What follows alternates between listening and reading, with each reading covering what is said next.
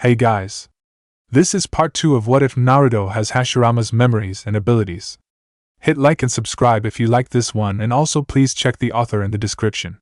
Let's start. We are pain, that's all.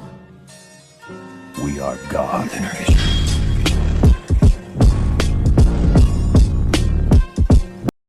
Chapter 7. Naruto and Mito stood opposite each other on top of the Hokage monument, on top of Hashirama's head ironically. A few months ago, and it awoke my old life in me. Since then I have been both Uzumaki Naruto and Senju Hashirama. Mito looked at him with a disbelieving yet desperately hopeful face. She had hoped for it the moment she had laid eyes on him. His chakra and emotions felt too much like Hashirama. No one could replicate that much of a person unless it was the person himself. She needed proof, though, to erase all her doubts and assure her that it was indeed her beloved husband reborn, standing in front of her. I can see that you have my husband's chakra and bloodline, and you feel very familiar. Give me proof, please give me proof.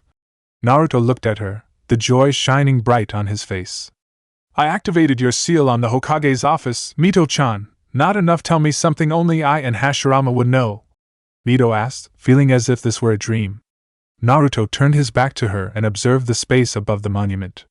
It was right here, wasn't it, Mito-chan? You told me we would have a son. We were alone and we had come here for our walk. The sun was rising, and I was so happy at the news. It makes me happy even today in this life to remember it. Tears were flowing down Mito's eyes. Hashirama-kun? Mokuton, Kami no Niwa, said Naruto, creating the garden the exact same way he did all those years ago. The barren land above the Hokage monument was transformed. A lush green lawn spread over it, and cherry trees sprouted everywhere, showering the reunited couple with their beautiful blossoms. Naruto had forgotten about Konoha's plight. It could wait. Then I went maniacal and started jumping around, creating a garden like this one everywhere until you caught me with an immobilization seal and forced me to calm down. I didn't for around 3 hours though, laughed Naruto nostalgically. Hashirama, said Mito yet again, rooted to her spot with utter joy. It was true, no one knew all those things except Hashirama.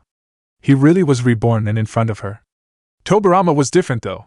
He went outside the village for a good distance and went even more ballistic than me. You should have seen him, Mito-chan. Mito was slowly walking towards him, hardly believing their good fortune. A second chance, it was a second chance for them. She could be with her beloved husband for an entire lifetime now. I can keep telling you of things only I would know. Tsunade's first word, calling me Ajizan, how I met my friend Madara for the first time on a river bank, my other dead brothers, Itama and Kawarama, and I can show you something unique to me. He turned and faced Mito, who had a constant stream of tears flowing down her face. Mito felt her heart quicken at the sight of him. He sported the markings of a sage, the same crimson ones Hashirama had possessed. The 2 concentric circles on the center of his forehead, the rings around his eyes, and the 2 arcs down his cheeks. He was beautiful. She could sense the chakra flowing through his veins like a storm. It was a glorious feeling, to immerse her mind once more in his all-consuming chakra. It really is me, Mitoheim. She covered the distance between them at a run and flung herself into his arms, where she belonged. I miss you so much, Hashirama. Those years without you. She cried into his shoulder. We are together once more, Mito-chan. No one will ever separate us again. I don't like to see you in tears, Mito-chan, said Naruto, stroking her back soothingly. She wiped her tears, still maintaining her embrace, and examined her husband properly in his reborn body. He was tall for his age, slightly taller than her, with long and spiky blonde hair. He looked very handsome, as much as he did as Hashirama. But he exuded the same calm and power she always placed her faith in. Konoha had placed its faith in. He released his senjutsu, the markings fading, and hugged her again tightly, unable to believe their luck, their hearts overflowing with their love. It was God himself in his infinite mercy, granting them such happiness. Arigato. Kakashi Taicho! We have bad news. A messenger from the perimeter team. It seems IWA is attacking us with the Tsuchikage leading them.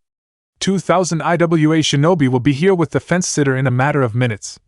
Kakashi's eyes widened and he cursed. Of all the times. Tenzo, send half the team and Jounin to back up the perimeter division. IWA chose a bad time. Most of our shinobi are out on missions. Now, Tenzo. The Anbu nodded and shot off. Kakashi glanced around the village and sighed. The job was done well and the village was in a state of complete lockdown. The academy students were safe, at least defending the village would be easier without villagers running around like headless chicken. Something upon the Hokage monument caught his attention. Trees were growing and a lawn was spreading beautifully. Naruto. What was Naruto doing, creating trees on top of monuments when the village was about to be attacked? He decided to go and find out for himself. Naruto and Mito were currently entwined around one another, pouring their love and desperation from years of separation into a single heated kiss. It was excellent. Mito had said she was physically around 17, and he himself was nearing 14. It was just when he owed Orochimaru's idiocy, the snake Sannin's greed for Mito to be at her strongest was his undoing. Naruto felt like he was in heaven.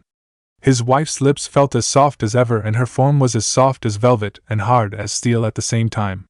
She was his light and reason. A throat cleared behind them, causing them to separate hastily in turn. Kakashi-sensei, said Naruto, blushing and irritated at the same time. Mito was watching amusedly. She could never get over him blushing. She had always teased him, called him the shy god of shinobi. Kakashi looked at Naruto, amazed, and hardly believing what he was doing was kissing Uzumaki Mito. That was his wife, but still Naruto cleared his throat as well. Kakashi, meet my wife Uzumaki Mito, first Jinchuriki of the Kyuubi and the greatest sealing mistress the nations have ever seen. He introduced his wife proudly, taking her hand. Mito blushed faintly at his praise. Hashirama, stop doing that to him, he seems ready to faint. Naruto gave her a deadpan stare. He does that.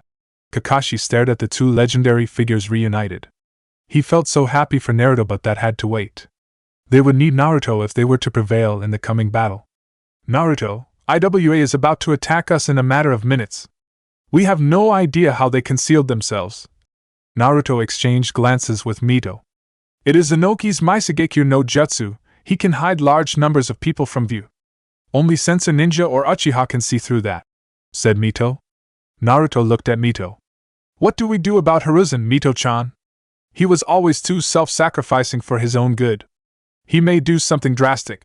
Mito looked back at him. Hashirama, let Hiruzen correct his own mistakes. He can take care of a weakened Tobirama and that snake-like youngster easily. Naruto still looked worried about his student, but Kakashi settled the matter. Mito-sama, Naruto, we have no choice but to leave Hokage-sama to deal with Orochimaru.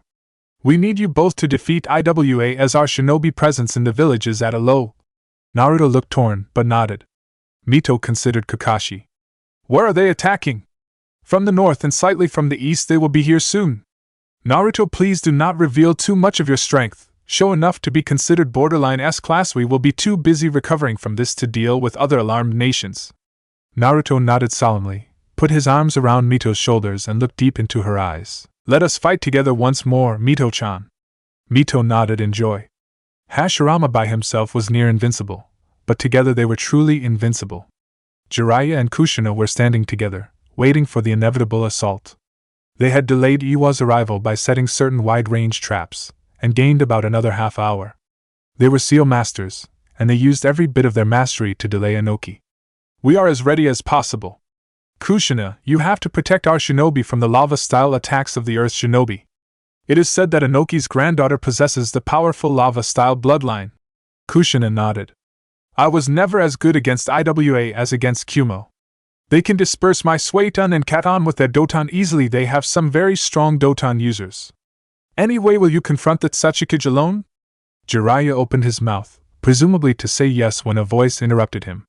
No, he won't confront him at all. Kushina and Jiraiya turned, staring with wide eyes. Standing behind them was Naruto, Kakashi and a very beautiful young woman, who had red hair and held her son's hand. Kakashi disappeared with a shunshin, though, explaining that he needed to check on the shinobi. Naruto! Yelled Kushina, and pulled him into a crushing hug.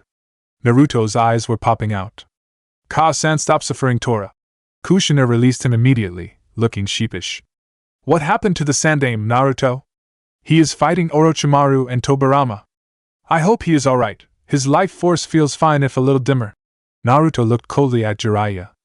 And stop peeking at my wife, Pharaoh Sennin. Jiraiya's eyes went back to normal, looking anywhere but at Naruto. He knew who Naruto was, and he knew who his wife should be. How was she here, though? Your wife? Asked Kushina, looking like she was punch drunk. Mito stepped towards her and said tenderly, "It has been a long time. Kushina-chan, you have grown into a beautiful and strong kunoichi. You make me proud." Kushina was awed. "Mito-sama, you really are back." Mito looked pleased and happy. "I am here to stay, Kushina-chan. My place is by my husband's side," she said, melting into his embrace. She could hardly stop touching him, to make sure this was all real. Naruto looked at Kushina, who looked like she was about to explode with questions. Jiraiya was busily writing down something in a notebook. "Meet my wife and your daughter-in-law Uzumaki Mito, Ka-san," Naruto said seriously. Kushina looked extremely weirded out. She had no idea how to feel about this. Mito bopped him on his head.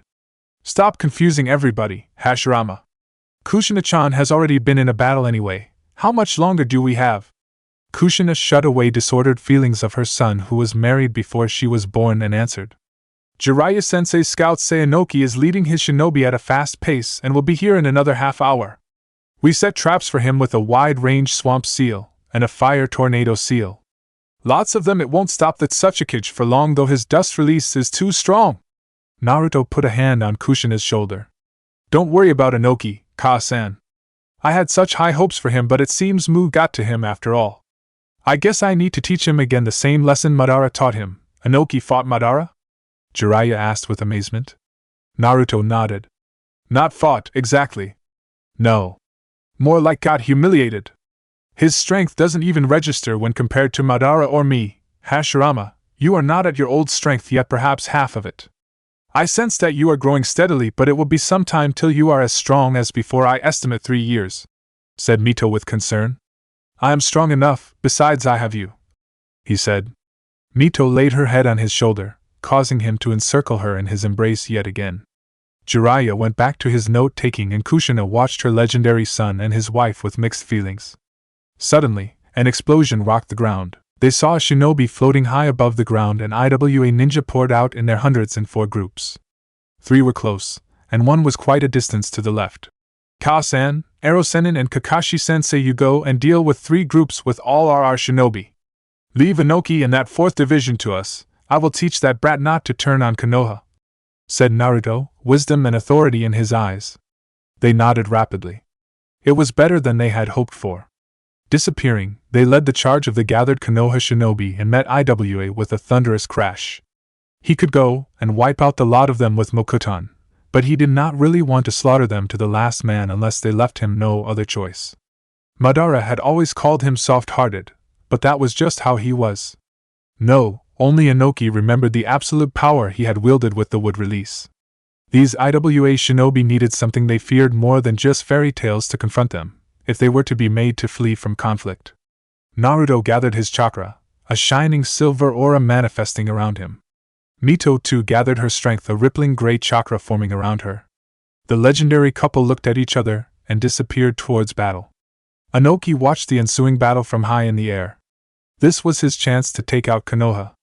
As expected, the Sannin Jiraiya, the wife of the cursed Namikaze, and that Sharingan-wielding nightmare were cutting through his forces like hot knife through butter. He smiled grimly. Konoha's newest generation of shinobi were not battle-tested. They made elementary mistakes and paid for it with death. His own shinobi were decimating the Konoha forces in return. 2 S-class ninja and 1 borderline S-class, however strong, could not stand up to 2,000 highly trained war veterans. Let alone those newbies Konoha had sent out for its defense. The 3 divisions were engaging Konoha's forces successfully, and the 4th division was expected to encircle around them, and they would crush Konoha. He saw the 4th division beginning to move to surround the Konoha shinobi, but they suddenly stopped. Why did they stop? He floated downwards quite a bit, and saw something that surprised him to no end. A blond boy, tall for his age, and a beautiful young woman in white face his legion of shinobi as if they did not have a care in the world. Either these youth were very strong, or were just buying time. He decided to intervene only if things got bad for the 4th division. They still had time to execute the final maneuver. Mito stood alongside her husband as they stared at the 500 shinobi in front of him. "Kakashi asked you not to show your true strength, only about S-class. Will you handle this?" Naruto drew his wakizashi and held it to his side at an angle, reinforcing the blade with pure earth chakra and increasing its tensile strength tenfold. "They fear a yellow flash, so they will fear me," He had mastered the use of shunshin when he was but a boy. Dedicated long months only to it was short range and worked only by sight, but it would do for this battle.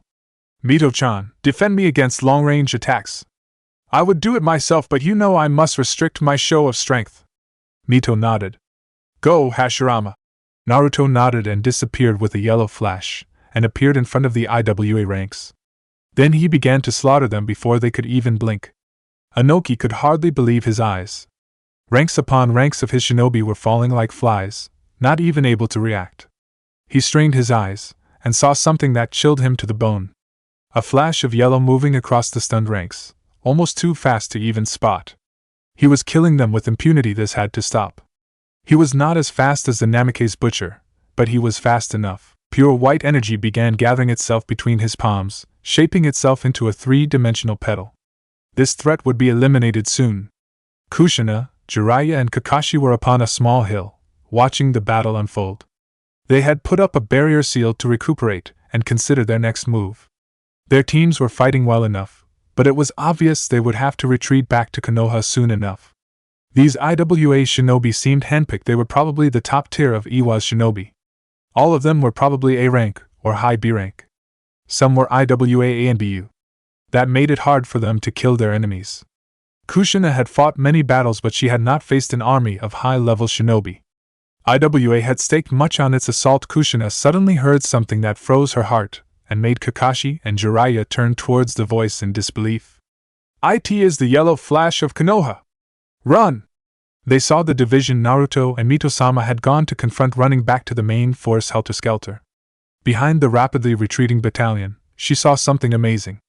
Barely discernible flashes of yellow, rapidly taking out the retreating shinobi of IWA. Minato, said Jiraiya in wonder. Kushina looked heartbroken as her son flashed around rapidly, taking out his father's enemies. He was so fast, reminding her painfully of Minato. Minato, if only you could see our son. Naruto is using their own fear against them, said Kakashi with admiration.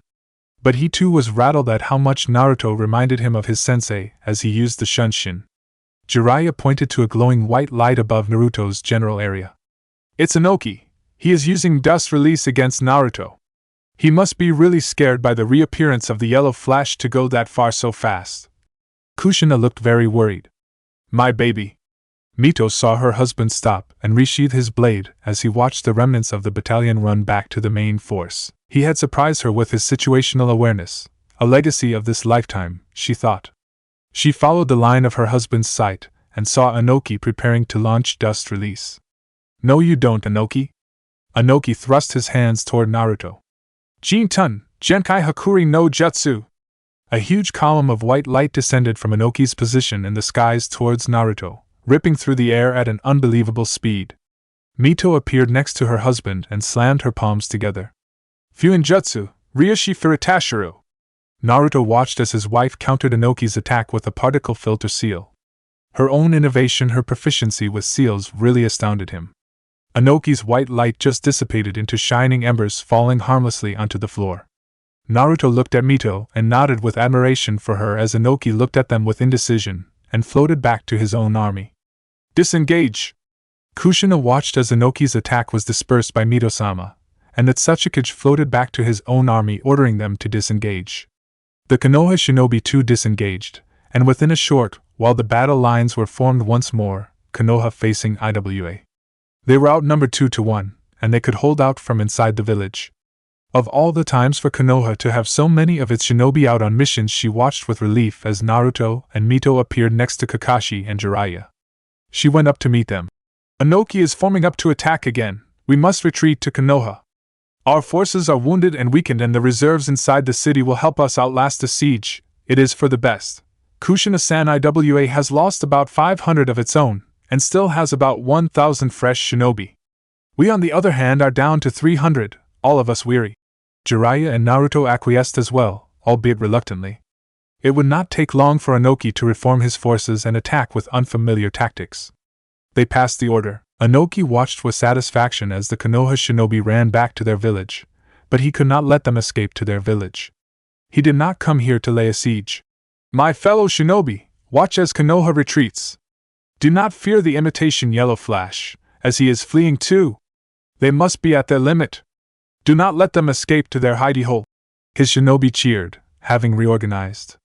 As one, they gave chase. Their forces were nearly through the gates, and Kushina sighed with relief. IWA was now within sight of them, roaring with anger and triumph the lot of them. Naruto suddenly stumbled, falling upon his knees. Mito cried out and stopped too, appearing by his side. Kushina joined them as well, seeing her son stumble. Jiraiya and Kakashi were watching worriedly from the battlements as the three stopped. The last of the perimeter guard was almost through. What's wrong, Hashirama? IWA is almost upon us. Unless you want to reveal our strength, we should go, said Mito urgently. Naruto stood up and looked at Mito and then at Kushina with an expression of piercing sadness, tears flowing down his face. The IWA army was fully in view at the horizon. The trees in this area were sparse, and it was almost full plateau, suited for IWA. What happened, Naruto? We have no time, asked Kushina urgently. Hiruzen is dead. Orochimaru is fleeing the village. His chakra feels damaged and diminished. But I could feel Hiruzen's life force snuffed out like a candle. He is gone. Kushina and Mito gasped. Naruto was losing his expression of utter sadness, and it was being rapidly replaced with anger. As Hashirama he had lost a beloved student, but as Naruto he had lost the one man who had consoled him throughout his childhood. The one man who was always there for him, no matter what. And they had taken him away. They had taken the one man who was dear to him in both lives, away. If it were not for Iwa's invasion, then he could have easily helped Hiruzen defeat Orochimaru. He faced the approaching invaders, and spoke to Mito. I could have protected him. If only Thespis had not dared to attack Konoha, I will slaughter them, he said with absolute rage. Mito looked alarmed. When Hashirama was angered, there was no stopping him. No one could stop him. Even Madara feared his anger. Mito-chan, take Ka-san a safe distance away from me. Don't care about secrecy anymore. Those who attack Konoha without any provocation will be erased. Kushina was too shocked as Mito nodded and kissed her son on his cheek, whispering for him to take care. She was grasped by the hand, and appeared next to Jiraiya and Kakashi in a series of shunshin, Mito dragging her. What is happening, Kushina-san? Mito-samui, is Naruto out there alone? Asked Kakashi, concern upon his face. The reserve Konoha shinobi were lining the walls, readying themselves for the siege. Jiraiya, Kushina and Kakashi however were alternating their glances between Mito and Naruto. Hiruzen is dead, killed by Orochimaru. The two males of the group gasped in grief. He is angered beyond measure. He blames IWA for interfering. You three know just how much Hiruzen meant to Naruto in this life. How can he defeat so many shinobi? There are about 1,000 of them out there, not to mention Inoki, said Jiraiya, his worry showing. Mito made a hand seal, creating a powerful barrier of silence around them. Watch, you have no idea of his true strength. He will show the world again why he was called God of Shinobi. IWA will pay. He shouldn't reveal mokuton, said Kakashi. Would you rather be killed by IWA than have my husband reveal his strength? Asked Mito. Kakashi had nothing to say to that, so he shut up. They watched as the IWA nin rushed towards Naruto, intent on just obliterating him. Naruto walked forward calmly, his previous rage dissolving into deadly focus. The faint silver sheen around his body exploded into a very bright rippling glow, tinged faintly with red. He is using a little of Kyuubi's chakra, said Mito. As if he were not strong enough already. The ground around Naruto started cracking and the pebbles on the ground were being crushed. The entire region felt his presence and anger. The IWA shinobi rushing towards him just stumbled and went on their knees in their hundreds, unable to bear the power of the Shodai Hokage being unleashed. Kushina watched open-mouthed as her son subdued his enemies by presence and chakra alone. She felt the enormity of it as if it were the crack of doom. The Konoha shinobi were also shivering in awe, staring at the boy they had believed to be a nuisance. What power! How powerful is he? Asked Jiraiya, barely hiding his amazement. Kakashi looked stunned as he watched his student walk even closer to the IWA army. They were still unable to move from the pressure. A beam of pure white light shot at him from the skies. Again Inoki was taking action, but to no avail. A massive hand of wood shot from the earth and swatted the jutsu away as if it were a bothersome fly. The Konoha shinobi seemed ready to faint. Some of the IWA shinobi did faint. Mokuton, whispers ran everywhere, both among the defenders and attackers. The battlefield was now rumbling, Naruto's chakra escalating still. The IWA shinobi had thrown off Naruto's oppression and were preparing their own jutsus. Naruto formed the serpent seal in preparation for his own. With a massive roar, 200 IWA shinobi in the front lines yelled out the name of their jutsu, joined by Inoki, who sent another dust release technique at Naruto. A massive bolt of white energy hurled again towards Naruto, this time accompanied by multiple jutsus of all the elements. The air was so bright with the techniques being unleashed that it was impossible to even see the IWA army. The Konoha shinobi gasped in terror as the torrent of jutsu descended upon Naruto. Kushina uttered a silent prayer for her son, and Mito smiled. Mokuton Haijutsu, Jukai Kuten! Thousands of massive tree trunks exploded from the ground beyond Naruto, dispelling the torrent of jutsu like a predator dispels from its sight a herd of prey. The countless trees rushed towards the IWA shinobi, their huge size and force of release crushing them, killing them. Their multiple earth walls were pierced through by the force of the wood release, their lava techniques too small and ineffective to stop the thousands of massive trees descending upon them. Simultaneously, a Rashomon rose to intercept Inoki's attack, exploding to take the impact. Naruto had stopped his technique and looked at the fleeing IWA shinobi. They came here for a slaughter? Then he would give them it. Mokuton, Mokuryu no Jutsu! An absolutely huge dragon of wood about a third of Konoha's size blasted from the ground, its creator leaping upon its head. It then took flight and hovered over the fleeing IWA shinobi. It then dove full force into the now fully retreating army, crushing them under its weight. Its swiping claws and flailing body destroyed entire battalions of the enemy, and none of their jutsu even left to scratch upon it. Naruto scoffed. His wood dragon could even take a Bijudama from Kurama and toss it back. Their weak jutsu would not work. The remaining 500 tried to scatter in all directions, but it was in vain. 5 more wood dragons were born out of the earth, encircling the invaders and hemming them up in a circle of huge radius. The Konoha shinobi watched with reverence and downright worship as Naruto wielded their most sacred bloodline to rain destruction on the enemies of the village.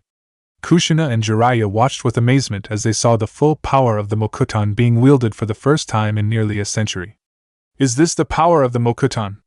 Kushina asked faintly. Kakashi was watching as if he did not want to miss even a single instant of the spectacle. "Not really. Hashirama can go far beyond this," said Mito proudly. "He was called God of Shinobi for a reason." Kushina dumbly looked back towards the now ending battle. Inoki was fleeing rapidly from her enraged son, taking who she assumed was his family with him. The IWA invaders were all but destroyed. "Mokuton Kakujai Korin!" Naruto yelled, and a dense forest sprouted within the encirclement of his dragons, startling the clamoring 500 shinobi imprisoned within. Hundreds upon hundreds of huge flowers grew, spitting their pollen into the air. The trapped shinobi inhaled the lethal pollen, dying instantly in the hundreds. The circling wood dragons along with his own pounced upon the 100 survivors of the massacre. These men stood no chance. They were simply torn apart by the 6 dragons. Naruto looked around at the huge forest he had created and at the slaughtered bodies of the invaders in their hundreds with an impassive face. It was over so fast they had to be destroyed, but he still grieved for it, his anger forgotten. War's wastefulness was beyond compare. He really hoped that Iwa's defeat would preserve the peace of Konoha. But the 1,000 he had slaughtered were loyal shinobi who had died for their village. They had to be returned to the earth. "Doton, Yusha no Maiso!" Kushina watched as the dead everywhere in the plateau were swallowed up by the earth, their traces wiped clean. Her son had just killed hundreds of enemies and buried them. Minato did not even compare to this kind of strength. "You are indeed a god among shinobi," Hashirama-sama thought Jiraiya, watching Naruto walk back with an immensely sad expression. The gatekeepers Izumo and Kotetsu opened the gates with a deep bow. Naruto just entered wearily, and appeared in front of Kushina and Mito. Mito just ran up to him and hugged him hard, kissing him. "You fought like a god, my husband," she said proudly, looking at his face. It seemed that most of the Konoha shinobi had not recognized the young Mito in all the turmoil. They all bowed deeply to Naruto, Kakashi and Jiraiya leading them, with nothing but awe and reverence on their faces. Naruto bowed back deeply as well, leading to resounding cheers through Konoha. "Let's go home, Mito-chan, Ka-san. I trust you can handle the rest, Ero-senin." Jiraiya nodded. "Go home and rest for now, Gaki. You will doubtless be summoned later." Naruto nodded and disappeared with his wife and mother. He had a student and Hokage to mourn. Stories spread through Konoha like wildfire of the defeat of IWA by a new god of shinobi wielding mokuton again, reigniting the will of fire in its shinobi. They all stared together from the battlements at the huge forest that had been birthed during the battle and named it the Forest of the God. Chapter 8. Kaa-san, Naruto said sadly, watching his mother face away from him. He could feel her turbulent emotions, anger, and overwhelming fear. Mito was also looking at his mother solemnly. Kushina seemed to be releasing the shock and horror she had suppressed when Naruto had taken on an army of strong shinobi single-handedly. She turned to him. Naruto, do you have any idea what I have gone through to keep you safe? You told me you were a father once. Just try to put yourself in my current situation. How could you scare me like that, taking on an entire elite army alone? You know what it feels like for a parent to see their child facing what they think is an imminent death. Naruto moved to her and engulfed her in a hug, a poignant expression on his face. The loss of Hiruzen, the misery of his mother who had thought she would see him die, and his wholesale slaughter of the IWA shinobi were weighing upon his soul. He was never this quick to anger as Senju Hashirama. His twin lives were merging slowly, creating someone entirely new. He had to be wary of himself. There was no doubt that his actions today were necessary, but there was also no doubt that he had let his emotions overcome him. He had thought he was long past that, but it seemed he still had issues in that regard. He had very few people whom he saw as family in this life, and losing one of them had made him let his power loose. He had to be calmer. Kaa-san, I understand and I am so sorry. I had just lost my student Hiruzen, who was also the one man who was truly there for me during my darkest years. I am sorry, you may be the great Shodai Hokage reborn, Naruto, but I still see you as the adorable little boy who cried for his stuffed fox at night. Please do not do such things ever again without me. I have only you left whom I can call my own, my blood, me son. I will die if I lose you. Kushina said into his shoulder in a small voice, her pain and anguish apparent. Naruto's blood ran cold at the thought of his mother dying. I promise, he could feel the intensity of his mother's emotions receding somewhat. Don't forget me, Kushina-chan. I will be there with my husband as a part of our family. We are the last of the Uzumaki. Kushina looked at Mito, as the three of them sat together on the sofa. Naruto gathered Mito in his arms, the great Kunoichi cuddling into her husband. Mito-sama, how are you so young again? If not for my familiarity with your chakra, I could never have recognized you. I never knew you to be so beautiful. Mito blushed faintly, and Naruto got stars in his eyes looking once more at his stunning wife. Even Madara had acknowledged her beauty, and his old friend had developed a large hatred for anything to do with the Senju by then. Thank you, Kushina-chan. As for your question, I think Orochimaru has understood the Edo Tensei in an unusual way, and used it to bring me back in my 17-year-old body. I was extremely strong as I am now almost reaching my prime. My physical energy and chakra used to be and currently is almost as much as Hashirama has now. Kushina laughed sadly. I suppose we owe Orochimaru for this, don't we? He brought you back to back to my son. Naruto needs someone from his past to help him reconcile completely and support him like a lover. We should be grateful to Kami. Naruto nodded. Extreme sadness coursed through his mind as he remembered the Sandaime from both his lives. True, Kaa-san. We will need to attend Hiruzen's funeral tomorrow, though. Then we will have to answer to the village council. They will want to put me under their thumb after seeing Mokuton once more. Mito looked annoyed. No, they won't. Have you forgotten the relationship Uzumaki have with Konoha? You are now an Uzumaki. Unless you take your father's name, which Kushina tells me is highly regarded in Konoha, the council will have little hold on you, she said. So you will head the Uzumaki clan then, Mito-sama? Kushina asked curiously. Yes. I am the eldest Uzumaki alive after all, and Konoha will serve as an excellent rallying point for the new Uzumaki clan. The village owes us. What is owed will be repaid in full, Mito-chan. I will ensure that, Naruto assured her. Mito just laid her head on his shoulder, and Kushina stood up tiredly. I am going to sleep, Naruto. It has been a long day. We will have an even longer one tomorrow. Good night, Mito-sama. Naruto, good night, Kaa-san, said Naruto. A night's sleep would lessen his piercing grief and allow him to come to terms slowly with the old man's death and his own actions. Rain began to fall, and it seemed Konoha itself was weeping for its lost Hokage. Sasuke walked up to the Sandaime and placed a single white flower in front of his framed portrait. He was the last. Konoha's entire shinobi force had turned up to attend Sarutobi Hiruzen's funeral. The Hokage had evidently fought the Orochimaru, nearly defeating him. They had said that Orochimaru was now gravely injured and had gone back to recuperate from his incapacitation. He watched as Naruto stood alongside Kushina-san, and some pretty red-haired woman whom he seemed to have picked up somewhere. They were holding hands. Sasuke felt rather out of character, wanting to tease his friend mercilessly. But he saw the sadness on Naruto's face and concluded that he would have a tree shoved through him if he did that. His mission had ended in failure. He had successfully incapacitated Gaara's teammates, but Jounin from Suna had soon appeared to extract them from Konoha. It seemed as if Temari and Kankura held some rank in the hierarchy of Suna. He and the other rookies had gathered to prepare for the siege, and they had seen what Naruto had done. He had single-handedly destroyed the invading force and only looked moderately tired after doing it. After forcing the Tsuchikage to flee, the power he had exhibited, the village bowed to Naruto with reverence and looked upon him as if he was their deliverance. Where he walked, the villagers seemed to straighten and their faces would change to one of blazing determination and pride. It was as if Naruto had ignited a flame in the village that refused to be extinguished. As he fought Konoha's enemies, its shinobi had changed. His weariness after the battle had seemed only mental and emotional, rather than physical. It just amazed Sasuke to think how Naruto could contain that much power. Power to wipe out armies. He had to step up his training if he were to ever catch up with Naruto. He had been slacking off, even if he progressed well with the Shunshin. He had to speak to Naruto, get him to help with his training. He watched as Anbu appeared in front of Naruto, Kushina-san, and the pretty woman, and they all disappeared in a Shunshin. Oh well. He would talk to him later. Konoha's council room. Naruto faced the council of Konoha, congregated fully.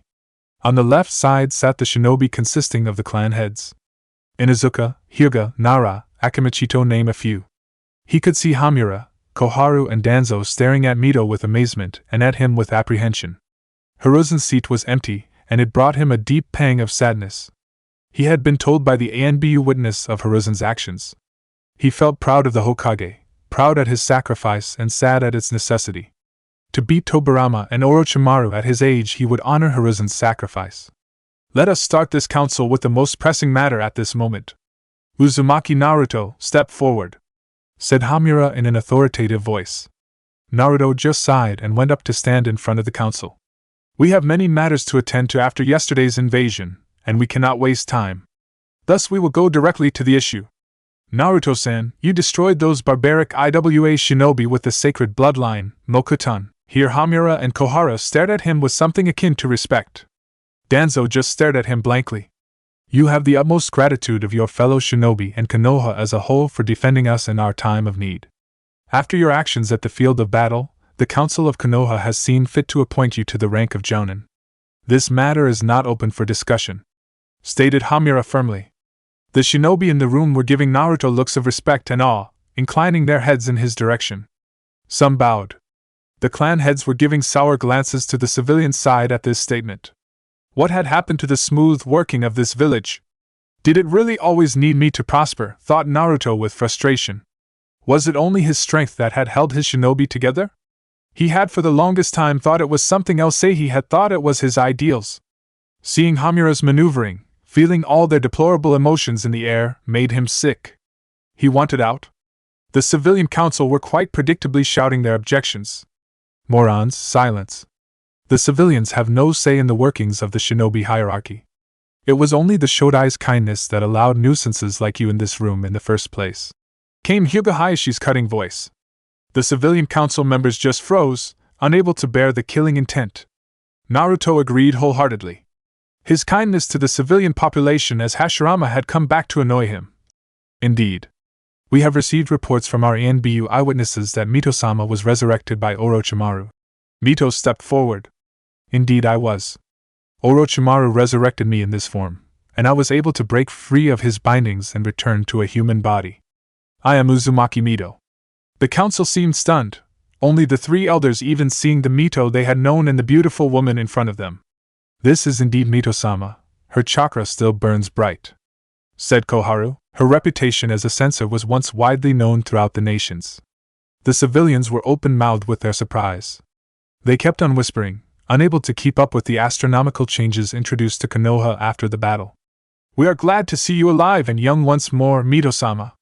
"So glad," said Hashirama in what really appeared to be happiness, while the clan heads bowed in respect to the kunoichi. Koharu too looked elated, but Naruto was intrigued with Danzo. He extended his sense towards the bandaged shinobi and almost cried out in surprise. Danzo's emotions felt regretful and cold at the same time, but that was not the point. He could feel chakras in Danzo that should not coexist. A trace of his own chakra, and a chakra of multiple Sharingan. What had Danzo been doing? How far had he fallen, to have multiple Sharingan implanted upon his arm, and send your Hashirama's cells into his body? Something was very wrong with the village. If the council that he had appointed so long ago was so deeply corrupt, it was a wonder that Konoha was still standing. Already he could feel a change in the village. The warmth and loyalty that used to dominate the village during his reign were gone, leaving only essential kindness and a certain loyalty towards the organization. These three were the organization. They had made themselves centers of power in Konoha, despite his teachings that the Hokage and the councils only lived to serve the shinobi, and were the first among equals. He had to play this carefully. He wresting control of the village from the council would not go well, it would only plant the seeds for chaos. As much as he hated what the village had become, he had to play by the rules. Rules he himself had created. It was the better choice. Danzo could wait. Anyway, he was broken from his pondering as Mito spoke. "It is good to be back. Hashirama would want me to keep his legacy safe and shining." Naruto grinned. "So I will be the head of the Uzumaki clan in Konoha from here on. It is my right as the oldest surviving Uzumaki in the village. My clan will no longer be unrepresented." The three elders nodded, as did the rest of the council. It was only right. Koharu took the floor. "We are glad that this matter is settled. We would like to accord Uzumaki Naruto a great honor and induct him into the council guard, the elite shinobi that is under our direct command. It often requires years of skill and experience to gain membership. What do you say, Naruto-san?" They believe me a kid. A powerful one, but a kid nonetheless. What a bad play to have my strength. "It is not my choice, Koharu-san. I must consult my clan head. What say you, Mito-san, should I enter the Great Council Guard?" he asked. "My clansmen shall be affiliated to Konoha and Uzumaki alone. No other affiliations, as there are precious few of us to spare. This is my final decision," Mito said firmly. The elders looked rather sour. But the clan had seemed rather happy. Naruto had avoided the clutches of the elders for now, and they could somehow ally themselves with him. The entire council were now staring at Naruto like a hungry pack of wolves. "They care so much about my power, forgetting so easily that we were invaded on two fronts. I had to win the battle, and Hiruzen defeated Orochimaru. Konoha needs to change." Mito now stood tall, her inclusion of flanking a depressed Naruto on both sides. "Any and all offers to the Uzumaki clan, from marriage to alliances, should be made through me. Any kunoichi forcing themselves upon Uzumaki Naruto for any reason whatsoever shall be dealt with by me personally," she said with an ice-cold voice. "Jealous are you, Mito-chan? Do you actually believe I would even look at any other woman when I have you at my side?" The council sighed as one. With Naruto under the protection of Mito herself as clan head, their power plays for him were futile. For now at least. The three elders looked a bit angry, but the session was resumed by Hashirama once more. "We have lost our Hokage Hiruzen to Orochimaru's attack. Uzumaki Naruto's show of strength will incite the alarm of all the villages in the land. We need a new Hokage to guide us during these turbulent times. I nominate Jiraiya," said Hashirama. Jiraiya appeared out of nowhere, startling the council. "Don't do that, Jiraiya-sensei!" Kushina scolded him. Jiraiya waved it off, staring at the council. "That job is not for me. I have another job, and it cannot have me sitting stationary here in Konoha. You were the candidate endorsed by Hiruzen, there is no one else suitable. There is one, actually. I am not the only remaining Sannin, barring Orochimaru." "Tsunade?" thought Naruto. That child had gone off the grid, supposedly drowning in her own miseries. Her become the Hokage, when she had enough ghosts of her own to deal with. What was Ero Sennin thinking? He would love to see the little girl once more, though. Jiraiya gave him a glance, as if he knew what was on his mind, and signaled him to wait. "You speak of Tsunade-sama. She cannot be found at we need a leader fast. A civilian tried to butt in. How about Kushina-sama? She has strong ties with the Hokage of Konoha and is strong enough. Kushina snorted. No way. I will not be Hokage as I have many personal commitments. The council seemed annoyed by this. Personal commitments? You would forsake Konoha for such a thing? Questioned Hayashi. Kushina looked at Naruto, who nodded minutely. They would know sooner or later. I have to be there for my husband's legacy, my son, Uzumaki Naruto. I will not give up my son for anything. So rule me out. Your son? He is the son of Yondaime. What is going on here? Questioned Chiza in amazement. They seemed stunned, though the elders seemed resigned. Kushina sighed, as did Mito and Naruto. This would be a long sitting. Orochimaru screamed in pain as Kabuto dressed his arms in a salve and bandages. Damn old geezer hoped the Sandaime would suffer for an eternity within the death god. He could not use techniques any more, cursed that old man. My plan, all in ruins thanks to that annoying Kyuubi Jinchuriki, and the old man. Me curse seal on Sasuke will be removed eventually by Mito. I am back to square one. How dare he? Yelled Orochimaru in anger. Orochimaru Samuel were facing strong opponents. The shinobi no kami, Sarutobi Hiruzen, was no mere ninja. The rumors about Naruto-kun portray him as someone to be feared as much as or more than the Yondaime. Orochimaru snarled. Do not patronize me, Kabuto. I failed at getting the Sharingan twice and I have no chance whatsoever of getting the mokuton. Itachi and Naruto-kun are both too strong for me. We need to get Sasuke-kun, and soon, but Orochimaru-sama, we would have no chance against the ones who are in Konoha right now. I know that. I know, which is why, after I get my arms healed, we will be rejoining a certain organization. They can be of use to me once more. Kabuto's eyes widened. Do you agree to these terms, Eidano? Questioned the Godame Mizukage, Terumi Mei. She was an extremely beautiful woman with a stunningly proportioned body, not to mention her reputation as a kunoichi.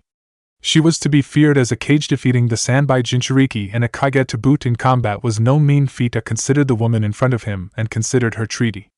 It would absolve Kyumo from harm for quite some time, allowing him to accelerate his own plans. Two shinobi appeared in the room abruptly, bending down to whisper a message in the ears of each Kage.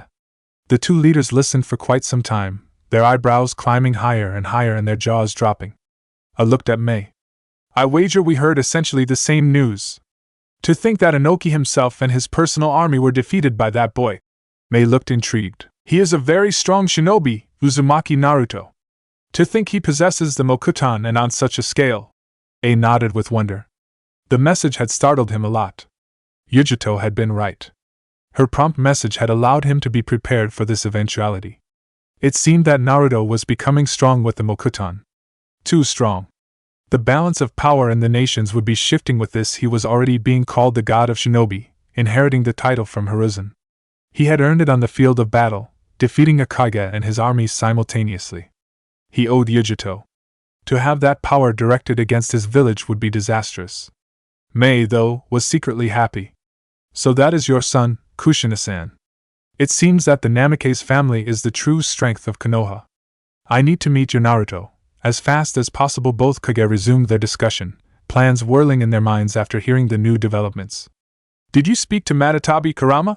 Asked Naruto as he walked to the edge of the village with Sasuke, Jiraiya and his family accompanying him. The council had accepted him being Namikaze Minato's son after a great deal of shouting. But he had refused his father's name formally for now, as he needed the political protection of the Uzumaki clan. Many shinobi already considered him Namikaze Naruto, and had taken to calling him that. News of his heritage had spread among Konoha's shinobi, and they already accepted him as Minato's son. I did, Hashirama. She told me that Jinchuriki and Kyumo are treated reasonably, except that their training is a little tough. Her Jinchuriki was trained in very harsh conditions, and one more thing, the Hachibi, Gyuki, is there with his Jinchuriki. He is rather strong, if a bit boring. Naruto thought about it.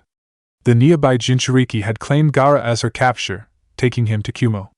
The treaty with Hiruzen had allowed it, unfortunately. From what he heard from Kurama, the Ichibi Jinchuriki would surely have a better life in Kyumo. He wondered what was happening in Suna. Their lack of a leader had to have created a vacuum in power. Mito put up the silence seals. Be careful, Sasuke-kun, Naruto. Tsunade is really short-tempered, Kushina said to her son and godson. Now don't worry, Kushina. I will be there with them. Mito and Kushina looked skeptical. Somehow that does not reassure me, Jiraiya-sensei, said Kushina. Mito got a dangerous look in her eye. If you turn my husband into a pervert, Jiraiya-kun, there will be hell to pay. Naruto and Sasuke looked on, amused, as Jiraiya backpedaled fast from the two kunoichi, waving his hands frantically. No, I would never! The two looked satisfied. Sasuke proceeded onward, stepping out of the silence barrier's range. Convenient. Mito-chan, don't worry about me. Tsunade is acting like a child. I'll get her back, don't worry. You know how I can convince her to do anything, she idolizes me, said Naruto happily. You spoil her too much, Hashirama. You will tell her then? Asked Mito. Kushina and Jiraiya were paying attention. Yes. She deserves to know she has family left in this world still. I won't tell her right away, though. Kushina and Mito nodded. Be careful, Naruto will be targeted by multiple shinobi after you showed your prowess at the battle. I know who you are, but still. Don't worry, Kaa-san. They'll be toast, declared Naruto. Mito embraced him. Hashirama, listen to your mother. There will always be someone strong enough to challenge you. Come back soon with Tsunade. Naruto kissed her softly on the cheek. Of course. Bye, Kaa-san. Mito-chan. Come on, Ero-sen, and let us get to Sasuke before he gets too far away. Jiraiya and Naruto ran after Sasuke, the two Uzumaki women watching them. In a cave far from Konoha, upon the fingers of a massive statue with multiple eyes, stood projections of 9 shinobi, all of them wearing black cloaks with red clouds. Why are we gathered again so soon? I have bounties to collect, said the deep voice of a man with a mask on him. A silver-haired man with a large scythe laughed madly. Leader-sama, this job with Akatsuki is sacred. The number of people I have sacrificed to Jashin-sama, it is Jashin-sama's grace that I have such a purpose. The man in the center spoke at last, and his eyes were strange. They were a dull purple in color, with a ripple-like pattern spreading over the eyeballs. Quiet, Haiden. We have extremely important news that affects our plans. Tell them, Zetsu. A plant-like being with half black and half white skin divided vertically spoke. It appears that Orochimaru attempted an invasion of Konoha during the Chunin exams. He was able to kill the Yondaime Hokage and was invaded the village with Oto and Suna, said the white half of Zetsu, but was interrupted by black Zetsu. But it appears as if the village knew of his plans and defended itself well. But Orochimaru used Edo Tensei to bring back Uzumaki Mito at full strength. He underestimated her.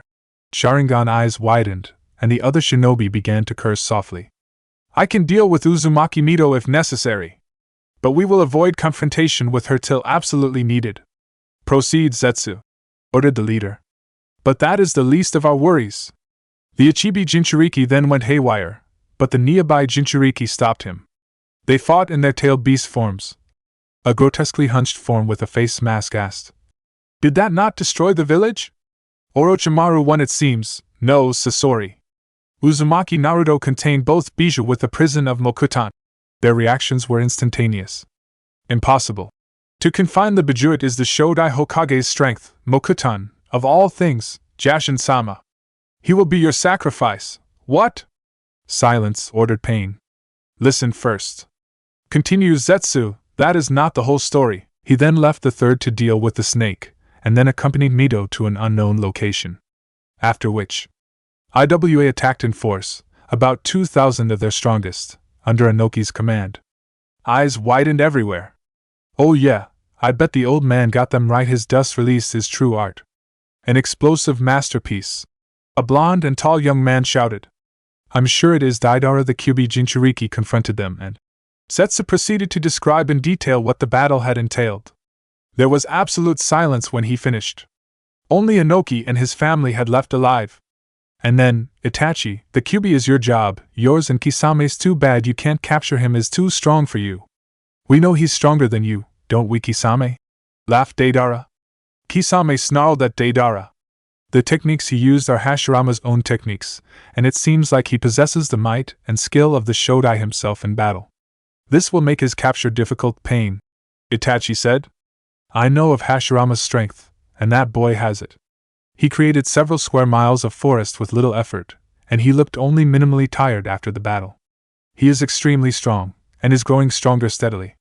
At this rate he will reach Hashirama's strength in a few years, said Black Zetsu. Pain spoke. He cannot be allowed to grow stronger. Currently, I believe none of you with the exception of me or Itachi can face him in battle and live. If he grows any more powerful he will be a major hindrance to our plan. Pain surveyed the members of Akatsuki, his Rinnegan fixing upon Itachi's Sharingan. We must act now to secure the plan's execution. Listen to your orders. Kakashi strolled down the road, accompanied by his longtime friends and colleagues Asuma and Kurenai. Kakashi, have you visited the new forest? Kakashi shook his head. No, not really. Is that where you are going? He looked at Asuma, observing his body language. Knew you had it in you, Asuma, he said lazily. Asuma looked at him with a light blush, with Kurenai staring quizzically at the two of them. Ohio, Kakashi-sensei! Kakashi turned and spotted Sakura waving at him, carrying what appeared to be a basket of ohagi. Ohio, Sakura. Searching for your teammates, huh? Yes, do you know where either one of them are, Kakashi-sensei? I searched their apartment but there was no one. I just wanted to spend some time with Sasuke-kun, and Naruto's invasion seems to have affected them both. Kakashi wondered, along with Asuma and Kurenai. Of course, Naruto would have had a hard time dealing with his actions. Even if he is the Shodai, there is a part of him that is as innocent as a pure child. He must be tortured by his part in the battle, but he hides it well or deals well with it. I think they are on a mission with Jiraiya-sama, aren't they, Kakashi? Kakashi nodded. Sakura sighed. Oh. I see. I wanted to speak to them both. Something seemed to be running through her mind with the speed of Namikaze Minato. Kakashi-sensei, will you train me? I have no wish to be left behind by them. Kakashi nodded again. Suddenly he saw something that put him on edge. Two men wearing black cloaks with red clouds mixing into the crowd. Dangerous, they are Akatsuki. Jiraiya-sama, your fears were true. I need to follow them. He made imperceptible signs to Asuma and Kurenai, who nodded. They shot off fast. The two Akatsuki stopped in front of what the villagers had begun to call the Forest of the God. The forest was huge. The trees were so massive and dense, but it still felt natural. The sunlight hardly filtered through, providing just adequate light. The shorter of the two took off his hat. Come out, Asuma-san, Kurenai-san. I can sense you hiding. The larger man too took off his hat. It seems you are hated in this village, Itachi-san. The two jounin appeared behind the Akatsuki. Uchiha Itachi. You certainly have a lot of gall, coming back to the scene of the crime. Why are you here? Uchiha Itachi and his partner turned, revealing their features. His partner was pale blue-skinned, spiked hair and looking like a shark. I have no wish to fight you two. Why we are here is our business. Just know that we are here on orders. Orders. Well, be that as it may, you are both wanted shinobi of the highest priority. S-class missing Nin? You won't leave here alive, Uchiha Itachi and Hashigaki Kisame, said Asuma grimly. Oh. You know me too, I'm honored. Shall I kill them, Itachi-san? Itachi considered and replied. Be quick about it, Kisame. We have our orders. Sakura walked towards that forest Naruto had created at a brisk walk. She had forgotten to give the ohagi to be given to Kakashi-sensei. She had heard Kurenai-sensei saying they were coming to visit the forest for the first time. That forest was becoming a kind of shrine for the Konoha shinobi, only after a day. She passed through the gates of Konoha, greeting Izumo briefly, and ran for the Forest of God. Her mother would be irritated if she were late. She entered the forest through a convenient path that Naruto had created before leaving. What? What were those sounds? It was kunai clashing. She rushed in that direction when she heard her sensei's voice. Doton, Doria Hiki. She saw Kakashi, Asuma and Kurenai all facing two men in black robes, with red clouds on them. Sasuke-kun? No, it was not him. It looked like an older version of him. Then it had to be Uchiha Itachi. And the other blue man fit Naruto's description of the shinobi he had fought at Wave, Hashigaki Kisame. Sensei. Kakashi turned hastily at the sound of Sakura's voice. This was no place for a genin. Why was she here?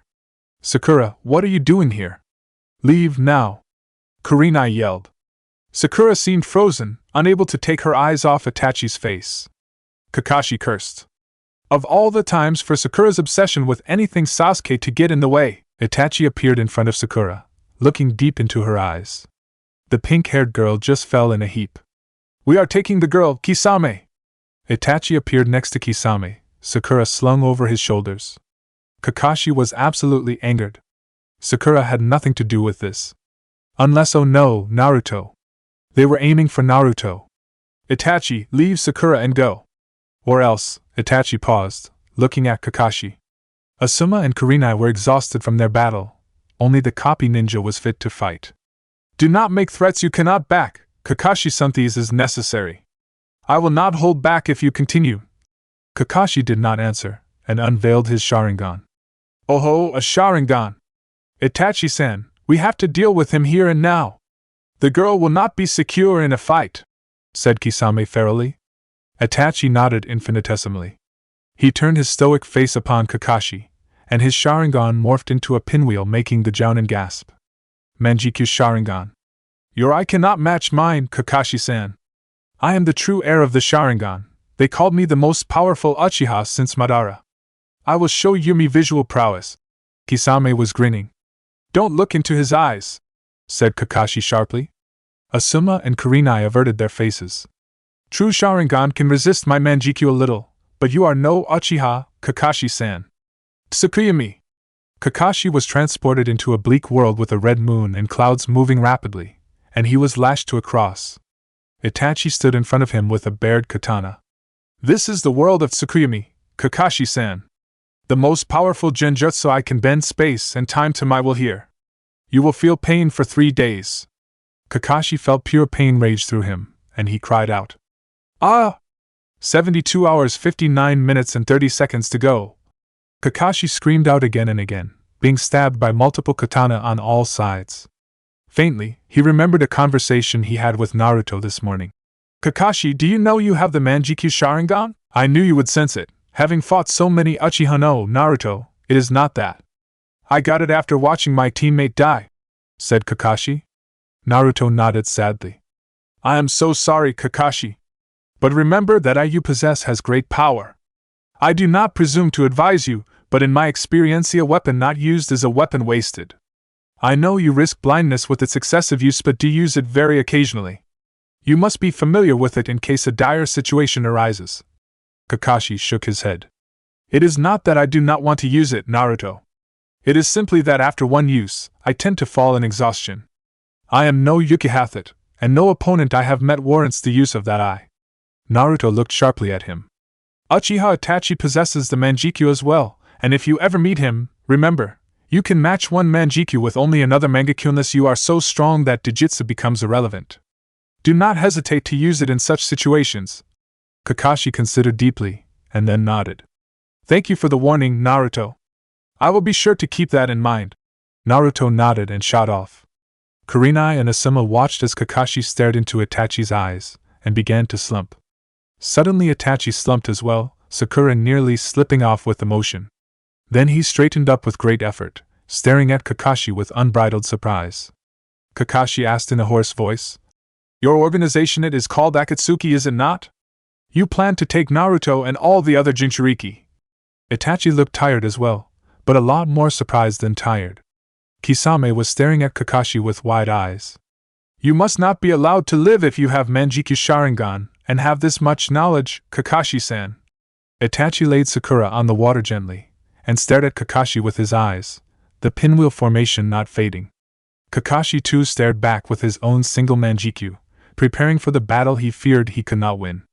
Itachi's left eye bled. Amaterasu! Kamui! A torrent of black fire hotter than the flames of the sun materialized in front of Kakashi instantly, only to be swallowed up by what seemed a spiraling distortion of space-time. The rest of the ninjas stared amazed at the sheer power of the techniques used. Kakashi fell onto the water unconscious, and at the same time Itachi and Kisame flew back as if kicked. Mato Gai, the noble blue beast of Konoha, stood in front of the Konoha Jounin, holding Sakura. Kurenai, take Kakashi and Sakura-san back to Konoha. Asuma and I will fight them until ANBU arrives. Let's leave, Kisame. We did not come here to start a fight, let's go. The two Akatsuki disappeared, the Konoha Jounin heaving a sigh of relief. Kakashi needs immediate medical attention, as does Sakura. Let's go. Orochimaru stared at the town. So unassuming it was, so sleepy. Is this the place, Kabuto? Is this where my old teammate now wastes away? Kabuto nodded. Yes, Orochimaru-sama. Our spies have confirmed it. This is where Tsunade-sama now resides with her apprentice. Orochimaru licked his lips with his creepily long tongue. It's time for me to reunite with my old teammate, Kabuto. Let's see if Tsunade is as helpful as she was in the old days.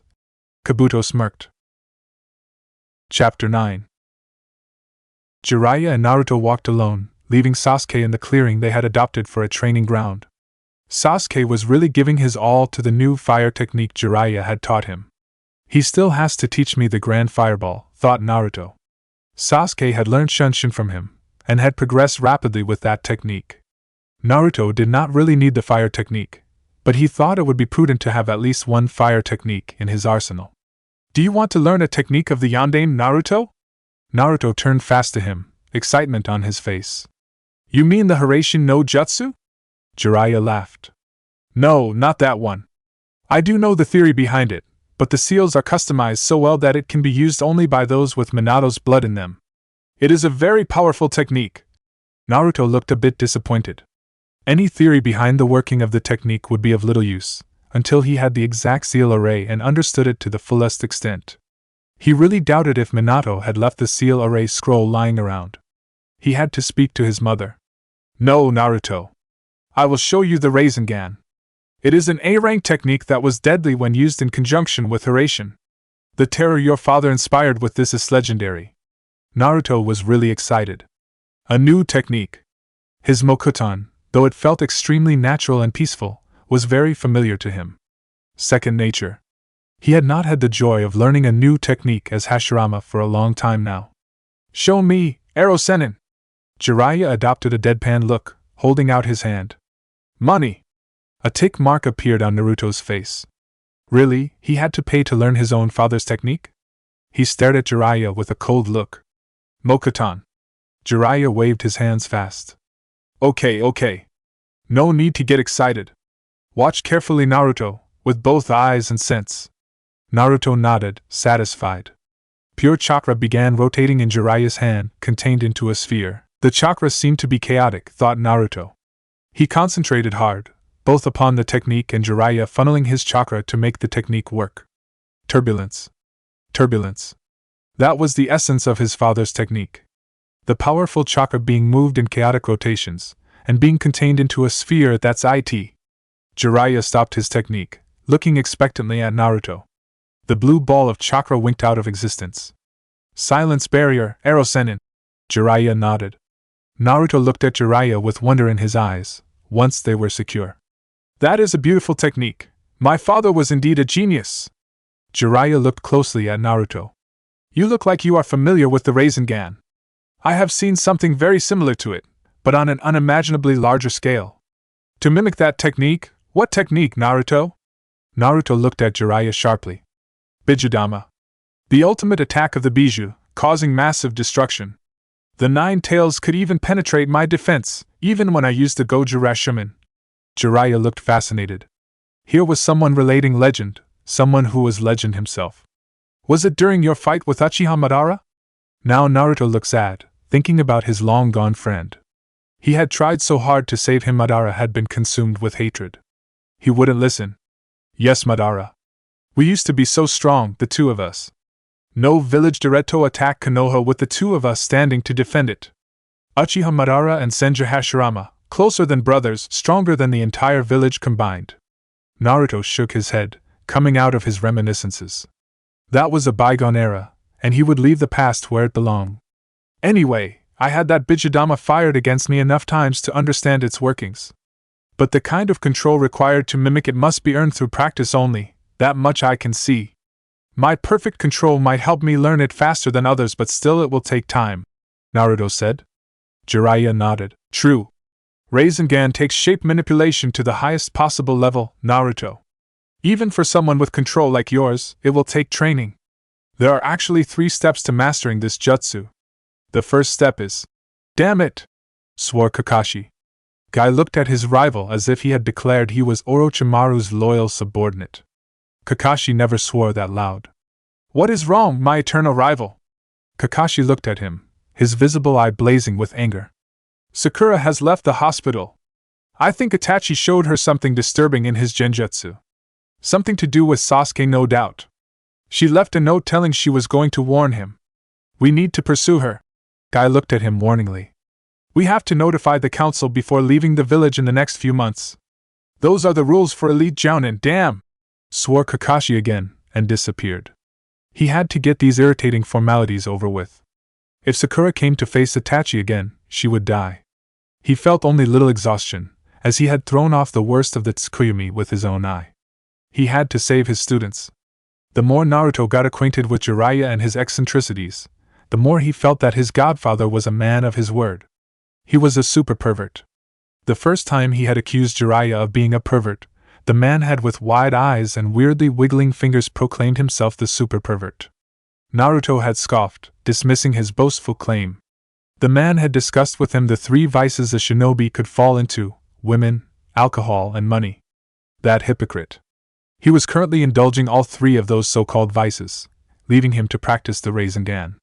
The first step was popping a water balloon. Since he had his epiphany about the Rasengan's working, he had tried and tried to pop the balloon. He was close, and he knew it. He leisurely walked down the street, stowing away his water balloon. Control exercises like this one required finesse and calm, and could not be done with a frustrated mind. Anyway, he had to talk to Sasuke.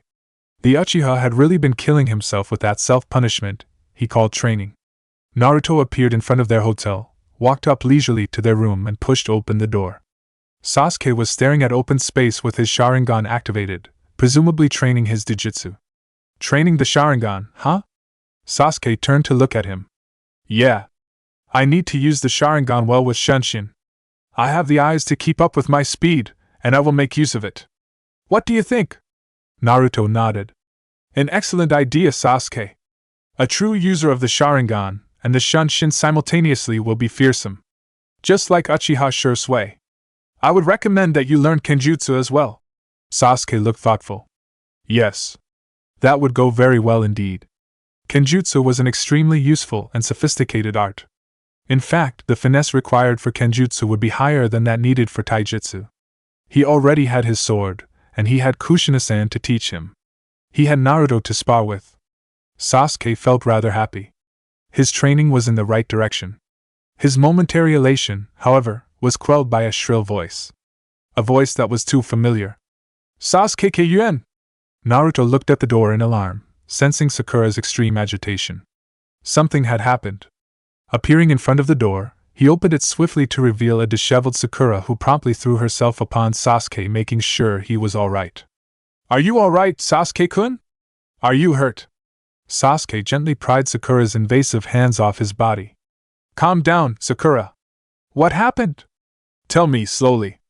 Naruto and Sasuke watched their teammate in apprehension as she took a few deep breaths to steady herself. Sasuke-kun, it is your brother. Sasuke looked on high alert. His face showed no anger, only extreme determination. Naruto stared into Sakura's eyes. He was in Konoha, wasn't he? Did he attack? Sakura gulped and nodded. Tell us. Tell us everything now, Sasuke ordered. It was in the forest of the god. I saw Kakashi-sensei, Asuma-sensei and Kurenai-sensei fighting Kisame and Itachi. Sakura launched into her story. Naruto ran full pelt through the town, casting around for his errant godfather. The man needed to be informed of this immediately, as he had the means to get the news to his spy network discreetly. There a very large chakra. Somewhere near the outskirts. It feels like Erosenen's. He disappeared with a series of Shunshin, coming closer and closer to Jiraiya's position. There he was.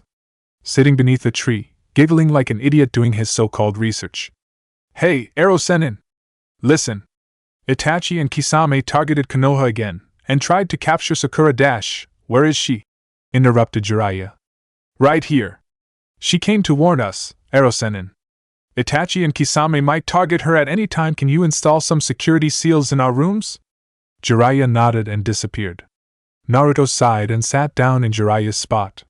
The man certainly knew how to choose his resting places. Trees were the best. Sasuke heard a knock on the door to his room. Not good. Jiraiya never knocked, preferring to come through the window. Activating his Sharingan, He went to the door and opened it, and stared up into another pair of Sharingan. His heart began to beat faster as he stared at the face of his traitorous brother, Itachi. "Hello, Sasuke. I see you have a fully mature Sharingan. And Sakura-san. I am sorry, but I will have to kill you too." Sakura gasped, but said bravely, "Do you think you can hold out against Jiraiya-sama, or are both here?" Itachi looked amused as he disappeared, only to appear behind Sakura and kick her. But he kicked only empty air. Sasuke was on the opposite side of the room with Sakura held securely in his arms. Sakura looked dazed by the speed as Sasuke set her down. "Itachi, you should never have come here. I have seen Naruto destroy an army. I know of Jiraiya's reputation. Not even you can defeat them," Sasuke said. He had long since taken Naruto's advice and had calmed himself during a fight. No longer did he simply fire up at the mention of Itachi's name. As Naruto had said, that was weakness. Anger was a weakness. Itachi looked at his brother. "I can match either of them, if I have to. But as you say, not both at once. But I do know that you will never beat me, Sasuke. You lack hatred." Sasuke snorted. "I have changed, brother. You won't dictate my actions anymore." He held out his hand and began charging it up with lightning chakra. "Kakashi-san's Raikiri." Sasuke's hand was now covered in lightning, errant arcs of it dancing around the room. Suddenly he disappeared and reappeared almost instantly, the lightning hand buried in Itachi's gut. Itachi smirked down at him. "Foolish little brother. My eyes will always be stronger than yours." Sasuke gasped as the world rippled in his perception, and he saw his hand buried not in Itachi's gut. To his horror, it was buried in Sakura's. His eyes widened as he saw the light of life leaving his teammate's eyes. Sakura gasped out with her last breath. "Sasuke-kun!" Sasuke could not comprehend what was happening. He had been fooled by Itachi into stabbing Sakura. He could not bear seeing Sakura gurgling blood. Itachi stood behind him. Weak and blind. Sasuke felt utter grief exploding in his heart, as he lost someone he considered a precious person. Itachi was taking away one more. That traitor! Sakura slumped as Sasuke removed his hand, horrified. He watched as Sakura fell down to the earth. His Sharingan would make sure that this scene would forever be imprinted in his mind. Slowly he turned into Itachi, unable to look at Sakura. His eyes were burning, and shed tears incessantly. "I will never forgive this." Itachi still looked at him stoically. His eyes morphed into his Manjikyu. "Oh hand, what will you do, little brother? Your eyes are no match for mine, I have shown you already. You are weak." The tears falling from Sasuke's eyes were no longer normal. The young Uchiha's face was twisted with mad rage and loss, as he cried tears of blood. His three-tomo Sharingan changed into his Manjikyu Sharingan, and a sinister chakra exploded from him. He opened his eyes and stared at Itachi. His eyes were no longer normal, but consisting of three ellipses intersecting at the center. Naruto got up fast as he felt Sakura's wound, and the sinister chakra of Sasuke. He knew it too well. Sasuke had awakened the Manjikyu Sharingan. Before he could disappear, he felt someone appear behind him. A very huge chakra, and it felt different and familiar at the same time. "My name is Pain Kyubi Jinchuriki. Save yourself the fight and come with me peacefully." Naruto turned and saw something that surprised him to no end. It was a spiky orange-haired man in Akatsuki robes. But his eyes. "A wielder of the legendary Rinnegan. I have no time to fight you, Akatsuki. I am sure you have heard of my prowess. Let me leave peacefully, or else." Naruto had no time for the banter. His teammate was dying. He wouldn't dare underestimate the Rinnegan, though. "Mokuton, Jukai Kuten!" Thousands of trees were born from the earth in front of him and rushed towards his opponent, who looked mildly surprised. Naruto exerted even more, and trees were born in all directions and surrounded the lone Akatsuki, hurtling at him rapidly. Pain looked at the trees rushing at him from all directions. This child was very, very strong. The trees were branching out and multiplying, becoming uncountable by the second. It seemed as if Pain would be killed any second by Naruto's jutsu. Naruto could sense a massive buildup of chakra from his opponent. "Shinra Tensei!" Naruto shielded himself with a wood wall as his attacking forest was blown into pieces, with splinters flying everywhere. The air was thick with them. A terrifying jutsu. Obviously, this was a technique that manipulated gravity itself. It was truly an almighty push. You cannot beat God, Uzumaki Naruto. You can never stand up to these eyes. Personally, Naruto disagreed. He walked up to stand opposite Pain. The Akatsuki shinobi looked at him arrogantly, and Naruto could not help but respect him. This man could definitely be a hard ninja to fight. But he had no doubt that he would prevail. You may wield the Rinnegan Akatsuki, but you are no Rikudo Sennin. You have no understanding of the true power of those eyes. An upstart, that is what you are. A child playing with things he has no comprehension of. He watched as the spiky orange-haired man lost his arrogance, to be replaced by anger. The anger gradually gave way to his own amusement. I could say the same to you, child. You may have the mokuton, but you are no Hashirama. Naruto smirked. If only he knew. It was easy enough to deal with that gravity technique once he had faced it. He may have others, though. An attractive technique would complement a repulsive one. The duality of chakra demanded it. He held out the bird seal. Mokuton, Ten no Tsurugi! 100 long pointed stakes of wood with sharp edges rushed towards Pain from all directions again, in a perfect circle. Pain flung out his hands again. Shinra Tensei! The massive force exploded in all directions, ripping up the ground. Naruto smirked. He would find this one interesting. The hundreds of stakes rushing at Pain bent back, curling almost to the ground, but they did not break. Pain's eyes widened as he saw what was happening. The stakes all snapped back to cut the Rinnegan wielder. Pain, who had not counted on the elasticity of the stakes, pointed both hands at the ground. Bansho Tenin! The earth below Pain was pulled up in a massive columnar explosion of rubble, intercepting each and every one of the stakes. Pain walked out from the rubble he had used to defend himself. Too bad he had used his gravity manipulation to bind his defense together, thought Naruto. That was clever. You are strong, but I repeat, these eyes cannot be defeated. Naruto raised his hands in a ram's seal, looking around the ripped-up clearing. Their location was isolated enough for him to let loose a bit without endangering the town. Pain charged at him, engaging in a match of taijutsu. Naruto found that he was fighting an extremely resilient opponent. His powerful strikes were having little effect on the man. Naruto took a hard punch to his stomach, knocking the breath out of him. It seemed that the Rinnegan gave some gifts to its wielder. He could not lay a hand on Pain, no matter how unpredictable he made his strikes. Pain was somehow able to counter each and every one of his hits, and he was using gravity manipulation to counter his raw strength.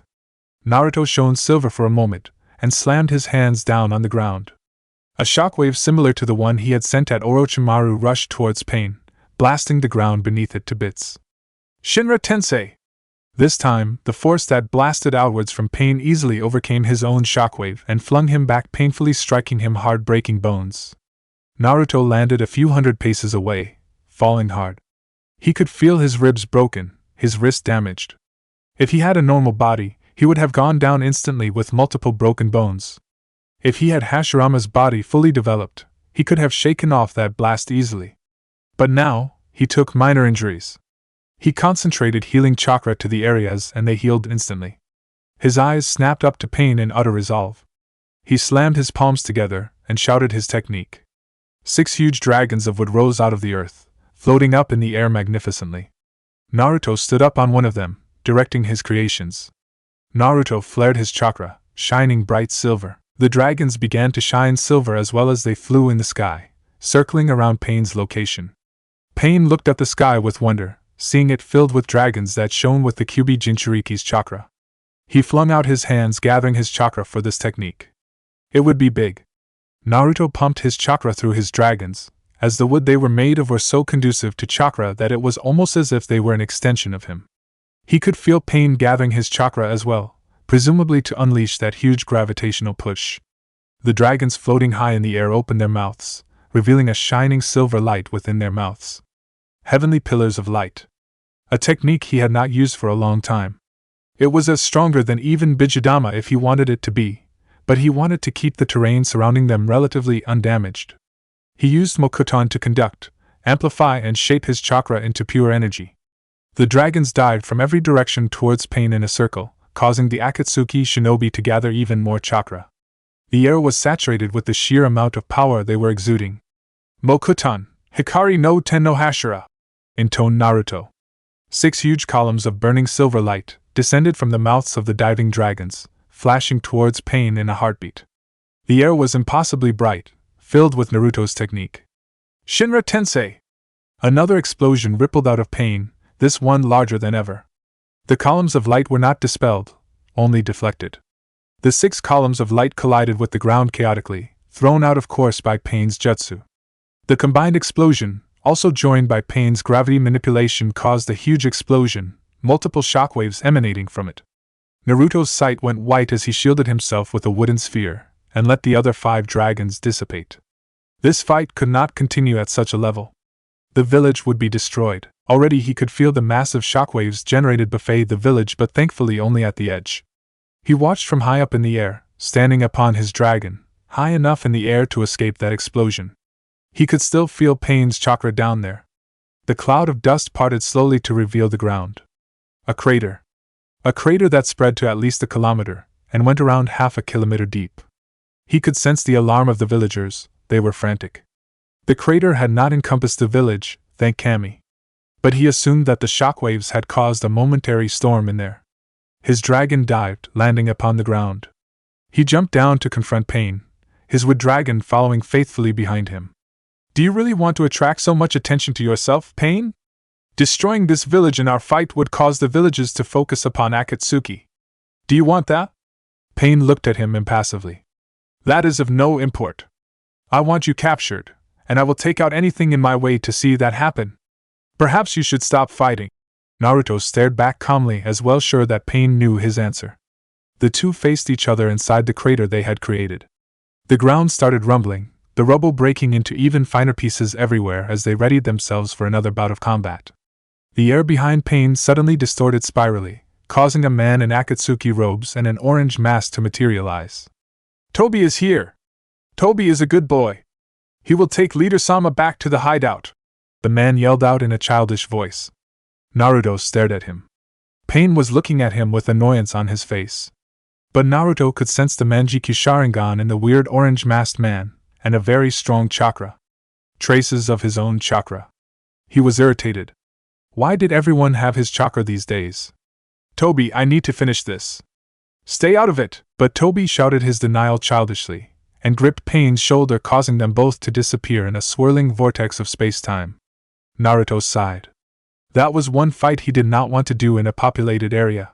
He had no intention of becoming responsible for mass slaughter due to collateral damage of all things. Sasuke and Sakura seemed safe.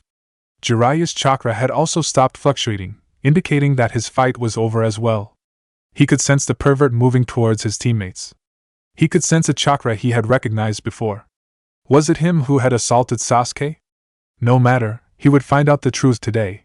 We have to stop meeting like this, Itachi. Sure enough, the Uchiha appeared in front of him, Manjikyu Sharingan blazing.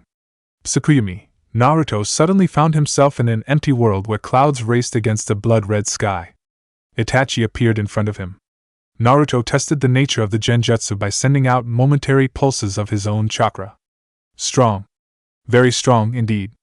To actually put someone who was a sensor type, a Jinchuriki in him in a genjutsu of this strength was exceptional. He gathered his chakra and sent it out in a huge blast. His eyes widened when the world did not even waver. Something stronger was needed.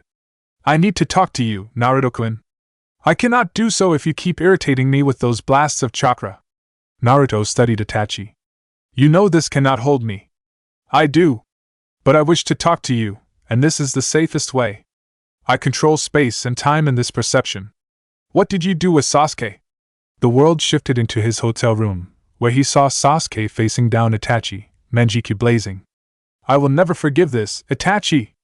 The two brothers faced each other, their accursed eyes meeting. Amaterasu! They shouted in unison. In the center of the corridor materialized a large torrent of black fire. The entire place was melting away with the sheer heat, both brothers trying to dominate and control the heavenly flames. Sasuke was screaming, and used to the Manjikyu while Itachi grimly pressed on. The corridor had caught fire entirely, actually melting into some slag and still not extinguishing. A shockwave suddenly disturbed the building, causing Sasuke to lose control of the flames. The young Uchiha had given out from his first overuse of Manjikyu. Itachi turned with surprised eyes towards Naruto's and Pain's fight, and disappeared. Naruto observed Itachi quietly as the world turned back to its original state. What happened to Sakura? Itachi sighed. I put all my strength into a genjutsu of 2 layers. One to make Sasuke stab Sakura-san, and the other to make him believe that the wound was deep.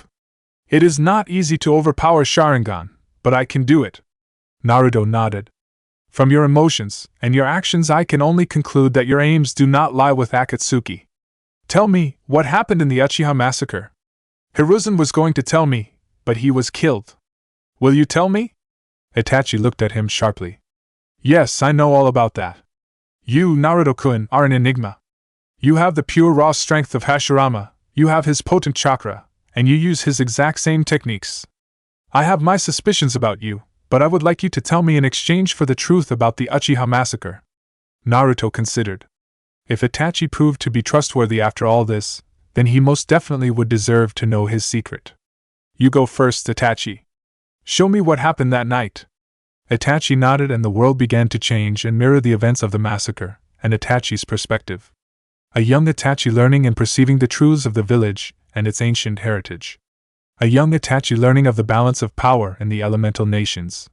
A slightly older Itachi becoming a and bu, after making Chunin and Jounin at unprecedented ages. Playing with an adorable little Sasuke. The Uchiha clan and the council recruiting him to spy on each other. Itachi's miserable life as a double agent. The Uchiha clan planning a coup and making Itachi a central part of it. Itachi informing the council, who decided the elimination of the entire clan was wise. Itachi taking the job on, to spare chaos in the village. Him making contact with the man who claimed to be Uchiha Madara. The two of them slaughtering the clan. Mikoto and Fugaku Uchiha accepting death in their son's presence, telling him he was too gentle. Itachi torturing Sasuke to make him learn hate, his heart breaking into a million pieces the entire time. Becoming a missing nin and taking it all upon his shoulders. Joining Akatsuki and protecting Konoha always from the shadows. The visions slowly faded away, leaving Naruto to face Itachi within the original genjutsu. Naruto looked at Itachi with absolute admiration and respect, mixed with sadness. What a man! What greatness and nobility! He bowed deeply to Itachi. You are great, Itachi. So great that even my sacrifices dwarf in comparison to yours.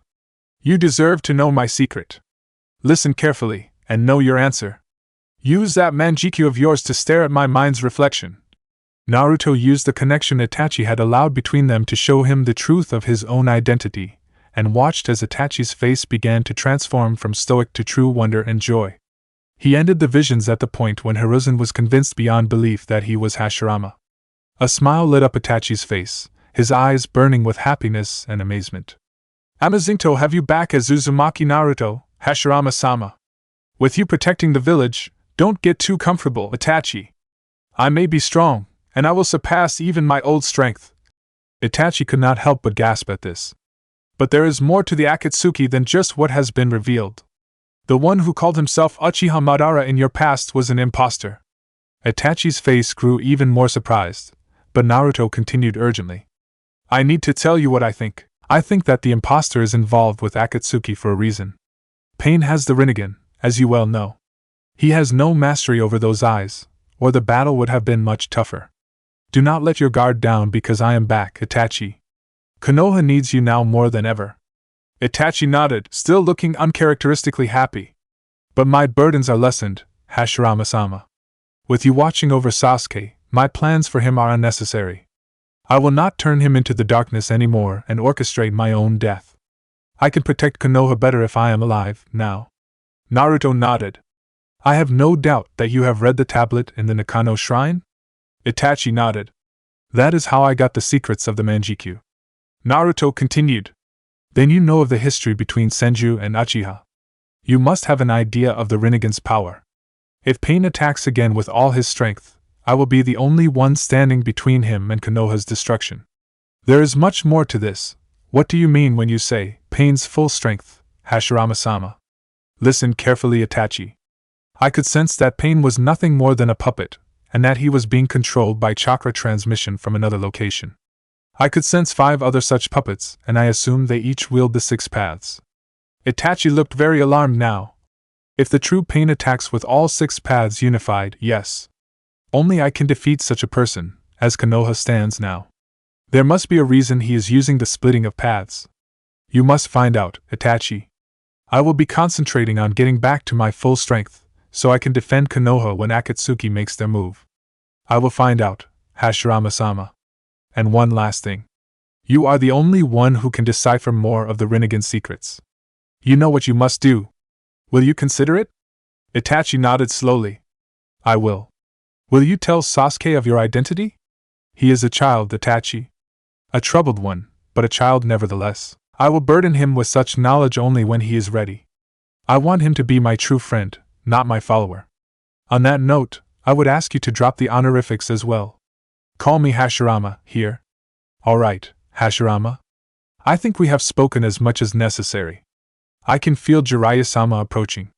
The time will come when the nations will rise up against Akatsuki, Itachi. Please keep Konoha safe until such a time.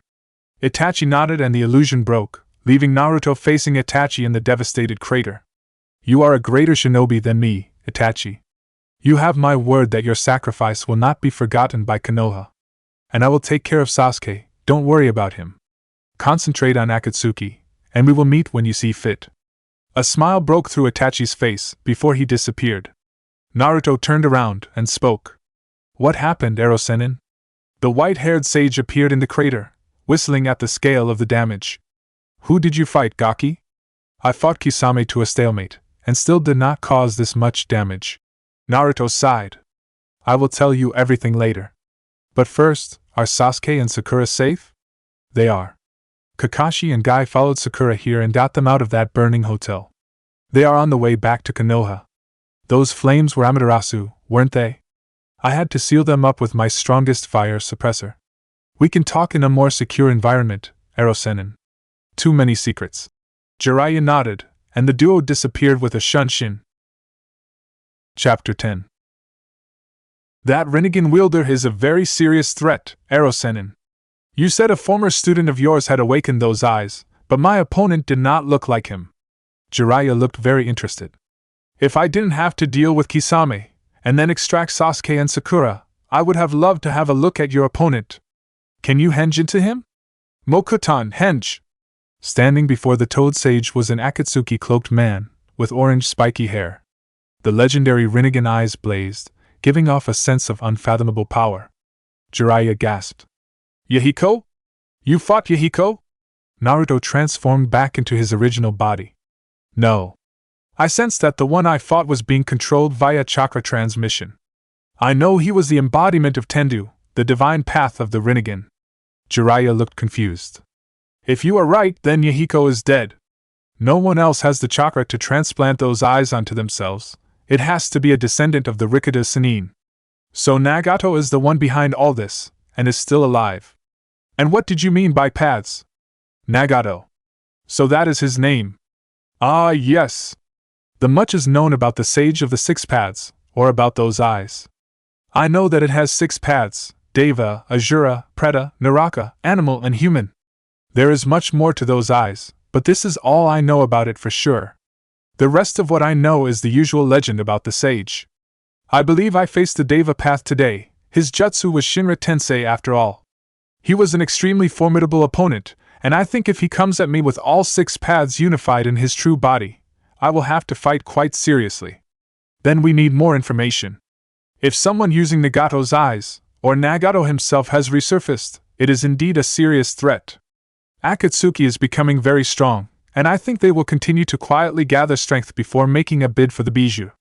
Especially after you forced a stalemate with Pain, concluded Jiraiya with concern. I can match Pain, Ero-sennin, but Sasuke has awakened the Mangekyo thanks to Itachi, and Itachi himself is doing all he can to obtain more power. Konoha will be in safe hands even without me. Jiraiya nodded, and the two sat quietly for a while. It's time to go, Ero-sennin.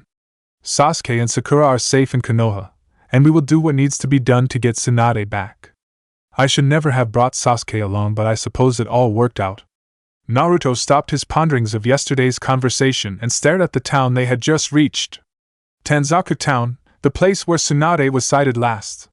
They were here, finally. Naruto held up a half-ram seal, immersing himself in his sensory perception of chakra. His senses extended for a mile in every direction, searching, questing. There. A large chakra, too familiar. It may or may not be Tsunade, but it certainly felt like the chakra of the Senju clan. Found her, Erosenin. Or at least female members of the Senju clan. I have a lock on her location, and I can lead us there directly.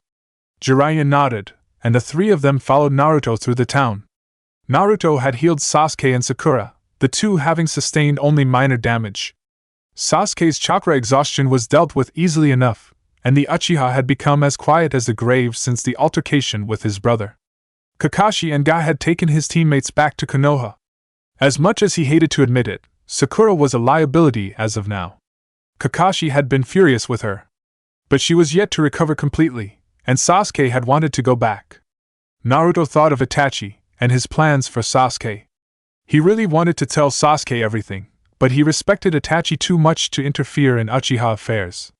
Instead, he told Sasuke of Itachi's deception with Sakura to get him to develop Mangekyo Sharingan. He could certainly point Sasuke towards the answers. It wasn't his place to brainwash Sasuke about the village's importance. It was a decision each shinobi had to make for himself. Sasuke had caught on then, becoming introspective and silent.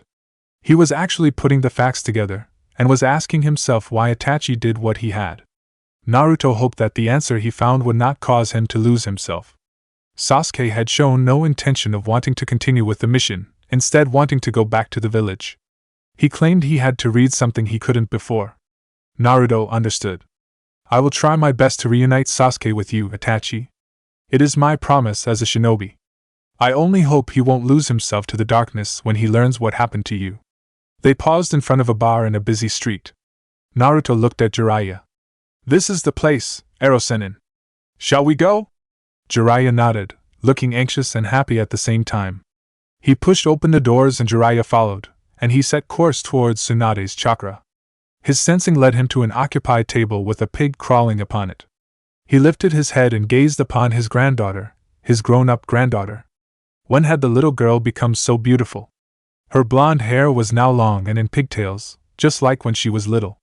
Her body was perfect, with rather large assets. Naruto took his mind and eyes off there. She was his granddaughter, for God's sake. He calmed himself and kept staring at her face, affection in his eyes. Family. This time, his direct descendant. He couldn't wait to tease the hell out of her. Tsunade stopped her steady consumption of sake, and stared back at him. A short-haired brunette woman considerably younger than Tsunade reached for the peacefully grunting pig on the table. What are you looking at, Gaki? Naruto felt really out of his depth. Tsunade used to be a little girl whom he taught gambling, not this grown woman who consumed sake.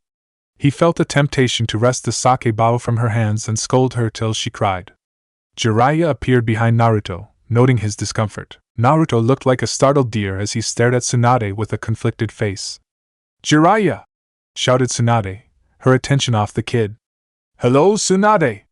Looking as beautiful as ever, said Jiraiya, attempting to sound debonair. What are you doing here, pervert? It seems too much of a coincidence for two teammates to visit me at once. You mean Orochimaru? What did he say? Asked Jiraiya, drawing up a chair to sit opposite Tsunade. Naruto did the same, still trying to collect himself. Tsunade looked nonchalant. Nothing, just stopped by to say hello.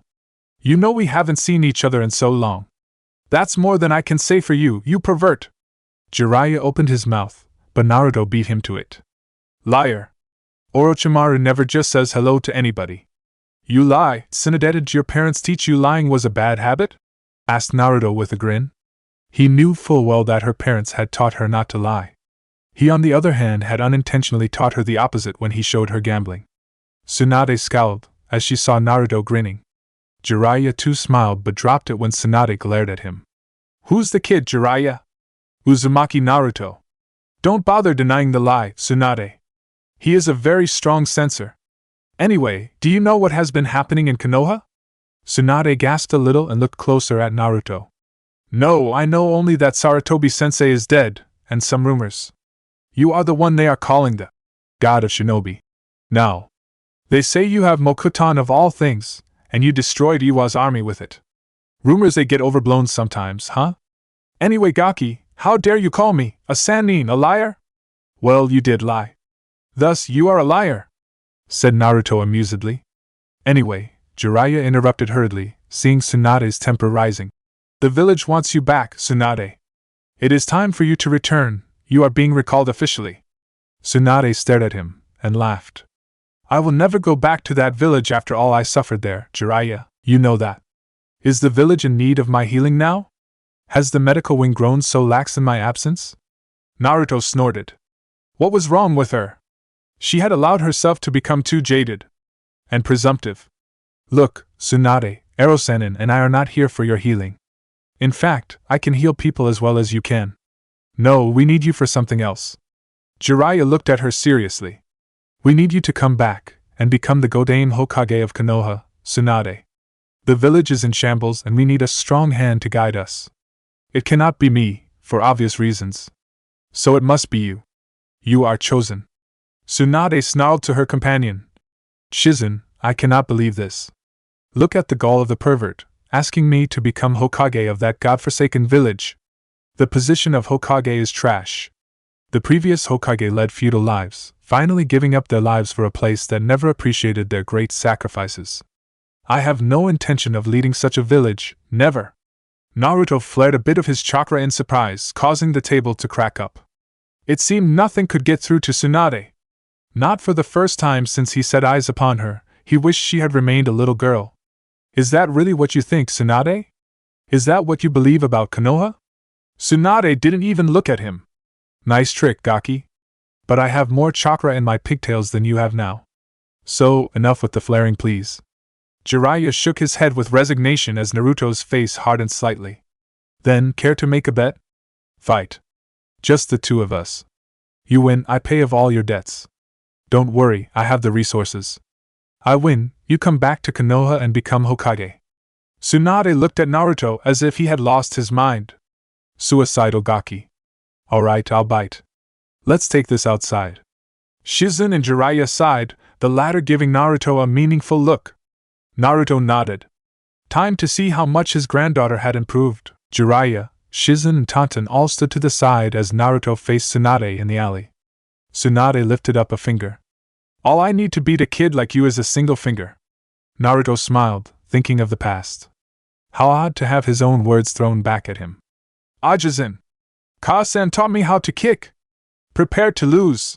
Declared a 5-year-old Tsunade, facing her grandfather. Ha! Tsunade-chan, I am still stronger than you in taijutsu. I kick loads better than you. The only thing you can beat me in is gambling, laughed Senju Hashirama. Tobirama looked at his brother and sighed. Only you could be beaten at gambling by a child, Hashirama. You were always horrible at it, but you taught your own granddaughter your bad gambling. And now you get beaten by her. Honestly, Hashirama looked indignant. Hey, I beat you last time. Right. After you sent a wood clone to ask Mito for advice. That was hardly fair. Hashirama looked sheepish. Well, Ajisen! Let's fight! Yelled an obviously irritated little Tsunade. Hashirama looked at his granddaughter, and lifted up a finger. What are you doing? Asked Tsunade cutely, tilting her head to the side. All I need to beat you is a single finger, Tsunade-chan. I'll keep it fair then, said Naruto and lifted up his own finger. Tsunade smirked. Your funeral. Tsunade appeared in front of him, and thrust the finger towards his chest fast, but Naruto blocked it. The pressure of the collision created a small shockwave. Naruto grimaced. She was very strong. Stronger than him, physically. He jumped backwards, his broken finger glowing green with healing chakra. As his bones mended, Naruto reflected. Tsunade had found a way to harness extreme physical strength instantaneously. He himself needed to gather chakra for a few moments to enhance his strength many times over. That was the basis of the nature fist. Naturally, he was strong, yes, but from what he saw of Tsunade, she had found a way to increase her chakra control to ultimate refinement. He dropped into the first stance of the nature fist, holding up only the now mended finger. Chakra began reinforcing that finger, causing Tsunade's eyes to widen. This time Naruto took the initiative, rushing at his errant granddaughter fast. Their fingers met with the force of rampaging bulls, causing the ground to crack. They disappeared from sight, clashing furiously, fighting only with their forefingers. Strength met strength as the nature fist began to unveil its power. Naruto steadily gathered chakra and his strikes became stronger and stronger. Tsunade, to his surprise, was easily able to match his strength. Impressive. The girl really did deserve to be one of the Densetsu no Sannin. Tsunade suddenly lifted her finger high and with a yell, brought it down on Naruto's head. Naruto blocked it with his own forefinger, but the strength was too much. Tsunade had put a lot into that strike. He was smashed into the ground, multiple bones broken. He lay groaning in the depression he had created with his fall. Tsunade landed in front of him. You are very strong, but not enough to match a Sannin. Too bad you lost the bet, Gaki. Naruto's body glowed green, and bones began to mend themselves automatically. Tsunade gasped, as she recognized her ultimate jutsu used by that kid like it was nothing. Naruto got up, shaking his head. If he unleashed too much chakra, he would alert the wrong people. The situation called for a more elegant solution. I must not unleash my chakra too much, but I will end this fast. Naruto closed his eyes, his shoulder-length blonde hair rippling in the wind. A silver sheen emanated from his body, as he filtered his chakra to a higher purity. Nature chakra. So pure, he whispered. The air around Naruto began to feel heavy. Naruto opened his eyes, staring at Tsunade. Only other sages can sense this chakra. Let us see how you do when I use my chakra at this purity, Tsunade. He appeared in front of Tsunade and flicked her with his finger. Tsunade caught the flick with her own finger, but was sent crashing into the ground, creating an even deeper crater. Dust rose from the site, shrouding Tsunade and Naruto. Tsunade-sama! Cried Shizen, running to Tsunade. Naruto stared down at Tsunade, who had markings appear on her forehead.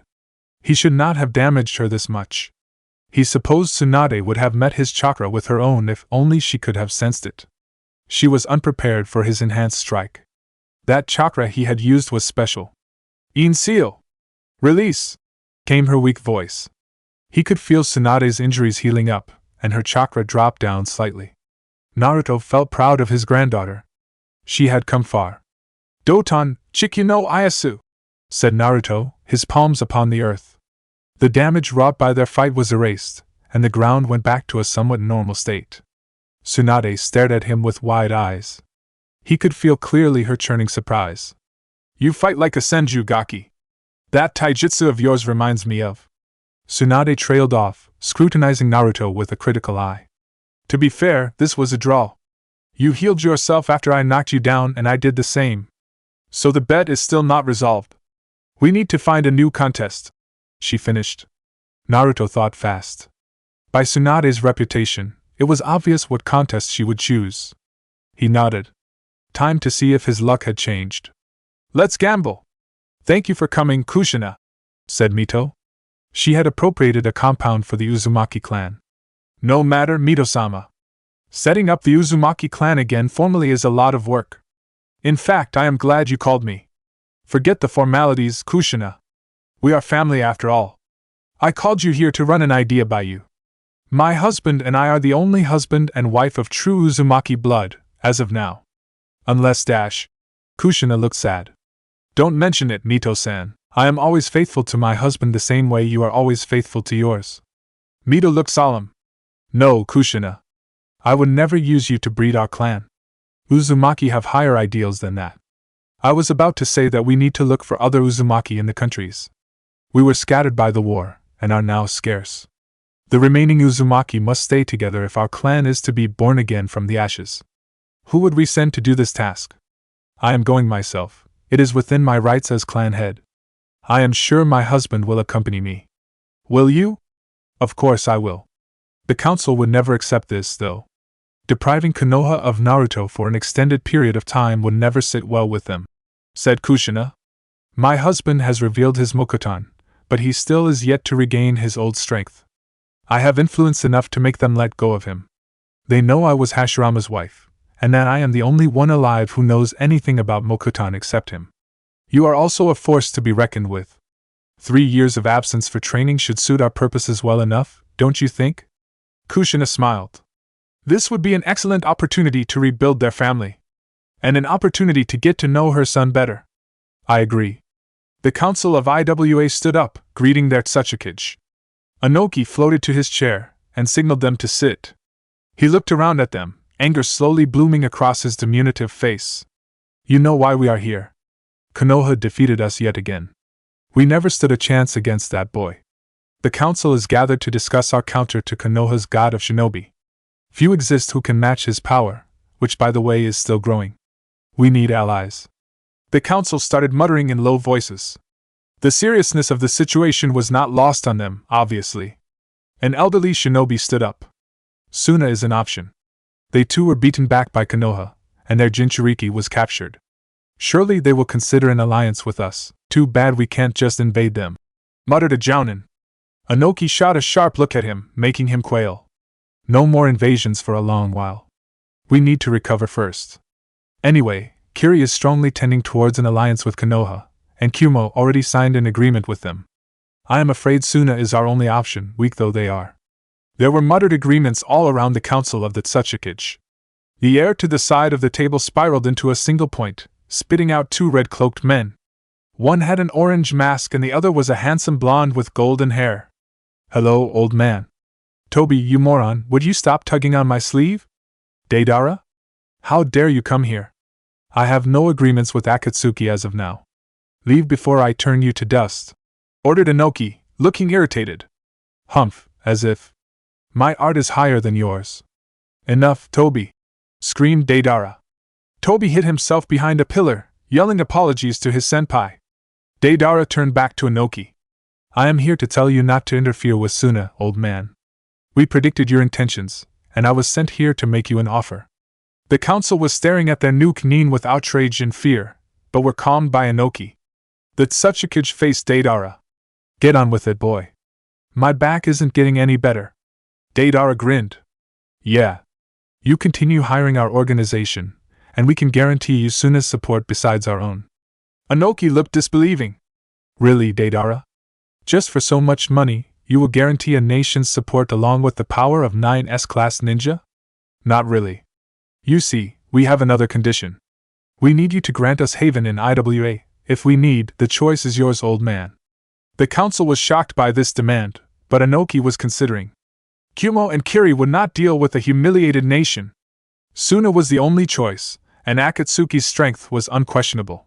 Here came Deidara, promising him the aid of Suna and Akatsuki. He could save his men by avoiding a takeover of Suna. He doubted that Suna would be amenable to an alliance. That boy Naruto could defeat him in an all-out fight if it came down to it, and Konoha had the strength of individuals. He would put IWA above anything, even his own morals. That is what Musama had taught him. That was the Naidame's legacy. He made his decision. Naruto was grinning happily, as he walked alongside Jiraiya. He had actually won at gambling, hands down. His luck had improved. He couldn't wait until he told Mito. True, he had beaten Tsunade, whose luck at gambling was as bad as his own, but still it was a start. I won at gambling, I actually won! Shouted Naruto, too happy to keep a low voice. Jiraiya too looked happy. Good thing too, you got Tsunade to agree. She was always notorious for failing to follow through with payment when she lost, though. We need to keep an eye on her. She might still be considering Orochimaru's offer, you know, said Jiraiya pensively. Naruto looked angered now. Let him come. I will end him. I know you want him to pay for Sensei's death, I do too. But he is too strong to take down without a large-scale battle, and we don't want any more attention drawn to ourselves. Wasn't that battle with Akatsuki enough? Naruto calmed down at that. Nevertheless, no grandchild of his would ever be in league with Orochimaru. He admired the Snake Sanin's skill and resilience, but hated everything else about him. I will still try to kill Orochimaru if I set eyes on him again. He is too dangerous. No way will I let Tsunade turn her back on Konoha. Jiraiya nodded. I will speak to Tsunade about it. Anyway, how is your progress with the Rasengan? I finished stage 1. So saying, Naruto took out a water balloon and circulated chakra violently in it. The balloon burst in a shower of water. Great job! Now, the second step. Try to pop these rubber balls, said Jiraiya and gaily tossed him a sack of the stuff. Naruto grumbled, and went to work. At least learning the Rasengan for a while would help him clear his head after meeting his jaded and world-weary granddaughter. He really wished he could talk to Mito about all this. Worry shot through him as he remembered the Rinnegan user. He had fought only the Deva path. He absently got out a rubber ball and got to work. This step obviously emphasized power, just as the previous step had emphasized rotation. Just like Bijudama. Rotation.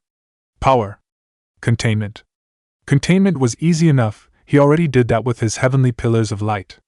The problem was power, how to introduce more power into the Rasengan. Uchiha Sasuke stood in front of the secret Nakano shrine of the Uchiha, his eyes morphing into the Mangekyo Sharingan. His eyes alighted upon the tablet supposedly carved by the sage of the six paths himself. He began to read, noting the difference in perception between the Sharingan and the Mangekyo Sharingan. He could comprehend more off the tablet. Eagerly he read on. Somehow, the evolution of his eyes had led him to being able to read the tablet in more detail. Still he knew that the tablet contained much more information. As he read, his face changed from eagerness to disbelief to anger. Damn you, Itachi! You had to give me these eyes. If only I knew what was going on with you, Sasuke-kun! Sasuke shook himself out of his daze, looking properly at the woman who had called him. He was at Naruto's apartment, and Kushina was doting over him as usual. Lucky Naruto. I'm sorry, Kushina-san. I was just thinking about my eyes. He had told Kushina everything, from his Mangekyo to what light Naruto had shed on Itachi. He knew Naruto knew more than he let on, but one look at his teammate's face had told him that it was confidential. He had to find out for himself, it seemed. Kushina had been very worried when she learned that Naruto had been in another dangerous fight. He trusted Kushina for some reason. She was like his mother, unassuming and always ready to help. So he told her everything. If only I could tell him what happened with Itachi. Jiraiya, Naruto, Mito and I are the only ones who know, apart from the council and the Sandaime. My son has not told him for a reason, and I trust his judgment. I am so sorry, Sasuke will have to find out for yourself, thought Kushina. Sasuke-kun, I believe you will find the answers only if you speak with Itachi candidly. That will also give you closure. I know how much you are hurting from that incident, but you have me and Naruto now. Not to mention Mito-san. Sasuke did a double take as Mito was mentioned. The woman holding Naruto's hand back then was the new clan head of Uzumaki. He did not even know there was such a clan till now. But the beautiful woman called Mito had taken that mantle, and she seemed unnaturally close to Naruto. The council had introduced her to the public as a long-lost Uzumaki sealing mistress returned to Konoha again. The Jounin, however, seemed to look at her with respect and worship. Kushina-san too seemed really respectful with her. She seemed to be a really important person. His eyes registered her strength and confidence, and he realized that this was no ordinary kunoichi. Thoughts of his eyes banished the curious Uzumaki Mito from his mind. Knowing what he knew from the Nakano shrine, the Mangekyo Sharingan was a burden. He would not go blind. He would not. I won't die before restoring the Uchiha clan, Itachi. If I have to get the eternal eyes by killing you, then so be it. But I will find out the truth about you first. Naruto focused hard on his 66th rubber ball. He was only able to puncture them by now, not pop them. Jiraiya had said it was fine, and had started him on the third stage. That one came to him easily, and he had learned the Rasengan fast enough. But it could be so much more. It had been 2 days since he met Tsunade, and Jiraiya had gone to talk with her. Tsunade, it appeared, was indeed notorious about following through with payments. She kept putting off the trip with some excuse or the other. He hoped Jiraiya would be able to talk her out of her stubbornness, as he didn't want to reveal himself this soon. He would rather do that after he reacquainted himself with Tsunade to a certain degree. He gathered his chakra and pumped it violently through the rubber ball, causing it to puncture and lose air slowly. He was trying to improve the second phase, increase the power of the Rasengan. What am I doing wrong? With the water balloon I rotated my chakra constantly in chaotic manner. Here I do the same and the ball only punctures no matter how much power I use. Who would have believed I would get a chance to instruct you, Hashirama? Asked Kyubi, who seemed to be rather happy. What do you mean? Would you come in here? It's really irritating to break through your suppression and talk to you this way. Fine.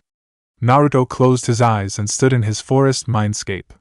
Kurama was sleeping in his huge wooden cage, and batted open an eyelid as he came closer.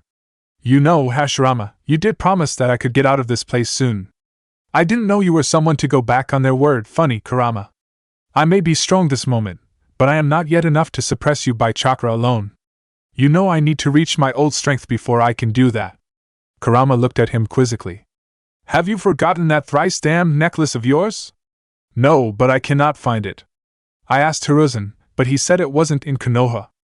Hashirama, I will tell you where to find the necklace and clue you in about what you are missing with the Rasengan, if you promise to take me out of this cage and let me free, at least in your mindscape. Naruto spied the bijou. It seemed reasonable. Once he had his necklace back, he would be able to suppress Kurama without any seals. I agree. Tell me. The nine-tailed fox sighed. I could sense it on that hot blonde woman you were fighting earlier. Your granddaughter. Naruto looked flummoxed. Impossible. I would have felt it at such proximity. Well, you were fighting too intently to sense your chakra's reaction to the thing, but I could sense it all too well. Your necklace is with the woman. And as for that Rasengan of yours, remember its origins, and you will know what you are missing. Naruto was happy. 2 problems solved. All he had to do was get the necklace from Tsunade, and master the Rasengan. Thank you. He opened his eyes and saw again the park he was practicing in. Tsunade and the necklace had to wait, but he could certainly master the Rasengan. Origins. Bijudama was the origin. He closed his eyes again, remembering his final fight with his friend and rival Uchiha Madara. Damn, armored the bijou with Susanoo. Smart Madara! He remembered the way Kurama looked like a demon lord, holding the twin swords of Susanoo and mirroring the eternal Mangekyo of Madara. The bijou roared, looking terrifying in its complete armor of chakra. He noted clearly how the chakra coalesced into Kurama's mouth, and its violent rotation. The ball of unbelievably dense chakra seemed to pulse at its edges. Wait, it pulsed at its edges? Naruto opened his eyes immediately, thoughts striking in a torrent. Why would the Bijudama pulse? No rotational force pushed outwards in such a way, however chaotic. I'm an idiot. He had to add one more component to the rotation, one that made the Rasengan actually explode upon contact. An outward force from the center had to complement the violent rotation. He picked up a rubber ball, and began again. The turbulence of his chakra was wearing down the ball's durability, and he knew it was coming close to the point of puncture. He simultaneously caused his chakra to gather at the center, and focused. A small gathering of chakra, surrounded by violent rotation of chakra.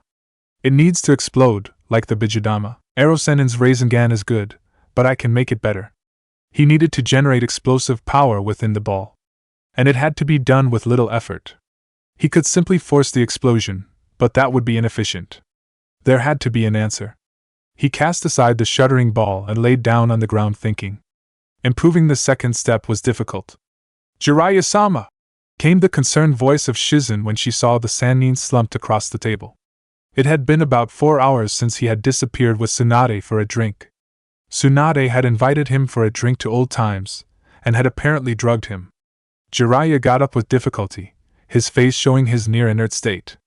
Shizen Tsunade drugged me. I can use only a small portion of my chakra now. I am afraid she means to go to Orochimaru. Wayne to get her back. Let's go. What about Naruto-kun? Jiraiya slumped down again. Damn Tsunade. She was still as good as she was back then. He had given Naruto instructions about the second and third steps to the Rasengan some 4 hours ago, and come to convince Tsunade. It seemed Naruto would have to reveal himself sooner than expected. No need, Shizen. He'll already have sensed my drop in chakra. He'll be here in a matter of seconds. True enough, Naruto appeared with a shunshin. The young jounin seemed to look spent. His clothes were torn up, and he had a few cuts on his face which seemed to be healing fast. Erosenin, she drugged you, didn't she? I can sense her and Orochimaru, they are fighting. Let's go! I cannot, Naruto. My chakra. Naruto lifted up a hand with green chakra running through it. I can help you there. He laid the healing palm on Jiraiya's chest, and the man stood straighter. That is the best I can do on short notice. Purging drugs require attention to detail I don't have now. We need to rescue Tsunade. Besides, that drug will purge itself eventually. It's enough. Come on, Shizen. Shizen, who was staring wide-eyed at Naruto's casual display of advanced healing, nodded. The 3 disappeared. There is no need for me to sense Tsunade. Erosenin, this trail of destruction is enough to track her. It was true. As they went on, they could see large craters, smashed walls, and general rubble. Jiraiya nodded and looked at Naruto closely as they sped along the trail. Why are you so bruised? Naruto grimaced and held out his hand, forming a perfect Rasengan. You did it! Amazing, not so much, considering it was you, wondered Jiraiya. Shizen looked stunned as the Rasengan winked out of existence. Naruto grimaced again. It was not the normal Rasengan, I got that easily enough. But I was trying to improve the second phase with my own theories, and that got me in this state. I think it will take me a few years to make my hypothesis with the Rasengan a reality. Jiraiya snorted. Of course. Not even Minato was able to improve the Rasengan. But if anyone can do it, it is you. I myself have tried for many years to add Suiton, but it seems impossible. Naruto just looked ahead, shaking off thoughts of his failed experiment with Rasengan. He would improve it no matter what. The trail had led outside the village to some empty plain where they could see a particularly large crater. 3 people stood there with 1 woman kneeling. Naruto went cold. Tsunade was shivering, looking at something on Orochimaru's hand. What is she doing? He asked Jiraiya urgently, but it was Shizen who answered. Tsunade-sama is afraid of blood. Naruto cursed. Of all possible fears for a shinobi! He glanced at Jiraiya and Shizen, who nodded. 3 chakras. 1 Orochimaru, 1 Kisame, and 1 who I think is Kabuto. Let's go. Naruto disappeared and caught Kisame's hand as it brought Samehada down on Tsunade. Our Jinchuriki is here at last, laughed Kisame. Orochimaru looked at him warily, and Kabuto stared at him with fascination. Jiraiya appeared next to Tsunade and steadied her. The female Sannin was still shivering as she huddled into Jiraiya. Rejoined Akatsuki, have we, Orochimaru?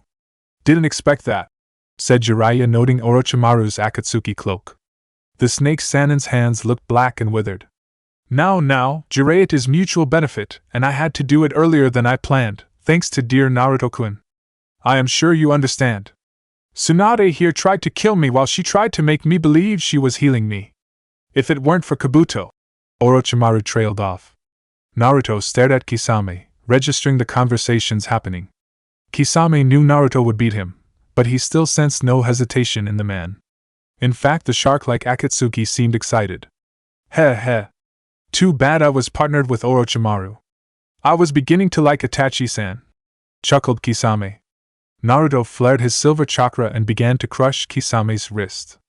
Suddenly he gasped and flew back, looking at Samehada with realization. Realized, have you? Samehada can now eat chakra like yours, thanks to the snake here. He did give us a few gifts for letting him return. Itachi wanted to just kill him and be done with it. But no, Leader Sama had to go and reinstate him. He is rather useful though.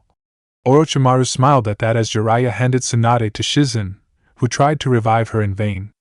We both have our handicaps, Jiraiya, but I think we know who is stronger. He looked at Naruto. You know, Naruto-kun, I was flattered by the fact that I sent you into such a rage that you exterminated an entire army of IWA for me. Thank you, that made my plans a lot easier. He smirked. Kabuto suddenly slammed his hands down on the ground. Kuchios no Jutsu! A large snake appeared and hurtled towards Jiraiya, who knew that he was in no condition to summon a worthwhile toad. Naruto, you take Kisame this time. Shizen, fight that stupid apprentice of Orochimaru. I can hold my own with the snake even with my current chakra. Leave Tsunade for now. Shizen shot off towards Kabuto, as Naruto and Jiraiya faced their respective opponents. Naruto shone silver and disappeared, attacking Kisame with his taijutsu. Kisame blocked, and swiped Samehada through his shroud of silver chakra.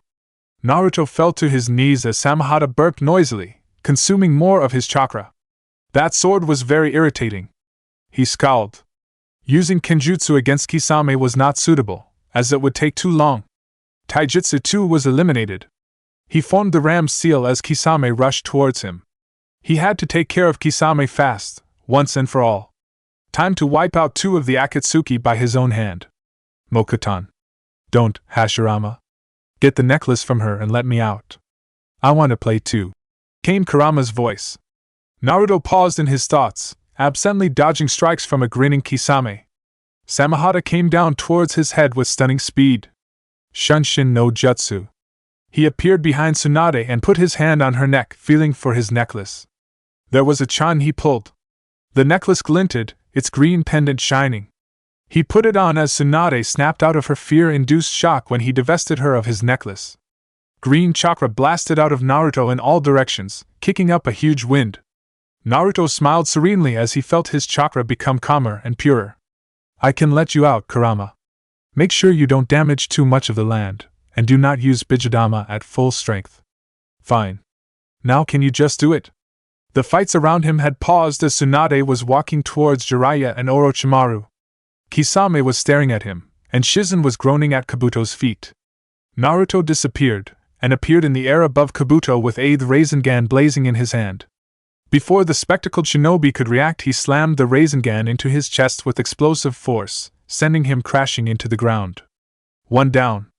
He looked at the three Sannin, who were now staring at each other. Naruto frowned as Kabuto appeared beside his master, the wound dealt by the Rasengan healing rapidly. It appeared as if Kabuto had some weak ability of regeneration.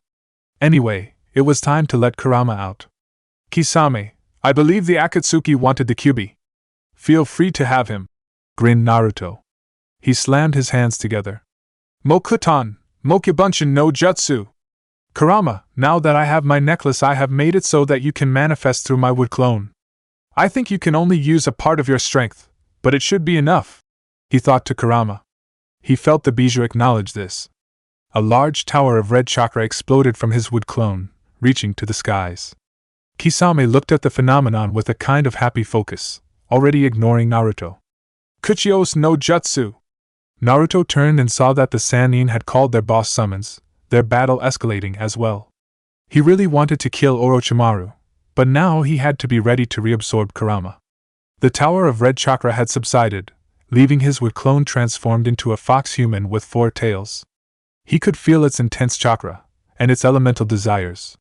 He remained on alert, drawing chakra through his necklace.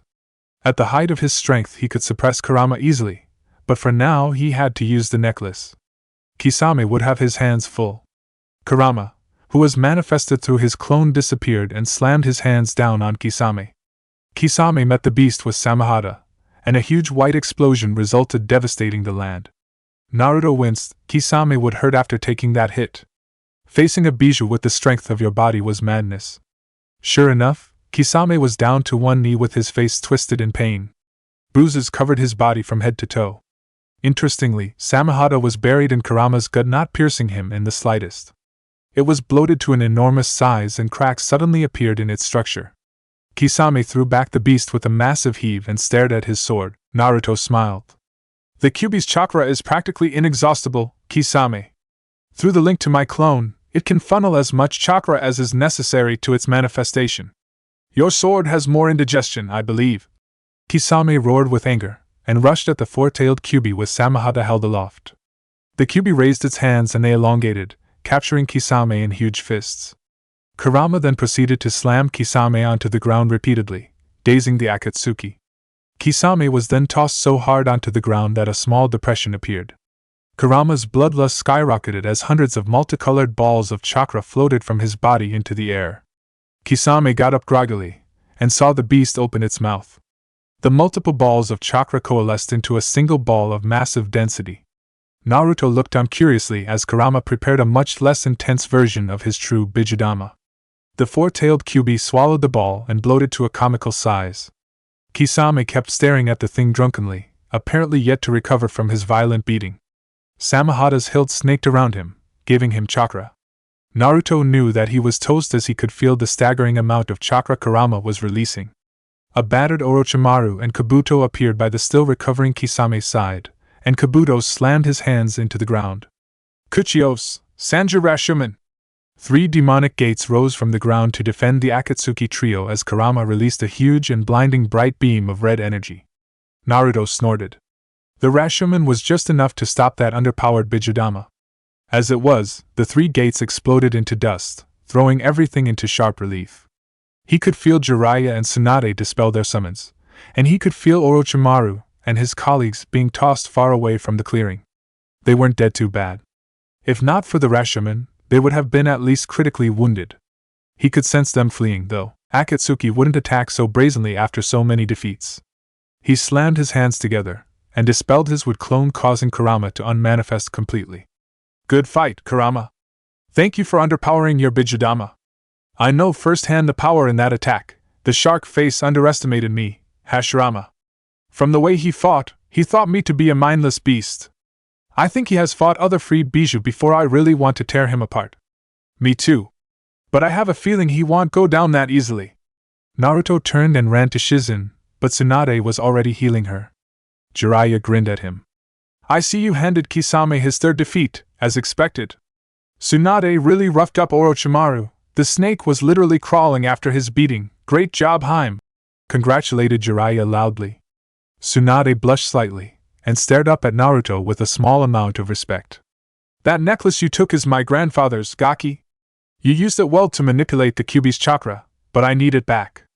It is very important to me, the only heirloom of my family I have except my grandfather's armor, she requested sadly. Naruto couldn't contain himself. You have my necklace, and now you have my old armor? What else do you have, Tsunade-chan? My old katana? No me scroll! He shouted excitedly. Tsunade stared at him with absolute shock, as did Shizen. Jiraiya just face-palmed. Naruto just stood there with mouth open, looking sheepish. Why am I running my mouth so much these days? He looked at Tsunade, noting her disbelieving expression. I suppose now is as good a time as any to tell you. Let's get back to the hotel, Erosenin. The Toad Sage grasped Tsunade's shoulder and disappeared with her, followed closely by Naruto and an amazed Shizen. At least this would make sure Tsunade would return to Konoha. Beyond any shadow of doubt. He really wanted to go home and be with his family.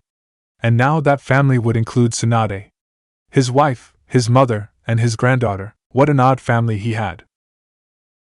Chapter 11. The clouds darkened as if it was about to rain. A tall youth with a ponytail and Akatsuki cloak walked the desolate land. His constantly activated Sharingan blazed red as he walked with a thoughtful expression. So you are the notorious Uchiha Itachi.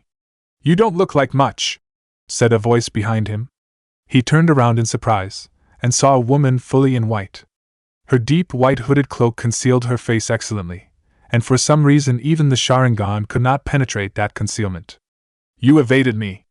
Most impressive, Itachi said stoically. His Sharingan saw the massive chakra the woman held. It was somewhat larger than his own.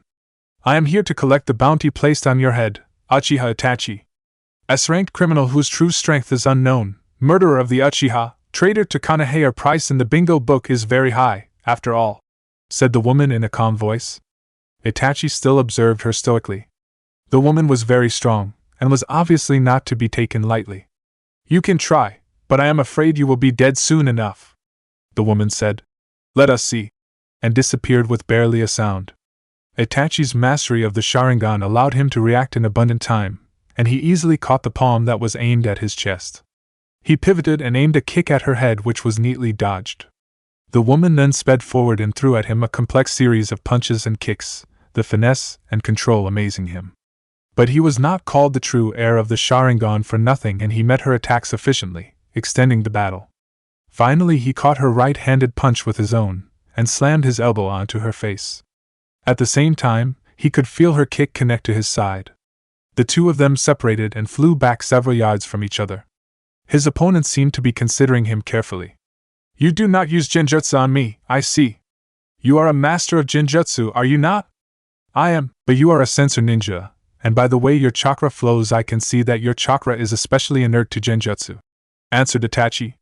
He formed the ox seal and intoned, Katan, Gokakyu no Jutsu.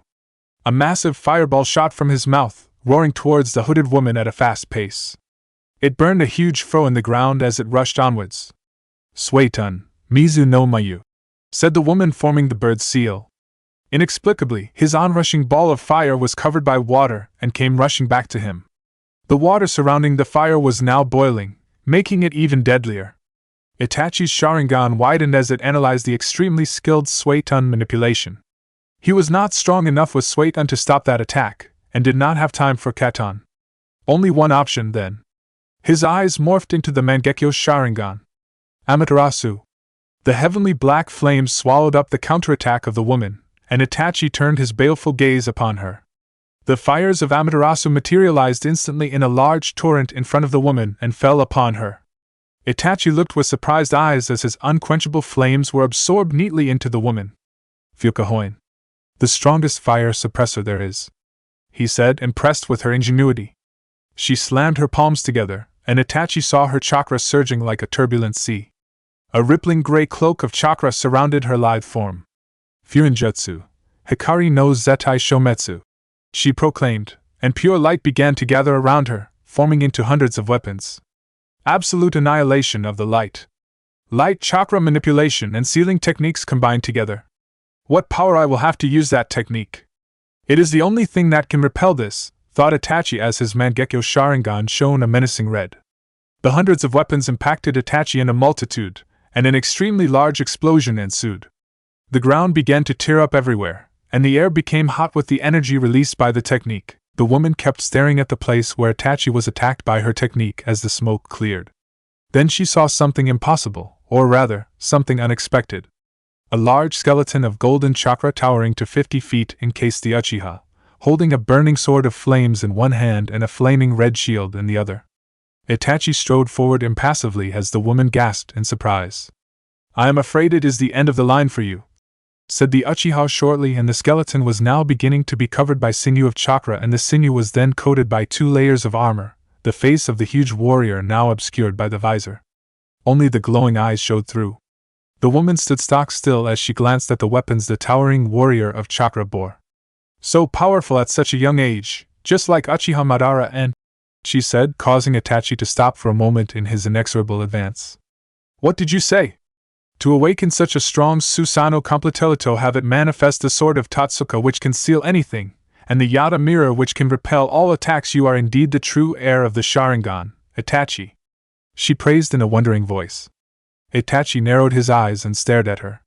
This woman knew too much, and had to be eliminated. The sword of Tatsuka swung down at her in a flaming arc, and she raised her hands like a hyuga would. Itachi watched closely as seals appeared on her fingertips.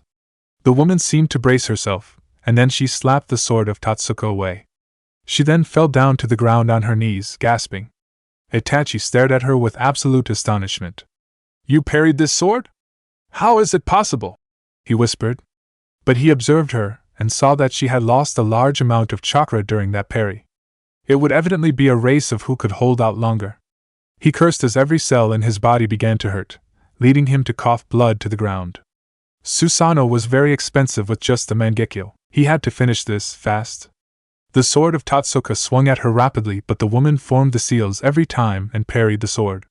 Each time she did, however, she fell to the earth briefly before she gathered herself again. She raised her hands to finally block the legendary sword, and Itachi saw her lose most of her chakra as his sword was deflected. She fell to her knees, exhausted completely. His Sharingan observed her chakra levels that were practically non-existent. His eyes were hurting, and his body was weak by this much use of Susanoo. He fell to the ground, coughing blood.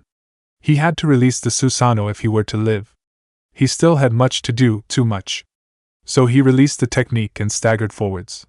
The woman too staggered towards him and raised her hands in a sign of peace, weakly. Itachi stopped and stared wearily. His eyes were beginning to lose their sight, as his vision became blurry. "You remind me of my son so much. He was just like you, sacrificing everything for our village. I see him in you. My husband was right about you." Itachi had a suspicion forming in his head as he took support on a tree trunk and stared as the panting woman removed her hood.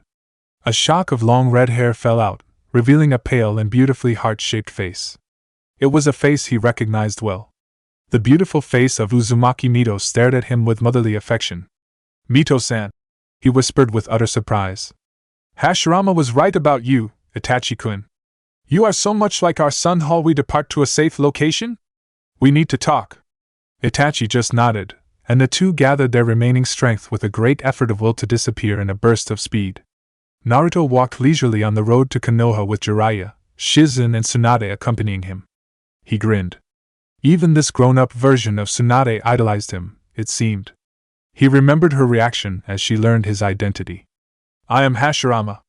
The rumors you have heard about me defeating Iwa are true, so I still have me and Mito left.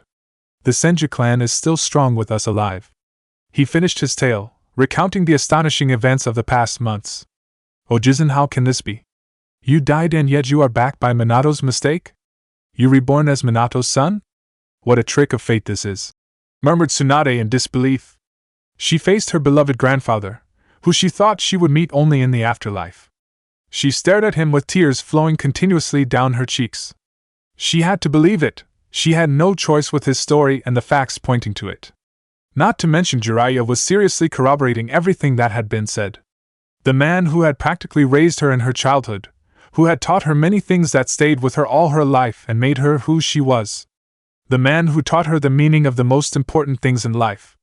I am back, Tsunade-chan, he said, and looked at her sadly. I know you were deeply hurt by Nawaki's death, but that was no reason for you to forsake your comrades. You know of my history. I too lost 2 of my brothers at a very tender age. I do not mean to belittle your grief, but you must be thankful that you had significant amounts of good memories of Nawaki before he passed. Clan and village are not meant to be forsaken for the sake of personal angst, Tsunade-chan. Tsunade could hardly believe it as she hung her head in shame. She couldn't look him in the eyes. She knew what he said to be true.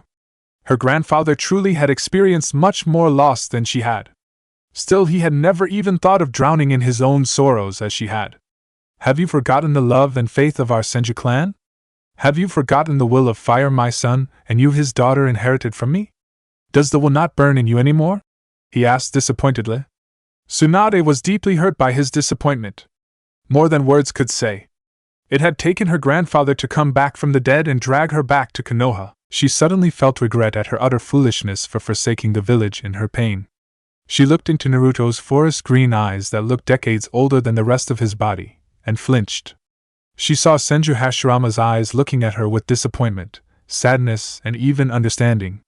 She threw herself into his arms, softly crying. Naruto stroked her hair tenderly, just like he had when she was a little girl. I'm sorry, Ajiz, and I am so sorry. I was so angry when Dan and Nawaki died, it was unbearable.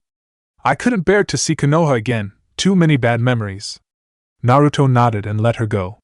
The past is unchangeable, Tsunade-chan. The position of Hokage is the greatest honor that can be bestowed upon a Konoha shinobi. It means that you are considered worthy enough to lead the village I founded. Madara refused to be Hokage even when he was given a second chance and spit on our dreams. You know what it led to. So will you truly come back to Konoha and become the Yondaime Hokage? Tsunade nodded with resolve, causing Naruto to smile. She then frowned quizzically. Ojisanwi, don't you just become the Hokage again? No, I won't. Akatsuki is a true threat, and I do not need the duties of a Hokage to prevent me from protecting Konoha in my full capacity. Tsunade looked at Naruto with happiness. You say Mito Basin is also back, Ajizan? Naruto grinned predatorily. Yes. She is young again with her 17-year-old body. So beautiful. I really need to thank Orochimaru for that before I kill him. Tsunade now looked happier than ever, as they walked out to rejoin Jiraiya and Shizen. Her teammate and apprentice noticed her huge smile, and smiled themselves. It seemed Konoha would have a good Yondaime after all. Naruto was shaken out of his thoughts as a messenger bird dropped a scroll on his head. He bent down to catch it. Jiraiya and Tsunade looked at him inquisitively, and Shizen was attempting to feed the stubborn tauntaun. He opened the scroll and read, My beloved husband, Uchiha Itachi has agreed to your request. I talked him into it after getting into a stalemate of a fight. And you were right, he is extremely strong. I shudder to think of what strength he will possess when he gains the eternal eyes like Madara. Be warned, his Susanoo uses Tatsuka no Tsurugi and the Yata mirror. With the eternal Mangekyo Sharingan, boy might even be a match for you at full strength. You chose a great Uchiha. Him and Sasuke will change that accursed clan, Hashirama. And do not worry about May plan on staying with Itachi a while longer as we seek his transplants. He told me he has his mother's eyes stored in a secret Uchiha base. He plans to take Mikoto's eyes and make his Sharingan eternal. We are currently on our way to that base. I will heal Itachi as best as I can, and transplant the eyes onto him. Konoha will be safe for now, with you and Itachi guarding it. Itachi and I will part the following morning. He is a great man, Hashirama. He reminds me of our son. Every second I lay eyes on him feels like my son as well. I will help him to the best of my ability. Please take care of yourself. I will be back in Konoha in another 3 days, and I look forward to seeing little Tsunade and you again. Love, Uzumaki Mito. Naruto sighed. Itachi had been incredibly noble when he refused power, but it was necessary. When he had shown him the visions proving his identity, he had also shown the older Uchiha his suspicions about Danzo, what he thought of pain, and requested Itachi to try and acquire the eternal Mangekyo somehow. Itachi had said he would consider it, but Naruto sensed his reluctance. Understandable, seeing as he knew what Madara had become after gaining the eternal Mangekyo. He himself had wanted to show Itachi why he needed to get the eternal Mangekyo, but it was in vain. It had been vital for him to heal Sasuke at the time, so he had let Itachi go. But Mito could show him the necessity, and Konoha would have its second defender if the need arose. So he had sent her a message immediately. Sasuke was still developing, so it had to be Itachi. There was no other alternative. Naruto had to admit, the idea of Uchiha Itachi with the eternal Mangekyo Sharingan was very formidable.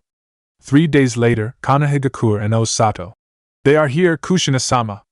Tsunade-sama is back, along with Naruto-san and Jiraiya-sama. The citizens are welcoming the Godame now, Izumo said to Kushina urgently before disappearing on his next errand. Kushina smiled happily on hearing that her son was back, along with Tsunade. He had succeeded, of course he had. Let us meet them in near the Hokage Tower, Mito. We need to see Tsunade-sama's elevation to Godame. We can exchange information later in the tower when all of us are gathered. Mito nodded, looking elated at this turn of events. Tsunade was back and her task was accomplished. Hashirama would be happy. The 2 Uzumaki women disappeared, heading towards their about-to-be-completed family. Naruto and Jiraiya looked at Tsunade, seeing her pride and elation as the villagers venerated her as the Godame. Her beautiful face was radiating joy as she saw the village she had so callously abandoned in her grief, welcoming her with all its heart. Tsunade stepped up to the dais as the council of Konoha approached her solemnly. The villagers were gathered in their thousands, cheering the new Godame Hokage. Naruto watched proudly from her side as Hashirama stepped up and began the ceremony of Tsunade's elevation to Godame. Senju Tsunade, you are chosen by Konoha to be its Godame Hokage. The Hokage is the heart of the village, just as the shinobi are its lifeblood. That was what our Shodai Hokage, Senju Hashirama, taught us. Will you be the essence, the heart, the leader of Konoha? Asked Hashirama. The thousands of villagers and shinobi observed solemnly as the ceremony that was as old as the first Hokage happened for the 5th time. I will, said Tsunade firmly. Then, Senju Tsunade, you are appointed the Godame Hokage of Konoha, the one who will guide us, protect us, and lead us to prosperity. May your reign be long and great, said Koharu, placing the Hokage hat of Konoha in Tsunade's hands. Naruto watched as Tsunade wore the Hokage hat for the first time, and he felt proud. 3 Senju have become Hokage out of 5. All 3 with the same blood as me flowing through their veins. You did well to accept, Tsunade-chan. You are strong enough to be Hokage, there is no doubt about it. You will be great as our leader. He saw Mito and his mother watching from the windows of the Hokage Tower as Tsunade turned to the gathered multitude of Konoha's populace. Mito, like him, was wearing an expression of pride and affection as she saw their granddaughter become Hokage. His mother just waved at him happily, and he waved back. At the heart of our village, in the hearts of our shinobi, it is the Hokage who are the guiding light. The one whose strength protects Konoha and keeps it prosperous, said Tsunade as she stared around at the gathered thousands. Sarutobi-sensei was one of our greatest shinobi, giving up everything for the sake of the village. Many other shinobi of our village have immersed themselves in darkness only to protect the light we live in. We have been invaded by Suna and Oto, and we were defended by our great shinobi. We beat back the invaders, and erased Iwa's strongest army. Sensei defeated Orochimaru utterly before he died, ridding us of another major threat. The crowd looked proud and reverent as they stared at Naruto, and remembered their great sandaime at the same time. Many more threats loom over our village, and we must grow stronger as a village. I will not allow our village that was founded by the likes of my grandfather Senju Hashirama and the Uchiha Patriarch Madara to be overrun by our enemies. The clans of our great village will work together with our shinobi, and we will realize the great dream of peace Hashirama dreamt for us. This I swear as the Godame Hokage. The crowd cheered madly, and the shinobi flared their chakra in response. Naruto could feel the change in the village as Tsunade assumed the mantle he himself had worn for so many years. You would be so proud of your daughter, my son. Just as your mother, and I will always be proud of you.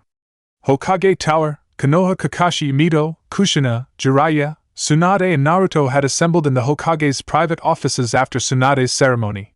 The seal of privacy had been activated, giving them absolute concealment. Glad to see you have come to your senses, Tsunade. You were always a stubborn one. Mito commented, examining Tsunade with a discerning eye. Tsunade blushed faintly and nodded. Then her eyes firmed and she looked at the gathered ninja seriously. Much has changed in Konoha, and the balance of power is shifting very fast in the nations. The next few years will be extremely vital to the growth of shinobi as a whole.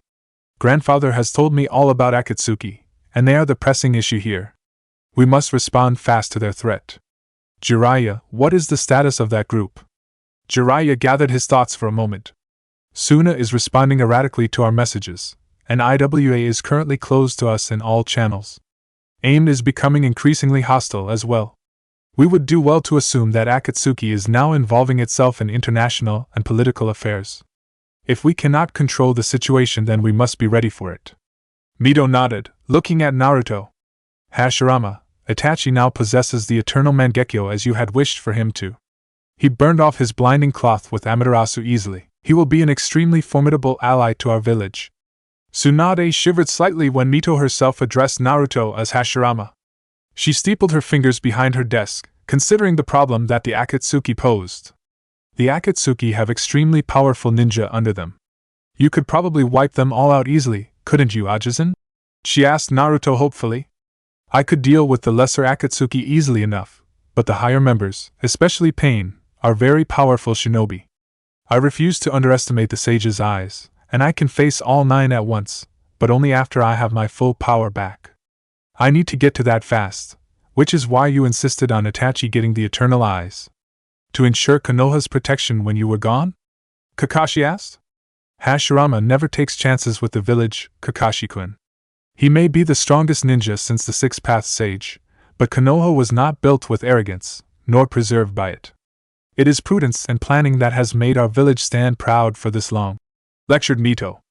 Jiraiya looked to Tsunade. Haim, we should solidify our alliances fast. Suna and IWA are in a state of hostility against our village, and Akatsuki still roams the land free. We need a counter for them, our own organization within the village. Something to respond to Akatsuki should they make another move. Kushina, who had quietly observed the proceedings, spoke up as the group considered the idea carefully.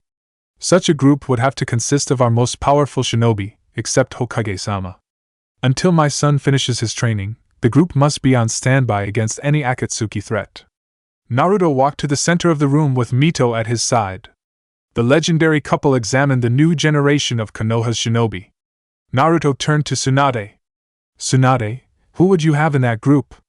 Tsunade replied immediately. Not you, Ajisen. You will leave to train. Konoha will be unassailable with the full strength of Senju Hashirama on its side. That automatically eliminates Mito Basin and Kushina as they will be going with you. Naruto nodded, as did Mito and Kushina. Jiraiya said. Kakashi, Guy and me will join the group. My intelligence network is now autonomous enough for me to complete other missions. Perhaps we should include Kumo and Kiri in this venture? Tsunade's face lit up. Excellent idea, Jiraiya. The organization of this team will be our highest priority. 3 from Kumo, 3 from Kiri and 3 from Konoha will form the response team to the Akatsuki. We will somehow need to get this news to Itachi-kun, pondered Mito. Naruto agreed. Yes. I will not leave Itachi out of the loop. He is Konoha's second most powerful shinobi, after me. And unflinchingly loyal. If what my wife says is true, then he will be the only one with strength enough to stop the true Pain besides me. I agree with Naruto. Now, what to do about Sasuke-kun? Asked Kushina with concern. Is he stable? Has the Mangekyo had any adverse effects on his psyche? Naruto asked his mother. I believe so, has already had great trauma in his life. The Mangekyo Sharingan has increased his depression even more. He should never have awakened it this early. Itachi made a foolish mistake giving him those eyes, she said sharply. Naruto watched amused as his wife vehemently defended Itachi's actions. Itachi-kun was only making contingencies for the village's and his clan's survival. Kushina, would you not do the same if it meant the survival of the Uzumaki and Konoha? She asked heatedly. The rest watched as Kushina slowly wilted under Mito's stare. The younger Uzumaki woman nodded with slow agreement. I suppose I would. But Sasuke is also like a son to me, almost as much as Naruto. They should never have had such misery in their life. She whispered sadly.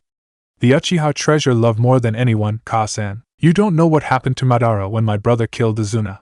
He went mad with lust for power and revenge. Hatred consumes those Uchiha whose love is lost. In this matter I side with Itachi. I too would do anything to keep my brother safe and strong, to keep my clan alive and to keep my village standing, Naruto said sadly. Tsunade however spoke. Anyway, let us discuss what overtures we have to make to Kiri. Kushina, I believe you are very familiar with the Godain Mizukage. They continued their plans. Konoha would not fall to Akatsuki or anyone else. Akatsuki Base, unknown location. Senju Tsunade, the medic Sannin, has become the Hokage of Konoha. Zetsu reports that Konoha has begun to gather power actively under her direction. Uzumaki Mito, Kushina, Naruto and others met yesterday with the Hokage to hold conference, but Zetsu was unable to breach their guarding seal. We cannot oppose the strength of Konoha with a guarantee of our victory. So our approach this time will be militaristic, said Pain in his deep voice, looking around at the gathered members of the Akatsuki. They had gathered physically this time. Konoha is allied with Kiri and Kumo. Suna and Iwa hate Konoha and we will use that hatred against them all. Deidara, what was the Tsuchikage's decision?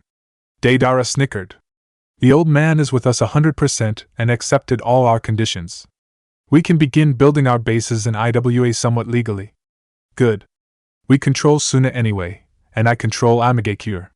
We will begin to array the strength of the other minor villages on our side in the next 3 years, and also capture what Jinchuriki we can. Konoha will eventually understand along with the Kyubi Jinchuriki the consequences of angering God. Kakuza looked at Pain. All fine and good, but we need details and facts for our missions. Tobi will bring my orders to all of you, individually.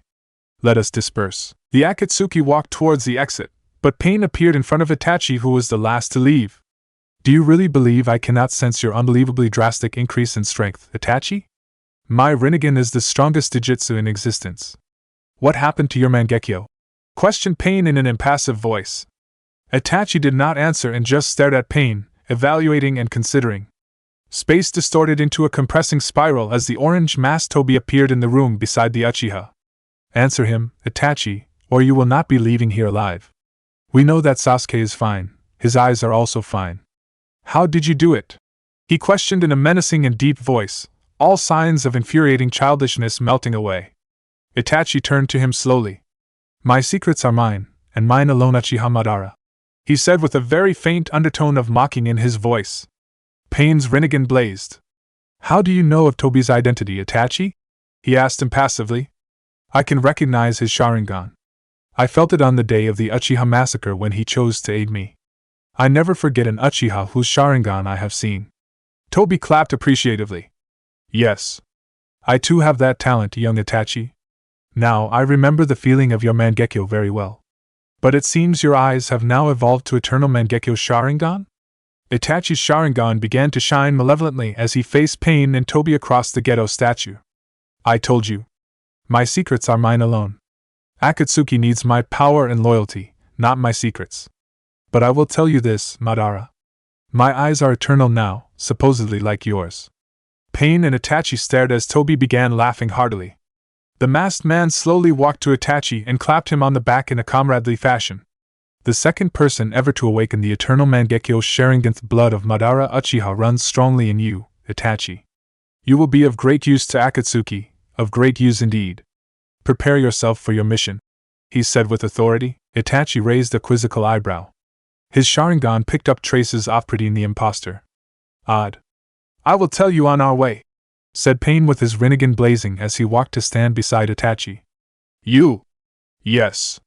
My Rinnegan and your eternal Mangekyo Sharingan can achieve anything when used together. No one can stand against us. We will be the final power of Akatsuki, and we shall step in only when our goals are in jeopardy. I will be your partner from now on. Tobi nodded. Yes. Pain will tell you of his true state and a little about his history if you are to be his partner in such a capacity. And you will know of our plan. Welcome to the highest echelons of Akatsuki, Uchiha Itachi. Itachi slightly nodded, keeping his face free of any and all expressions or emotion. He was in. But I suspect Tobi knows a lot more about me than he lets on, and I can perceive that he is trying to use me to get something. I must be careful. Kushina, Naruto, and Mito all walked down the silent lanes of Konoha. It was late in the evening, and the civilians were all in their homes. The lights were shining in the entire village, and the quietness was calming. Naruto wrapped an arm around Mito's shoulders and hugged her to his side. Kushina watched wistfully as they saw the love shining in the eyes of the great couple. "Why do you let Itachi-kun call you by your real name, Hashirama?" questioned Mito softly, looking up at her husband. "Yes, I've noticed that as well, Naruto. You let some people call you Naruto, and some call you Hashirama. Does it not spark conflict in your mind?" Kushina asked worriedly. Naruto considered, pondering his answer for several minutes. He looked at his two most precious people and replied, "Yes. People from my past life, such as Mito-chan, know me as Hashirama. People from this life know me as Naruto. Some, like Hiruzen, knew me as both. The truth is, I have accepted the fact that I don't really know who I am." "What do you mean, Hashirama? How can I best explain it? When I awakened my old life, I became Hashirama. But I am also Naruto. I am both of them and none of them at the same time. I became someone new." "You remember how angry I got at IWA, don't you?" asked Naruto. Kushina and Mito both shivered and nodded. No one who witnessed that battle would ever forget it. It was seared in their minds forever. Naruto continued, looking introspective. "As Hashirama, I was never roused so quickly. In this life, Hiruzen was the only one I could take comfort from." At this, Kushina let out a soft sob. Naruto encircled his mother in the embrace of his left arm as they sat down on the park bench. "Don't be sad, Ka-san. I do not like what had to be done, but I have made my peace with it. As I was saying, when Hiruzen died, I felt anger such as I have never felt before. That was what I used to feel as purely Naruto. I had very few people I could call precious when I was just Naruto, so I tend to protect them much more viciously. Even now, I suppose I can understand a little of what the Uchiha feel as their love is destroyed." Naruto looked at Mito, who seemed to be thinking hard. "Mito, you knew me as Hashirama." "I am Hashirama, yes, but no longer am I only Hashirama." He turned to his mother. "Nor am I only Naruto. I am both of them and more than both of them combined. I am a new person, and that is why I said I don't know who I am. I am still discovering myself." "But Hashirama, you did not answer my original question," reminded Mito gently. Naruto sighed. "Yes. You see, I truly admire Itachi. He is a shinobi who is truly a beacon for this generation. His high ideals are something every shinobi should try to emulate." Mito and Kushina nodded at this. It was quite true, what Naruto had said. Itachi lives in a world of shadows and darkness, hate and deception. I could see that the life he was living was really taking a toll on him. Itachi understands many things about the village's origins. He understood the truth of the history between me and Madara. He understands much about the truth of the Senju and Uchiha. That is why I knew he would take hope in the fact that I walked the world again, and was sharing his burden.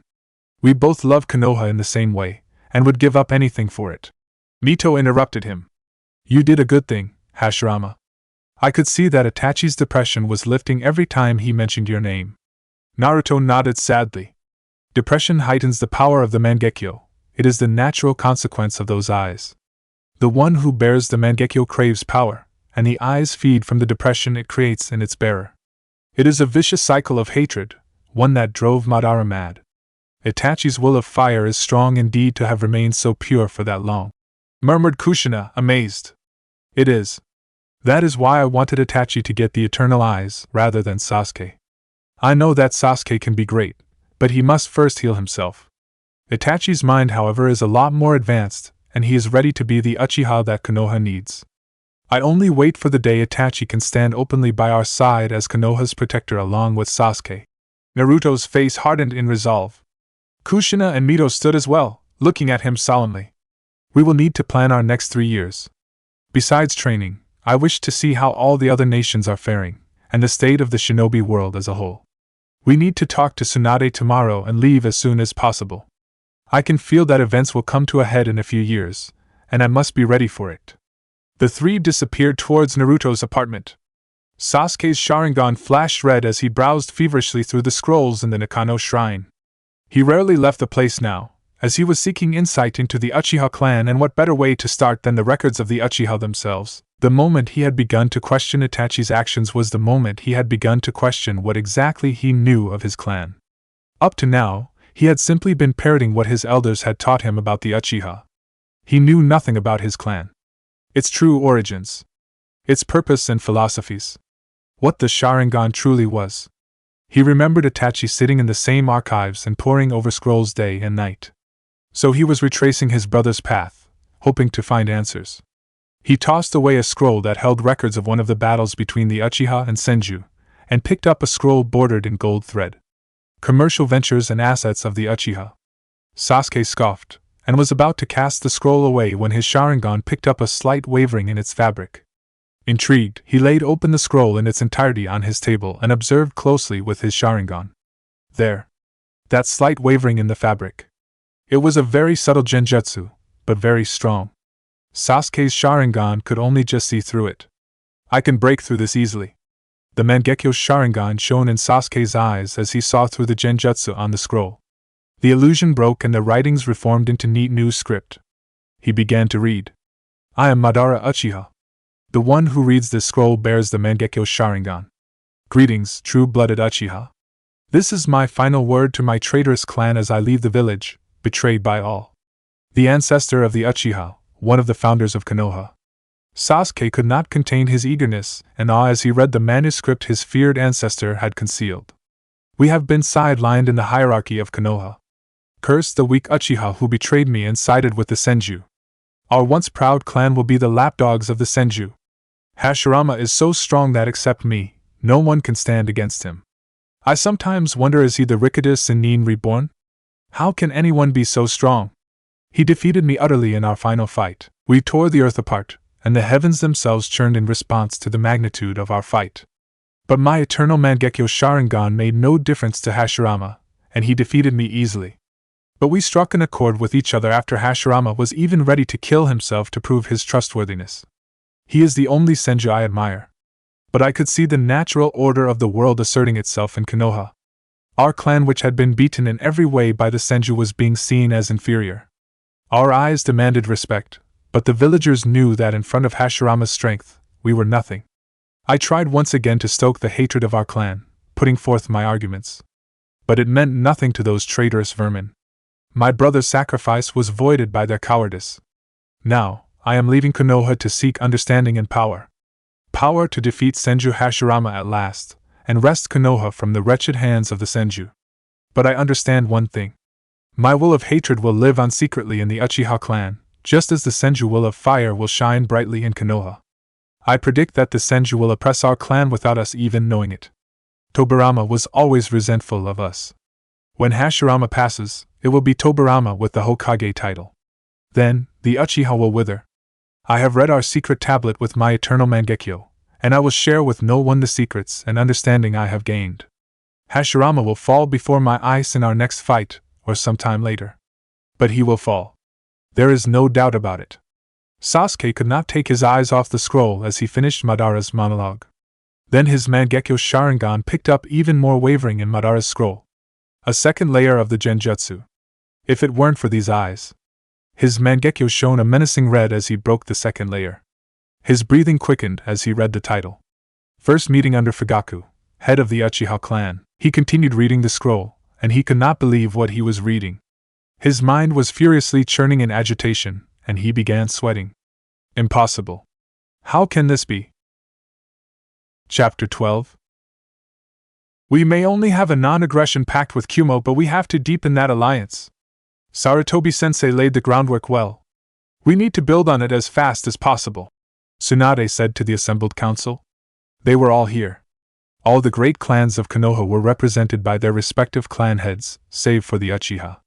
The aftermath of the invasion weighed heavily on the upper hierarchy of Konoha, causing them to assemble and take decisions on the village's future. Kumo is hardly trustworthy, Hokage-sama. They are traitorous dogs who break their word at the drop of a hat. We have seen this for ourselves. What guarantee do we have that the Reikage won't dishonor our agreement the same way he did when he authorized Hinata's kidnapping? Hayashi asked in a cold voice. Some shinobi in the room were nodding their heads, mostly Hyuga Jonin. It had affected the Hyuga clan deeply when they were forced to sacrifice the branch family head to preserve the Byakugan's secrets. Tsunade looked at Naruto, who stood up and faced Hayashi calmly. You speak the truth, Hayashi-san. They may very well try to dishonor our treaty when it conveniences them. Ninja have never been ones for honor, have we? We protect what is ours at all costs even if everything else burns. Mito watched with rapt attention as her husband began to gather the support of the clans. Hashirama was always very charismatic, in speech and action. The opposite of Madara, she thought. Madara was forceful, convincing his subordinates with his awe-inspiring strength. But Hashirama. But then Hayashi began to reply. There is one thing, Hayashi-san, which you have forgotten. The Raikage will have heard the truth of Naruto's actions on the battlefield. To beat Inoki and his army simultaneously is no mean feat, as you well know. He will be afraid to oppose Konoha with what strength Kumo has now. I assume that is why the non-aggression pact was inked to last for just 3 years, enough time for Kumo to gather its strength. Only when Kumo is at her full might will the Raikage try to lean out of his neutrality. Finished Tsunade. What if he is favoring Akatsuki all this time, and simply keeping Konoha out of the picture till he is ready? Yamanaka and Noichi questioned with a somber face. Unlikely. As far as we know, Akatsuki have no foothold in Kumo. Jiraiya-sama, to your knowledge have Kumo hired Akatsuki even once? Kakashi asked. No. They have never hired Akatsuki in any capacity. We need have no worry about them turning to Akatsuki. But that begs the question. Why the 3 years of non-aggression? And if Tsunade is right, why would they need to gather strength so fast? Jiraiya pondered. The council wondered silently at this question. They would need to profile the Raikage perfectly if they were to take any decision on the Kumo alliance. Naruto thought deeply. He had been the very first Kage, and he tried to put himself in the Raikage's shoes. If he were Kumo's Kage, what would he do? The answer came to him naturally, decades of leading Konoha coming to the forefront. I think, Naruto said loudly, causing the council members to look his way. I think the Raikage does not want to make any alliances under threat of another nation's power. Konoha is very strong right now, and Kumo frantically making alliances would reek of weakness. That would be very bad for their business. Making a non-aggression pact, however, undermines them in no way, especially when Hiruzen was the one that initiated it. Tsunade's face lit up in comprehension. Of course, only after gathering power as best as he can will the Raikage be ready for an alliance. He won't compromise Kumo's business at any cost. Allying out of fear with our village will lose them their clientele. All fine and good, but how do we get Kumo to give members to the Akatsuki response team? That is all we really want out of this alliance, exclaimed Chuza. Tsunade's face calmed as she considered the problem. We will have to send our shinobi to convince him of the threat, and form the team. I think it best if Naruto goes. The Raikage is aware of his reputation, and he will take the proposal seriously. Kumo respects strength much like the Uchiha. Naruto nodded in assent. He would do everything in his power to keep the village safe during his extended absence. Kushina, you must depart to Kiri to negotiate our proposal. The Godane Mizukage is a friend of Konoha and to you, and it seems we can count on her succor. What do you say? I agree, Hokage-sama. Mei is a long-time comrade of mine, and she will give fair hearing to any proposal of Konoha. I will leave within 3 days, said the beautiful Uzumaki woman. Tsunade nodded with satisfaction, as did the elders and the rest of the council. Naruto and Mito stiffened. From the Uchiha compound emanated a chakra which was unpleasantly familiar. The couple could sense the chakra clearly. It was cold and blazed with hatred and grief. Mangekyo's Sharingan, roared Kurama in the vaults of Naruto's mind. Sasuke was suffering, and his Sharingan was reflecting it. Naruto and Mito glanced at each other even as they felt the chakra from the Mangekyo Sharingan increasing rapidly. It reeked of hatred. Of course, its malice was not even close to Madara's, but it was alarming considering the fact that it was Sasuke who was emitting that chakra. He must have found out the truth about Itachi. But how I kept sensing him at the Nakano shrine all this while. Not good, he should never have gotten the truth this soon and by himself. I always intended for Itachi to tell him the unvarnished truth. Hokage-sama, an urgent matter has come to our attention. Please excuse us, requested Naruto. What dash? Questioned Kushina. Sasuke's chakra is increasing. At this rate, he may release his anger on the village. I need to leave fast. Ka-sen, finish the discussion of your mission to Kiri. It is important, whispered Naruto to Kushina. If Sasuke was too far gone, he might even attack Kushina. He will never forgive himself if he does that, thought Naruto. He would let his mother meet Sasuke only after he was calmer and willing to listen. He knew all too well the mad rage of a Mangekyo Sharingan user. Nothing would reach them except force. The entire assembly stared at this odd interruption, as did Tsunade. But when she saw the urgency in her grandfather's eyes, she knew he was not playing. It truly was important. She nodded her assent. Whatever it is, grandfather will take care of it. I must concentrate on Kumo and the village council. Naruto and Mito disappeared without a sound. Sasuke's anger spiked and the black fires of Amaterasu burnt the table into ashes, leaving the documents upon it intact. His Mangekyo Sharingan caused him to leak chakra, a manifestation of his chaotically churning emotions. Brother, why did you give up so much for the village? Why? You were used cruelly by both Uchiha and Konoha, and yet you chose Konoha in the end. What is so special about Konoha that you saw fit to massacre our entire clan for it? Mother, Father Sasuke's eyes were shedding tears of blood, his face contorted in grief. He could not grasp the truth. The Uchiha were all dead because of the politics of an indifferent village. He lived alone, memories of his tortures and his parents' bodies assaulting him every night. Only it was not torture, was it? You chose to spare me in your extermination. You gave me the will to awaken the Sharingan, even if it is hatred. Itachi, his beloved brother, had taken on the burdens of two selfish groups of shinobi and suffered for it. From what he read in the records, the Uchiha were planning a coup, intending to overthrow the Hokage and the entire administration. Brother, you should have taken me with you. This village does not deserve you, and neither did our clan. Fools! They had to go and tear our family apart. A fresh batch of tears made their way down his cheeks as he thought of the happy memories he had of Itachi. His rage grew as he thought of what had been taken from him. They had been inseparable. He had adored Itachi more than anyone else. His older brother had been his role model, his idol, the one he wanted to impress above all others. The one who mattered to him above all others. His eyes blazed red as he thought of what had become of him.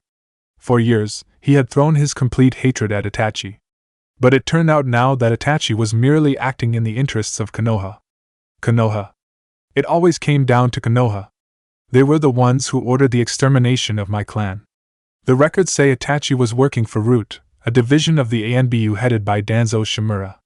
He walked out of the shrine, eyes permanently at Mangekyo's Sharingan. His tears had ceased, leaving his anger to smolder like lava. There was one group of shinobi who oversaw all the decisions made by the Hokage. The Council of Three, consisting of Mitokado Hamura, Udatain Koharu and Shimura Danzo. The Sandaime is dead. The only ones who know the full truth of the massacre are the Council of Three. I will tear my answers from them, they who dared to massacre the Uchiha.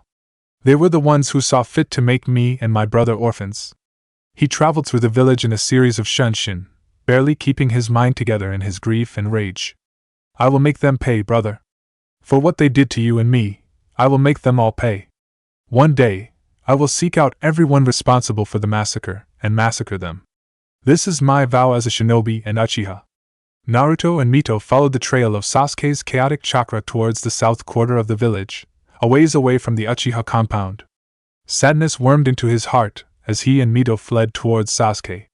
The young Uchiha was always meant to hear the truth from Itachi. Who knows what twisted facts had been given to Sasuke? Naruto winced as he felt an increase in Sasuke's grief. It reminded him painfully of when he had lost Tama. Sasuke is already at the quarters of Hamura. I believe he wishes to get the truth from one of the three. They won't stand for such insubordination, Hashirama. Sasuke will be declared Nukenin if he attacks them. Itachi's work will all be for naught if that happens, exclaimed Mito worriedly. Naruto flared his senses and saw that Sasuke had stopped at the entrance to Hamura's house. Unfortunately, the Council of Three were absent from the day's meeting. Hamura would be at his place of residence, vulnerable to Sasuke's anger. We need to find him and talk him down immediately. If Sasuke experiences any more grief, if his love is destroyed completely, then a new Madara will be born, finished Mito. She took Naruto's hand, and the two disappeared towards Sasuke's location. The afternoon wind blew in the streets of Konoha.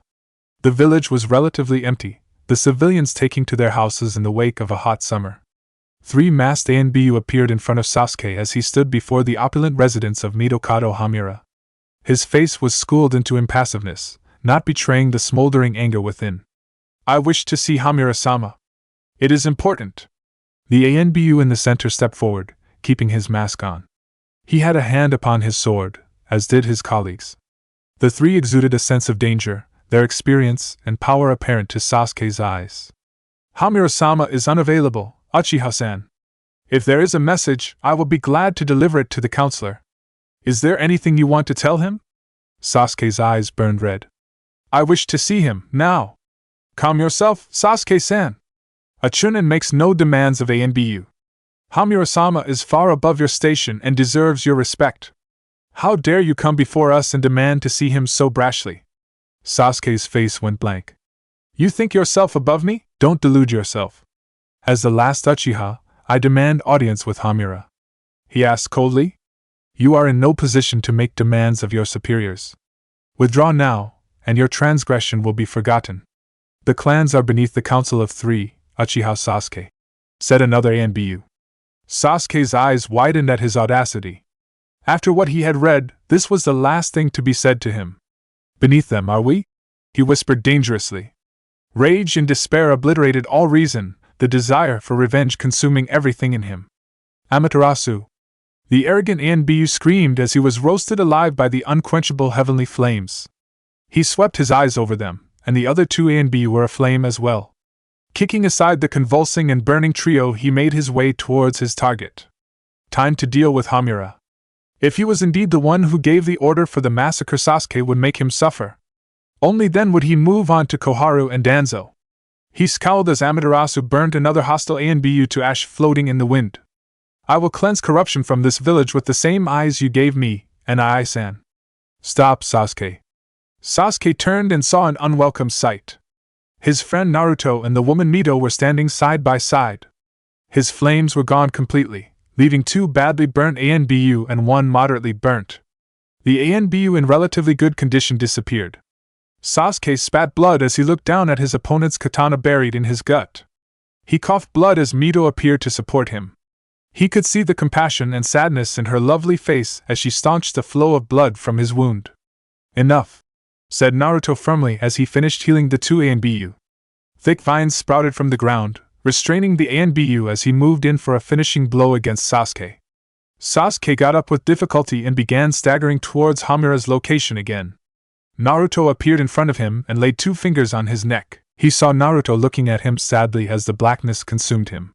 He gave into it willingly as it washed away his suffering. The meeting was over, and Tsunade was informed of Sasuke's mental upheaval. Kakashi and Jiraiya had joined Mito, Kushina, Tsunade and Naruto in waiting for Sasuke to wake. How was it possible for Sasuke to get the truth? S-class secrets are concealed in a room with highest ceiling security, and require both the Hokage's authorization and the council's to access. No one can possibly penetrate the security of that room. Unless, trailed of Kushina, a contemplative look upon her face. Unless the perpetrator knows of those secrets. The only other way to know of an S-class secret is to be part of the event that spawned those secrets. Itachi definitely did not put those documents there, which means that someone else did. The only other one involved in the massacre was the imposter. The imposter was the one who put those documents there, said Naruto, looking around seriously at the gathered shinobi. Imposter? Questioned Jiraiya. The others looked interested. 14 years ago, for some reason, there was an Uchiha who awoke the bloodlust of the Kyuubi with his Mangekyo Sharingan. He was the cause of the Kyuubi attack.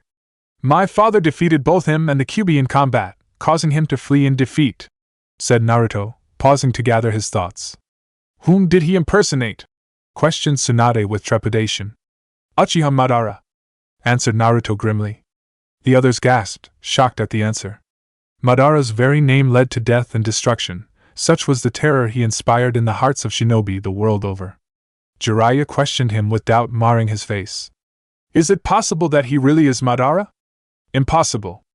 I killed Madara in our final battle. This man is an imposter, and Itachi told me that he was helped by the imposter to end the Uchiha clan during his final mission. This imposter is pulling strings from the shadows, even pain defers to him for some reason. Ero-sennin, can you give me the document Sasuke was reading? Naruto requested. Jiraiya handed over Madara's letter to Naruto, who read it in a few seconds. He handed over the letter to Mito with a shocked face. Mito's expression became shocked as well. What happened, Naruto? Questioned Kushina worriedly. This handwriting is definitely Madara's. The imposter should definitely have access to Madara's writings. My old friend invented some extremely dangerous techniques, and in the wrong hands, they can be very damaging, said Naruto. Hashirama is right. We have to oppose Akatsuki with the assumption that this imposter knows the Uchiha Kinjutsu. That is not good at all, pondered Mito with a deep frown on her face. Why did he put those writings and truths there anyway? Asked Jiraiya. He meant to unbalance Sasuke, I think. A Mangekyo user was rare even in the old days. Now they are precious. It was to engender hatred against Konoha and Sasuke so he could be manipulated into Akatsuki's side. He obviously did not count on me influencing Sasuke. The will of fire is too strong in him, now, said Naruto with satisfaction. How can you say that, Ajisen? He attacked Hamura at his own house, exclaimed Tsunade. Yes, he did. But I could sense in him no hatred against Konoha as a whole. He rightly wanted to kill only those responsible for his clan's extinction. It is not feasible to our village, but from a shinobi's perspective you have to admit it right. Everyone fell silent at these words. It was a wonder that Sasuke had not turned his rage on the entirety of Konoha. It spoke volumes of the young man's moral fiber. A groan at the makeshift bed woke them up. Kushina had insisted firmly that they all be there to watch over Sasuke, and that Sasuke rest in the security of a sealed Hokage's chamber.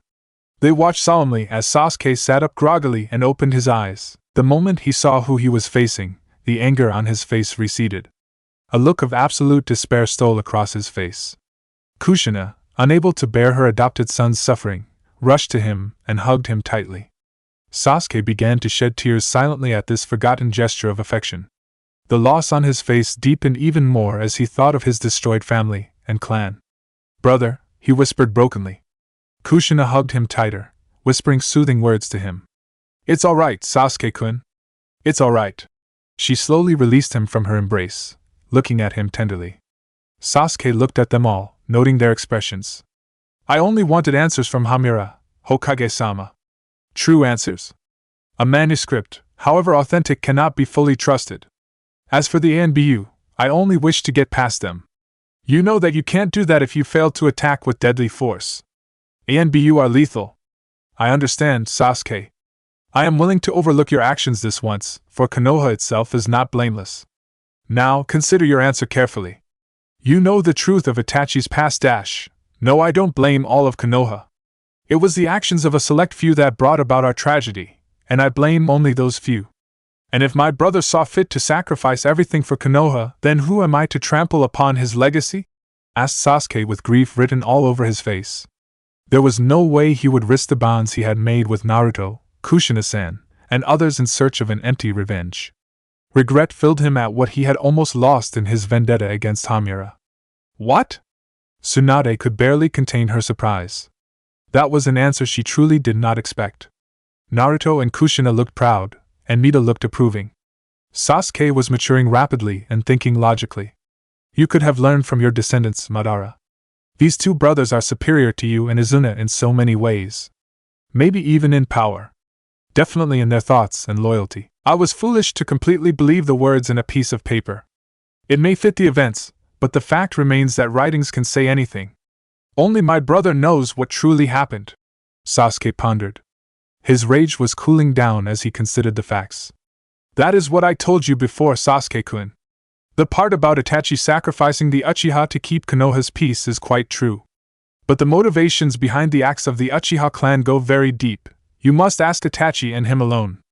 Before you make decisions on information from some unknown third source, make sure that source is authentic. No source is more authentic than your brother, admonished Kushina gently. Sasuke considered, the resolve in his face mounting. I have to meet him. My mind won't be at peace till I hear the truth from my brother. I have to meet him and learn the truth from him, said Sasuke desperately. Naruto nodded. It was up to Sasuke to decide upon his next course of action, as this was entirely an Uchiha affair. All he could do was arm the young Uchiha with information. Listen carefully, Sasuke. Let me tell you of what truly happened during the Kyuubi attack dash. I heard everything about the imposter, Naruto. I was awake by then, you people did not notice me till I made the sound, said Sasuke. Mito and Naruto grinned. Kushina and Tsunade were looking at Sasuke with pride and amazement still coloring their faces, unable to believe the maturity with which Sasuke was handling the situation. This generation of Uchiha were extraordinary indeed. Itachi is part of a group called Akatsuki whose aims are hostile towards Konoha. Sasuke interrupted. You mean he is Konoha's spy?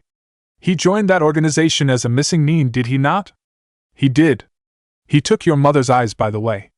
His eyes are now eternal. Sasuke seemed to be deep in thought. He finally lifted up his head to stare at the assembled shinobi in the room. I need to come to terms with this revelation and think on my future. Give me another 3 days. You have my word that Konoha is safe from me. Don't attack the council either, Sasuke. At least not yet. Danzo has sunk very low, and from what Naruto tells me, he has alarming beliefs. Hamura and Koharu are controlled by him as well, said Tsunade warningly. Fine. But they will pay for their crimes against my clan, make no mistake, he said with venom. Mito nodded approvingly. If anyone could understand devotion to a slaughtered clan, it was her. Sasuke, it might be possible for you to meet Itachi sometime in the next few years. What do you think, Mito? Asked Naruto. Mito looked considering, as did Tsunade and Kushina. Do you really want to take him? She asked, glancing at Sasuke. Naruto nodded. That way he could continue to help Sasuke and free him from his suffering. What are you talking about? How can I meet Itachi?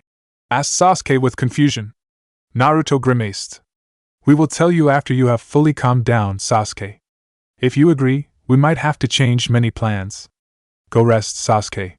You have had too many revelations for one day. Sasuke looked mutinous for a few moments, then sighed and nodded. I need to think more upon this. See you later, everyone, said Sasuke absently as he disappeared with a shunshin. Naruto noted with pride that Sasuke had barely made a seal to use that technique. The young Uchiha's power was increasing. Slowly by his own standards, but surely. Reikige's office, Kumogakure the Yondaime Hokage lounged on his chair leisurely, listening absently to his brother's nonsensical conversation with Yujito. B as usual was rapping, causing Yujito to sweat drops so much that A wondered if she had invented a new water jutsu. These days, only issues of international power balances occupied his mind. Suna and Iwa were getting closer and closer, Akatsuki meshed with them dangerously. Konoha's god of shinobi, Uzumaki Naruto had risen to become a very fearsome shinobi. The tides of time were swirling in a very specific pattern, and if he did not read that pattern, Kuma would perish. He knew that there was wisdom in allying with Konoha, but international situations did not allow him to do so. Kuma could not afford to appear weak. So he had been speaking with the Mizukage on the matter. The two Kage were alarmed by Suna and Iwa's near military reorganization. They were trying to find out the identity of the new Kazekage, but Suna had not released that information till now. So he had sent a team to get intelligence on the general state of Suna. Accessing Iwa was impossible, they were under martial law. No shinobi could penetrate Iwa with a high degree of risk, and Kumo could lose its neutrality if Iwa were to uncover one of its spies. So information from Iwa had to be gotten from Suna. Reikage-sama! She and Dari have successfully completed their missions and await your audience. Shall I send them in? Asked his sexy secretary, Mabui. A sat up with barely concealed eagerness and signaled Mabui to send them in. We got the intel, said Dari in a bored voice. She nodded tiredly. It seemed they had an exhausting mission. Go on. Tell me what you learned. A brief report will do. I expect a detailed one tomorrow. Dari nodded. He had spiky white hair and carried a cleaver sword. He was a very strong ninja, having inherited the black lightning from the third Reikage. She was a sensor ninja just below Yujito's caliber. Suna's new Kazekage is Yura, a former councilman. Also, he is a formidable shinobi. Suna has authorized the recruitment and training of wartime shinobi, and they have begun gathering shinobi mercenaries in earnest. Their armies are slowly growing. Civilian law is erased, leaving shinobi supreme in the village. The new Kazekage has authorized research into the highly destructive techniques of the third Kazekage, and other jutsu suited only for large-scale destruction. They are beginning a long-period mobilization, strengthening their village from the inside. The Reikage sat silent at this. Suddenly B burst into speech. We're gonna kick their asses. Just like Naruto kicked IWA asses. I'm the Hachibi, and I'll let my power free. We, yelled B. Yujito face-palmed and A ignored him completely. What about IWA? What is going on with them? Disturbing rumors, Reikage-sama, said Darui, shaking his head. Even she looked rather apprehensive. Yujito and B looked at them seriously. What? Asked Yujito curiously. They say IWA is sealed off to all but Suna, and that Akatsuki is building their bases there legally. I guess IWA has formally allied itself with Akatsuki. I think when the time comes, IWA will merge with Suna to form a larger village. Their alliance is becoming stronger by the day, mused Darui. Do not ignore the minor villages, Reikage-sama. We have reports that Amigekure has allied with IWA. There are indications of a major power block being born in the elemental countries. IWA is gathering strength even faster than Suna. After their defeat at the hands of Uzumaki Naruto, they seem to have woken up to their weakness, said Mabui thoughtfully. Reikage-sama, I think we should treat this as a precursor to war. IWA, Suna, and AIM are allying slowly. Takigekure and Kusugakure are also leaning towards that alliance. Orochimaru's Otogekure has definitely joined in that alliance. We have to somehow find a way to ally with Konoha and Kirigakure. Only then can we oppose the rising power of the IWA bloc. She analyzed coolly. The Reikage stood up with resolve on his face. His shinobi straightened as they saw the powerful Kage's authority blaze. The Akatsuki is pulling strings from the shadows. They have aims and agendas of their own, and we must be prepared for any major invasion. Darui, begin the preparation of our war response units. Do it slowly and thoroughly. I assume it will take a few years for that alliance to consolidate its power.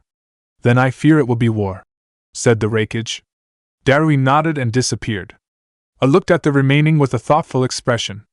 Summon the full council and arrange a meeting with the daimyo. I will not allow our village to fall, however high be the cost. Akatsuki base, Kakuzu, what is your mission status? Questioned Pain, his Rinnegan shining. Itachi stood beside him with his Sharingan activated permanently. The Akatsuki were present in their spectral forms, all save Orochimaru and the Dujutsu users. Takigekure is easy to persuade, as we thought. They know that Akatsuki has enough power to raise the village to the ground. They are stalling, though. Anyway, Prey like them will have to submit sooner or later, said Kakuzu in his deep voice. Haiden, though, was uncharacteristically quiet as he saw Pain and Itachi stand side by side. Good. And you, Deidara and Tobi? What is your status? The old man is getting more and more hospitable, yeah. He authorized Akatsuki to hire IWA forces. The old geezer said he's taken the first step of the merger, finished Deidara smugly. Senpai, you're too good. Leader-sama, you should have seen Senpai talk the old geezer into submission. It was quiet, Tobi. Cut in Pain. So the merger has begun well. Soon we will have nearly half the shinobi world's power under our control. Kisame and Orochimaru, how is the gathering at Otogekure going? Many of my experiments will soon be ready, Leader-sama. Kisame is at Oto, organizing the mobilization of the Nukenin.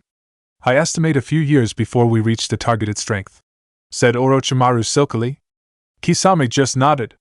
Good. Things are on track then. In 3 years we will begin our move against the Jinchuriki starting from the Ichibi. Let us disperse. The spectral figures all disappeared, leaving Orochimaru, Pain and Itachi facing one another. You have your side of the bargain to fulfill, Pain. I gave you all the information you requested, and am actively rendering my aid to Akatsuki. Will you keep your promise? Questioned Orochimaru sardonically.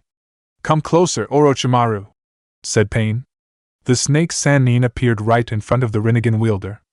Itachi observed the happenings quietly, his Sharingan shining red in the dim light of the cave. Pain held out both his hands, palms facing up. 2 crackling lights sprung up in his hands. One was shining red in his left palm, and the other was bright blue in his right palm. Yin and Yang chakras in their purest forms. Itachi's eyes widened as he saw what Pain was doing. He had gained this much mastery over the Rinnegan? Hashirama-sama was wrong? Pain merged both lights into one, his palms now encasing a bright white light. Orochimaru looked on greedily, his snake-like eyes shining maliciously as Pain performed a technique thought lost to the world. It was the creation of all things. Banbutsu Sozo! Chapter 13. Kazekage's office, Sunigakure. Good. You are all here. Now, Baki, what is the status of our borders with Kumo? Last I heard, we were on rather tense terms with their outposts. Baki turned to the Kazekage, but not before shooting a warning glance at the two remaining Sand siblings. Temari and Kankuro were distraught, being separated from Gaara for months. It made Baki wonder how those two could still love a person who was so heartless. Their bond was truly strong.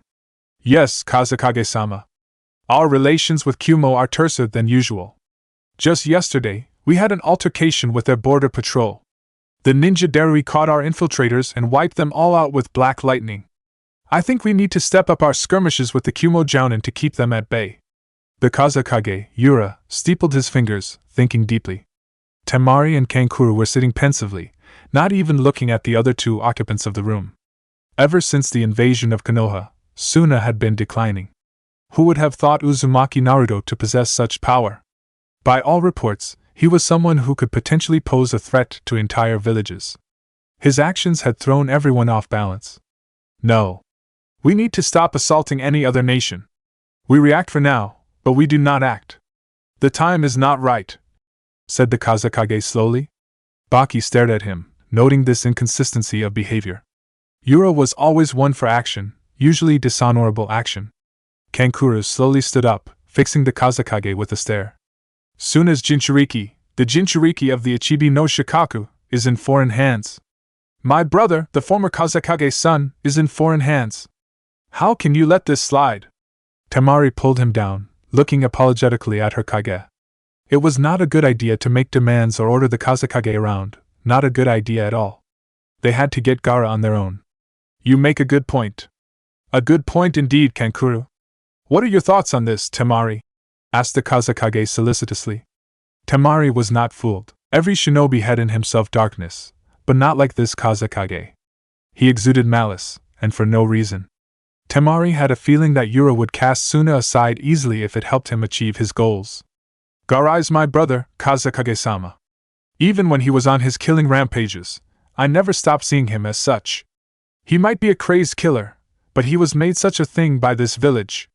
We owe him, she said strongly. Baki stepped up to face the Kazekage, who stared scrutinizingly at Temari. More than that, Kazekage-sama, we need our Jinchuriki back. Suna is most familiar with the Ichibi, so it is best we have him back. For tactical reasons, it is necessary. Konoha has the Kyubi, the strongest of them all. Kumo has Hachibi and Niabai. Iwa has Gobi and Yambi, Kiri has Rokubi and Sanbai, and even Taki has Nanabai. We are at a disadvantage in this regard. The power of the Sand Demon has always belonged to Suna. The Kazekage stared consideringly at the three he had summoned. Temari and Kankuro did not hope for much, as their leader had always put off missions concerning Gaara. They had no doubt that Yura would leave their little brother to the tender care of Kumo Shinobi, leave him to be weaponized even more. I agree. The three subordinates stared disbelievingly at Yura, unable to understand this sudden acquiescence to their request. Oh, don't look like that, Temari and Kankuro. You too, Baki. I am the Kazekage of this village, after all, and I am always on the lookout for our best interests. We need our Jinchuriki back, and we need him back soon. Thus I will convene a full council to make plans for the retrieval of Sabaka no Gaara. We cannot afford to have the power of our Sand Demon added to a nation with two Jinchuriki of its own. Baki nodded solemnly. He was a loyal servant of Suna's Kage, whoever be that Kage. Suna should prosper, no matter what, no matter the deals they make or with whom. Konoha. Damn it, shouted Naruto, cursing at the devastation he had caused in Training Ground 7. He was trying to learn Jiraiya's improved version of the Rasengan, the Udama Rasengan. He had got it too, but it was somewhat unstable. It exploded on him at unwanted intervals, and that was unwelcome. The council had changed plans on him at the last minute. They had asked him to accompany Kushina to Kiri, and then to travel to Kumo together.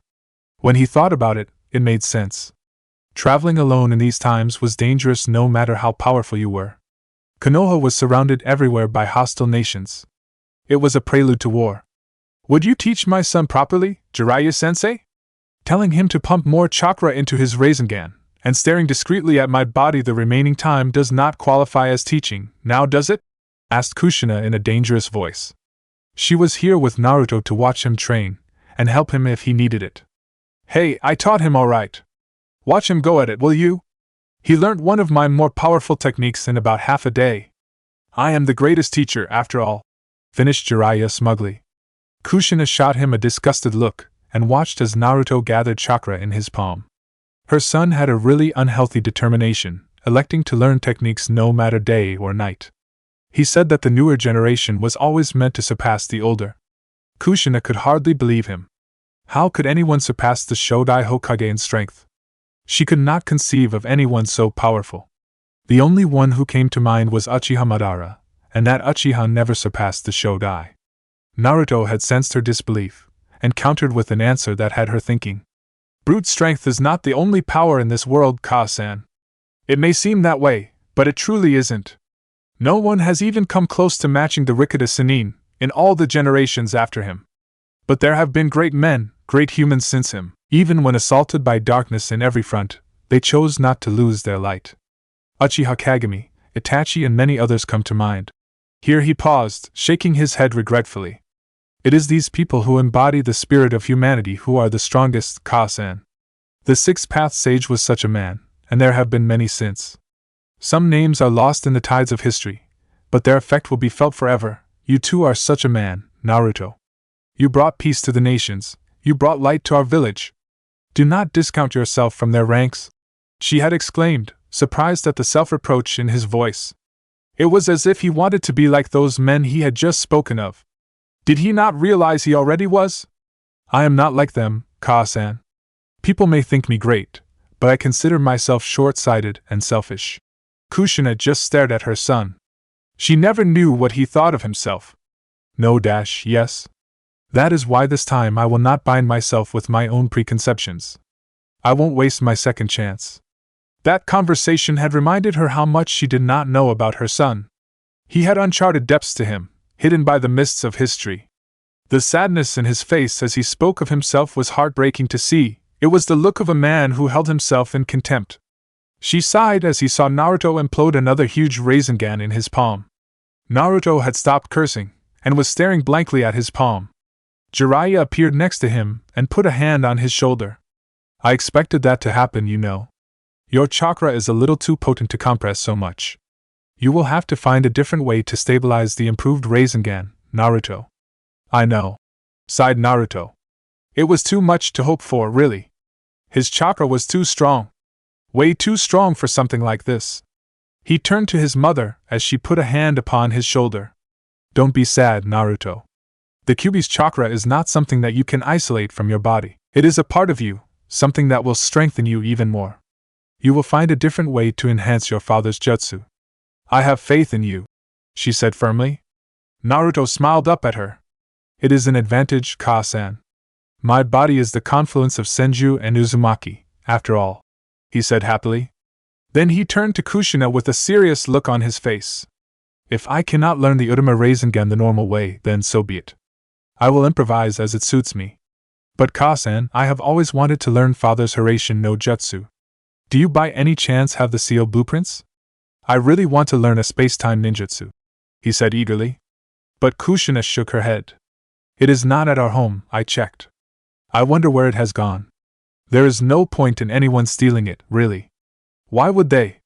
It was made for your father, and his descendants only. I presume someone has misplaced it during the renovation. Too bad, we'll ask the Hokage to look for it later, shall we? Naruto nodded glumly. He really was looking forward to learning the Hiraishin no Jutsu. He would have one up on Tobirama, at least. It could really occupy one's time, creating and learning new jutsu. Tobirama was a prodigy in that regard, but he himself was no slouch either. The trees suddenly rustled, conveying a crushing sense of urgency to him.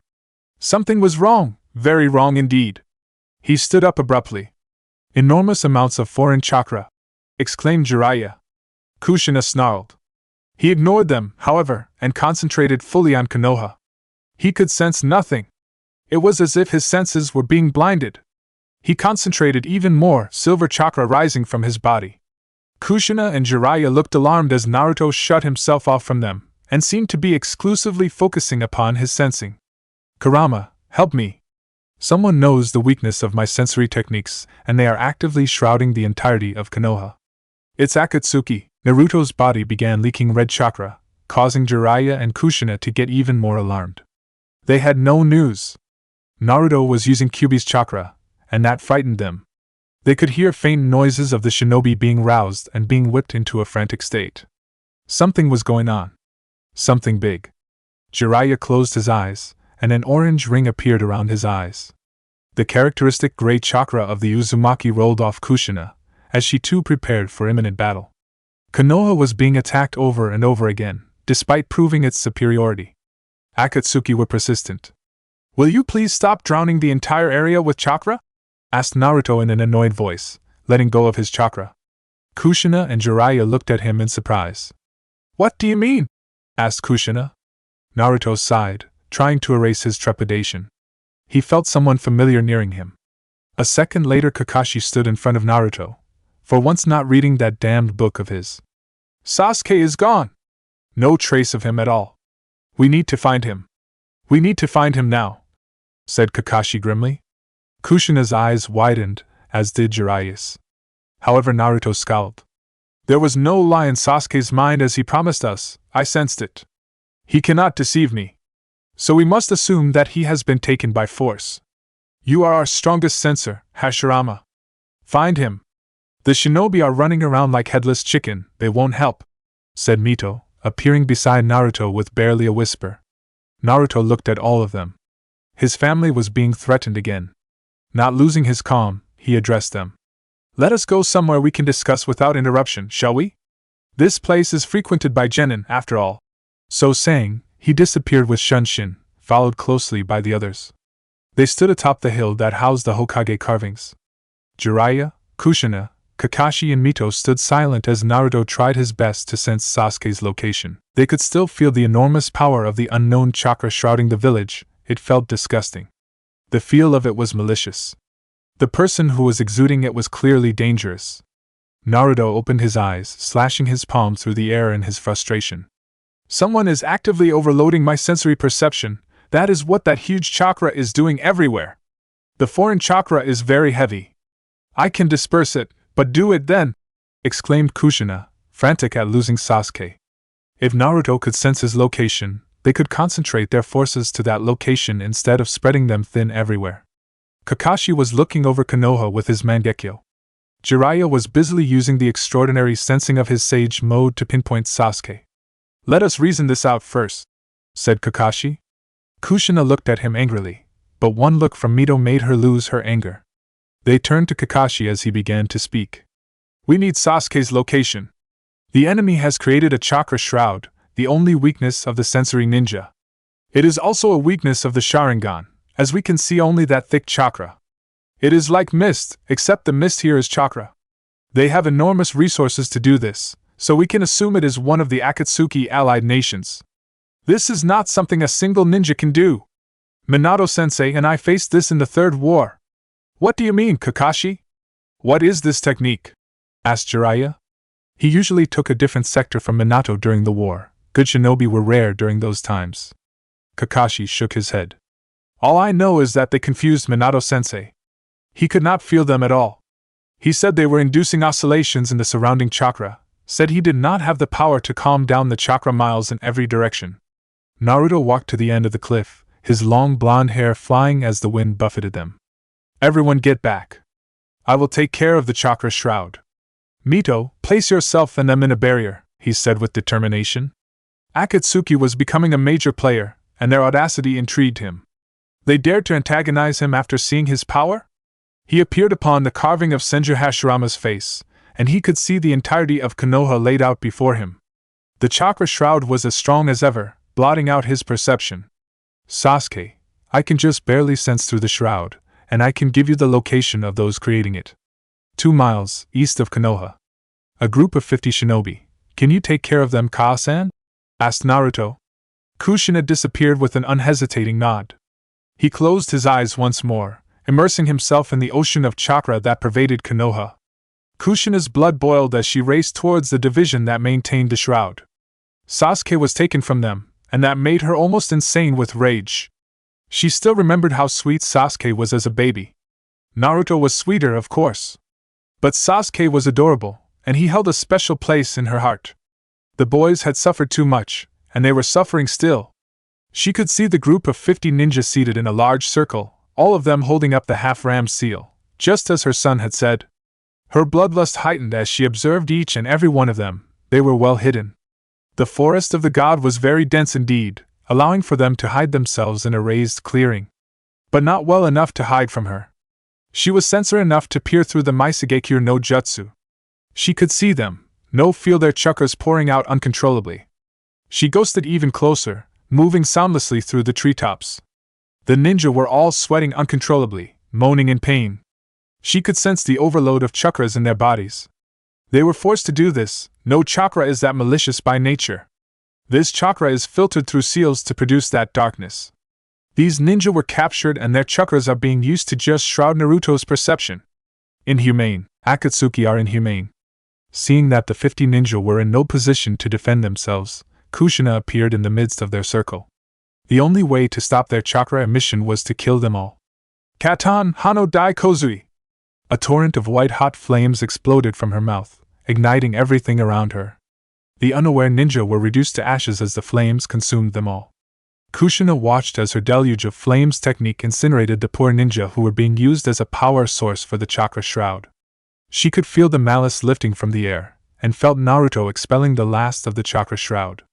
Sasuke was as good as located now. She raced back towards Konoha, thinking exultantly. Let us see you run from Senju Hashirama, Akatsuki.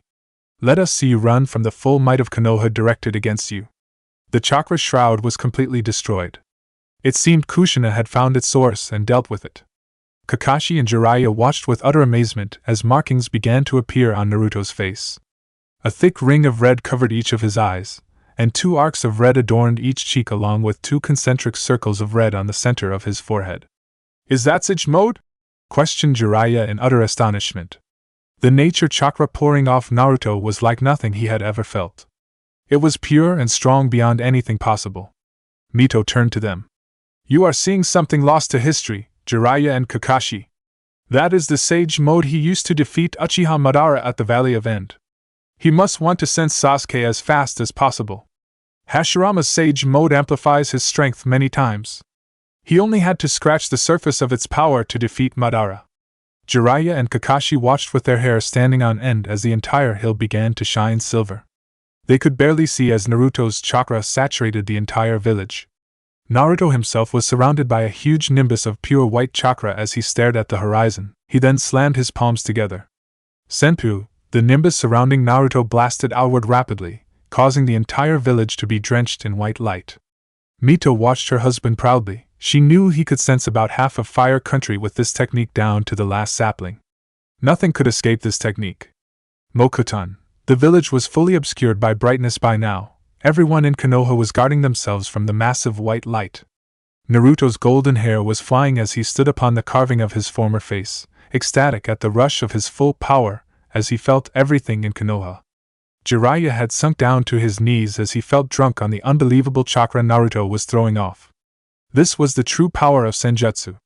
His Toad Sage mode seemed puny compared to the power of Senju Hashirama. And to think it was still undeveloped. Naruto opened his eyes, and Kakashi could see them glowing like green embers, giving them a glimpse of the utter strength of the man within. Konoha's canopy of white light was getting even brighter, causing its residents to cry out. Moriya no Kokiai! Roared Naruto. The canopy of white light covering Konoha now dispersed, gathering along its walls. Then it blasted in all directions towards the end of the horizon from his location, a white sheet of light spreading like a blooming flower over the entire landscape. The beautiful light went on, washing over every forest in Fire Country and giving its creator the power to become one with all forests it touched. There is no chance Sasuke has been taken outside of Fire Country this fast. I will find them all too easily. I will find you, Sasuke. The forest can see, after all. And I see what they see now. Somewhere in Konoha. You shithead, Jirobo! Can't you hold that fucking basket a little firmer, you fat fuck? If you fucking wake up that bastard son of a bitch Uchiha, things may go out of our fucking control. cursed a rather pretty young woman. Such terrible words from a girl's mouth didn't worry Taiya. I have the crazy monster contained well. My seal is pretty good, after all. He won't get any chance to use those eyes of his, said Jirobo confidently. Running beside him were his mates, Kidamaru and Sakan. If Orochimaru-sama did not need him, I would tear the little shit Sasuke to pieces, growled Sakan. Their extraction had been dangerous indeed. Kidamaru frowned as he considered their near-death experience under the hands of a child like Sasuke.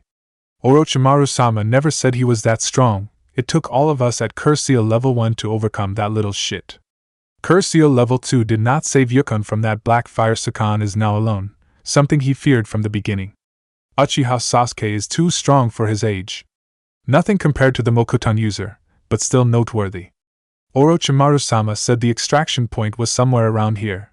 They stopped at the ruins of a bounty office, its dilapidated structure slowly being reclaimed by the forest. The woods provided them with good cover, allowing them to conceal their scents from trackers and giving good spots for hiding and camping. There is the bounty office, Sakan.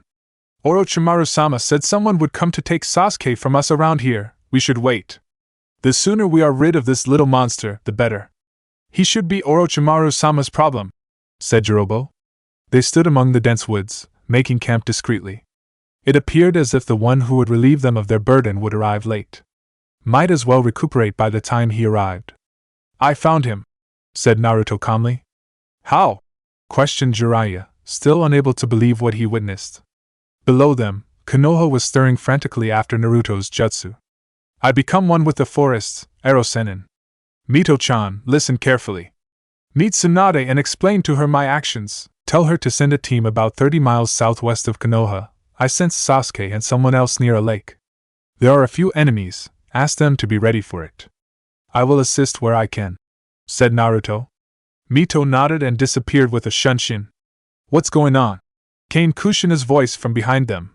The beautiful Uzumaki woman looked around, looking unruffled by her recent skirmish.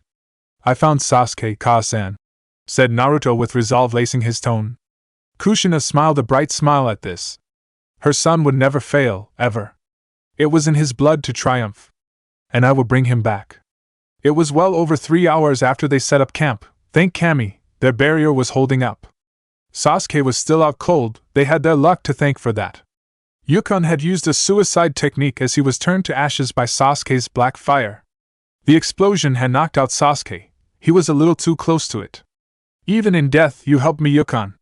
I will not spare Sasuke, never. Someday I will have my vengeance upon him. I swear it on my soul, thought Sakan as he kept watch. It was nearing late noon, and still the contact had not arrived. If this went on for long, then he would have to call off the mission and just take Sasuke to the nearest hideout. Oh, fucker. Shouldn't that asshole be here by now? Orochimaru-sama did say we would have to just stay here for an hour. It's been more than 3, you cocksucking dickhead. Let's just leave this bloody bastard here and go. No. We have to complete this mission to Orochimaru-sama's satisfaction. Sasuke must reach the possession of his acquaintance. There is no other recourse. We must wait as long as we can, said Sakan. By now the others had assembled, keeping Sasuke in the middle. But we are well within Konoha territory. Why on earth did Orochimaru-sama insist not to cross Konoha with Sasuke? It would have made our jobs easier. Shit! Cursed Jirobo. Kidamaru suddenly went quiet, shushing them all. Someone is Harabe careful. Activate level 1. Markings of the curse seal covered their bodies in a second, increasing their abilities many times over. Kidamaru listened closely for any more intervention. Before they could react, a ninja stood in their midst. He wore the black and red cloak of Akatsuki, same as Orochimaru-sama. I could not even hear him come in. This ninja is extremely skilled. As much as Orochimaru-sama. To beat the natural senses of a spider like me no mean feat, we must avoid antagonizing him. To the surprise of the other Sound 5, Kidamaru stepped forward with an inclined head. Are you the contact? I am Kakuzu, said the masked ninja in a deep voice. His pupils were fully green, and it was intimidating. I will take Uchiha Sasuke now. The 5 of you are to delay any pursuers till I am clear, is that understood? At any cost Sasuke must reach his destination. No matter who comes, you must stand your ground. No one in Konoha can defeat us. We are Orochimaru-sama's foremost subordinates. Sasuke was defeated all too easily, just like everyone else. We are the Sound Five, yelled Jirobo. Kakuzu looked at him as if he were an insect to be squashed. Why am I summoned? Questioned a deep voice. It was the ninja Kakuzu, without his partner Haiden. Kakuzu was quite the simple man. For him, it was all about profit. Something was profitable, or it was not. It was why he tolerated Akatsuki, and that idiot Haiden. That idiotic Jashin worshipper often had him wanting to destroy something large, preferably a mile or two of forest. Akatsuki gave him access to some excellent bounties, and his assets had grown considerably. But money was only one part of it. There was in fact no way he could refuse Pain and live. Pain had the Rinnegan, and that was something to be feared and respected. He watched as Pain and Itachi walked towards him, observing him closely. They had refused to speak via astral projection, instead asking him to be present physically. Kakuzu, I need you to do some damage control near the border of Kiri and Konoha. Orochimaru has acted, and has kidnapped Uchiha Sasuke. Uzumaki Naruto is going after him. If Orochimaru's subordinates skirt the Kiri border and enter into IWA, I will have to get involved. Uzumaki Naruto cannot be allowed to enter our territories. Kakuzu looked interested. Isn't that the ninja that fights like Hashirama? Yes, that is him. If he moves towards our territories, I will have to move to stop him. It is inevitable. But for now, you need to wrest Sasuke from the hands of Orochimaru's subordinates, and move to within Kiri. There you will engage Uzumaki Naruto for a time, and then flee. We are not ready for a war yet, said Pain strongly. Itachi watched him closely, his Sharingan slowly spinning. Kakuzu nodded. It shall be as you say. Who is in possession of the young Uchiha? Is it anyone I should be careful with? Itachi stepped forward. No, they are nothing. Some of Orochimaru's experiments are ferrying him, I believe. Dispose of them if they are too annoying, and execute the plan. We need to divert Naruto-kun from our lands. What plan? Asked Kakuzu. We will tell you presently, said Pain, motioning for Kakuzu to join them, which he did. Pathetic. The Sound Five, huh? There are ninja in Konoha that can crush all of you effortlessly. I am tempted to do that myself, in fact. Did you know Dash? Here Kakuzu stopped. A very bright white light washed over everywhere they could see, and continued to sweep into the distance. The trees seemed to whisper to each other, and quiet fell over the entire woods. The Sound Five looked at Kakuzu and shrugged. Inexplicably, a thick tendril of Kakuzu's hair shot out, taking Sasuke's container firmly. He looked around at the Sound Five, who were looking at him condescendingly. Is the great Kakuzu afraid? Mocked Jirobo. Kakuzu stared at him, saying nothing. Then he turned to the forest, examining each tree closely. Then without a single word, he just disappeared with Sasuke held firm by his hair tendrils. What the fuck was that? Yelled Taiyuya. There must be enemies close by, ready yourselves. That must be why he left so abruptly. They must be formidable. Advance to level 2, shouted Sakan. The Sound Five's bodies turned crimson red, taking on demonic attributes. The malice of their chakras filled the air completely, but its effect was muted. They stared at the forest in surprise. Always when they used the curse seal too, nature seemed to abhor it. Forest animals always gave death wails, trees seemed to wither a little. Their chakra was impure, they knew that for a fact. It was that impurity that lent them their power. But here, the forest was stronger than ever. Their chakra seemed without effect, leaving them with the feeling that their power was being muted. Suddenly, they felt a presence behind them. Together the five turned as one, and found themselves staring at something that should be impossible. They found themselves staring at the Yondaime Hokage, complete with katana, armor, and the scroll of seals. His black hair whipped around in the gathering wind, and his green eyes exuded a sense of power that made Orochimaru-sama look like a kid with a temper tantrum. The Sound Five looked at each other. They would complete their mission, no matter the cost. Together, they charged, but to no avail. Mokuton Haijutsu, Jukai Kuten, said the first in a calm voice. Hundreds of trees burst out of the ground, hurtling towards them at an unbelievable speed. Jirobo tried to slam it away with his super strength, but another branch caught his wrists firmly. His legs were also bound tight. He was unable to make seals and got captured easily. Kidamaru was slammed down to the ground and trapped firmly by a huge root that sprouted out of the ground near him. Taiyuya, however, tried to use a genjutsu on the first, but to no avail. The first clasped his palms together in the serpent seal, causing large branches to blast out of the ground and bind Taiyuya. Sakan was unconscious, having been captured by a tree and squeezed mercilessly.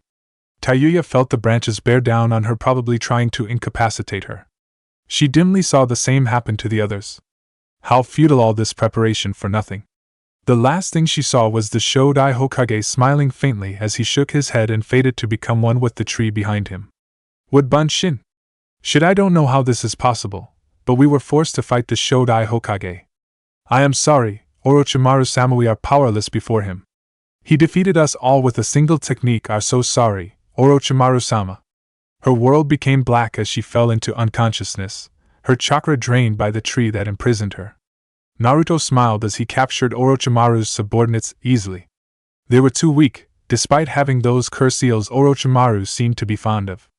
Even the diluted power of a wood clone from such a distance could capture those poor fools easily. Orochimaru never understood the power a pure entity contained, yet it was all about enhancement and growth for him. What happened, Naruto? Asked Kushina, who had returned to the hill. Naruto looked at her, noting the lack of strain in her chakra. She had been in a rather easy fight, apparently. He also noted Jiraiya looking pensive. I just incapacitated a few of Orochimaru's people. Sasuke was not with them, however. Kushina began to look worried, but stopped when Naruto shot her a reassuring look. Don't worry, they will not escape Fire Country. They were foolish enough to travel by forests, and forests are my domain. It seems we have the identity of another Akatsuki member, he said. Who is it? Questioned Jiraiya. This was becoming too dangerous. He felt something off with this entire affair. Akatsuki seemed not to be trying hard enough. They did have an idea of Naruto's strength. So where the hell was Pain and Itachi? Where the hell was the imposter? Kakuzu, an assassin of Taki I fought back in the old days. He had no idea he is still alive. I felt his chakra. He has become much stronger since our last fight. I can see him running towards the Kiri border with Sasuke unconscious. I will have to deal with him personally, said Naruto, letting his sage mode dissipate. Now that the shroud was off, he could trace Sasuke by the scent of his chakra. My ability to sense the Mangekyo is coming in useful at last. They cannot hide Sasuke from me now. Time to finish off that hairy zombie Kakuzu. What? Where are you going? Said Kushina urgently as she saw Naruto walking away. Naruto turned and considered the situation.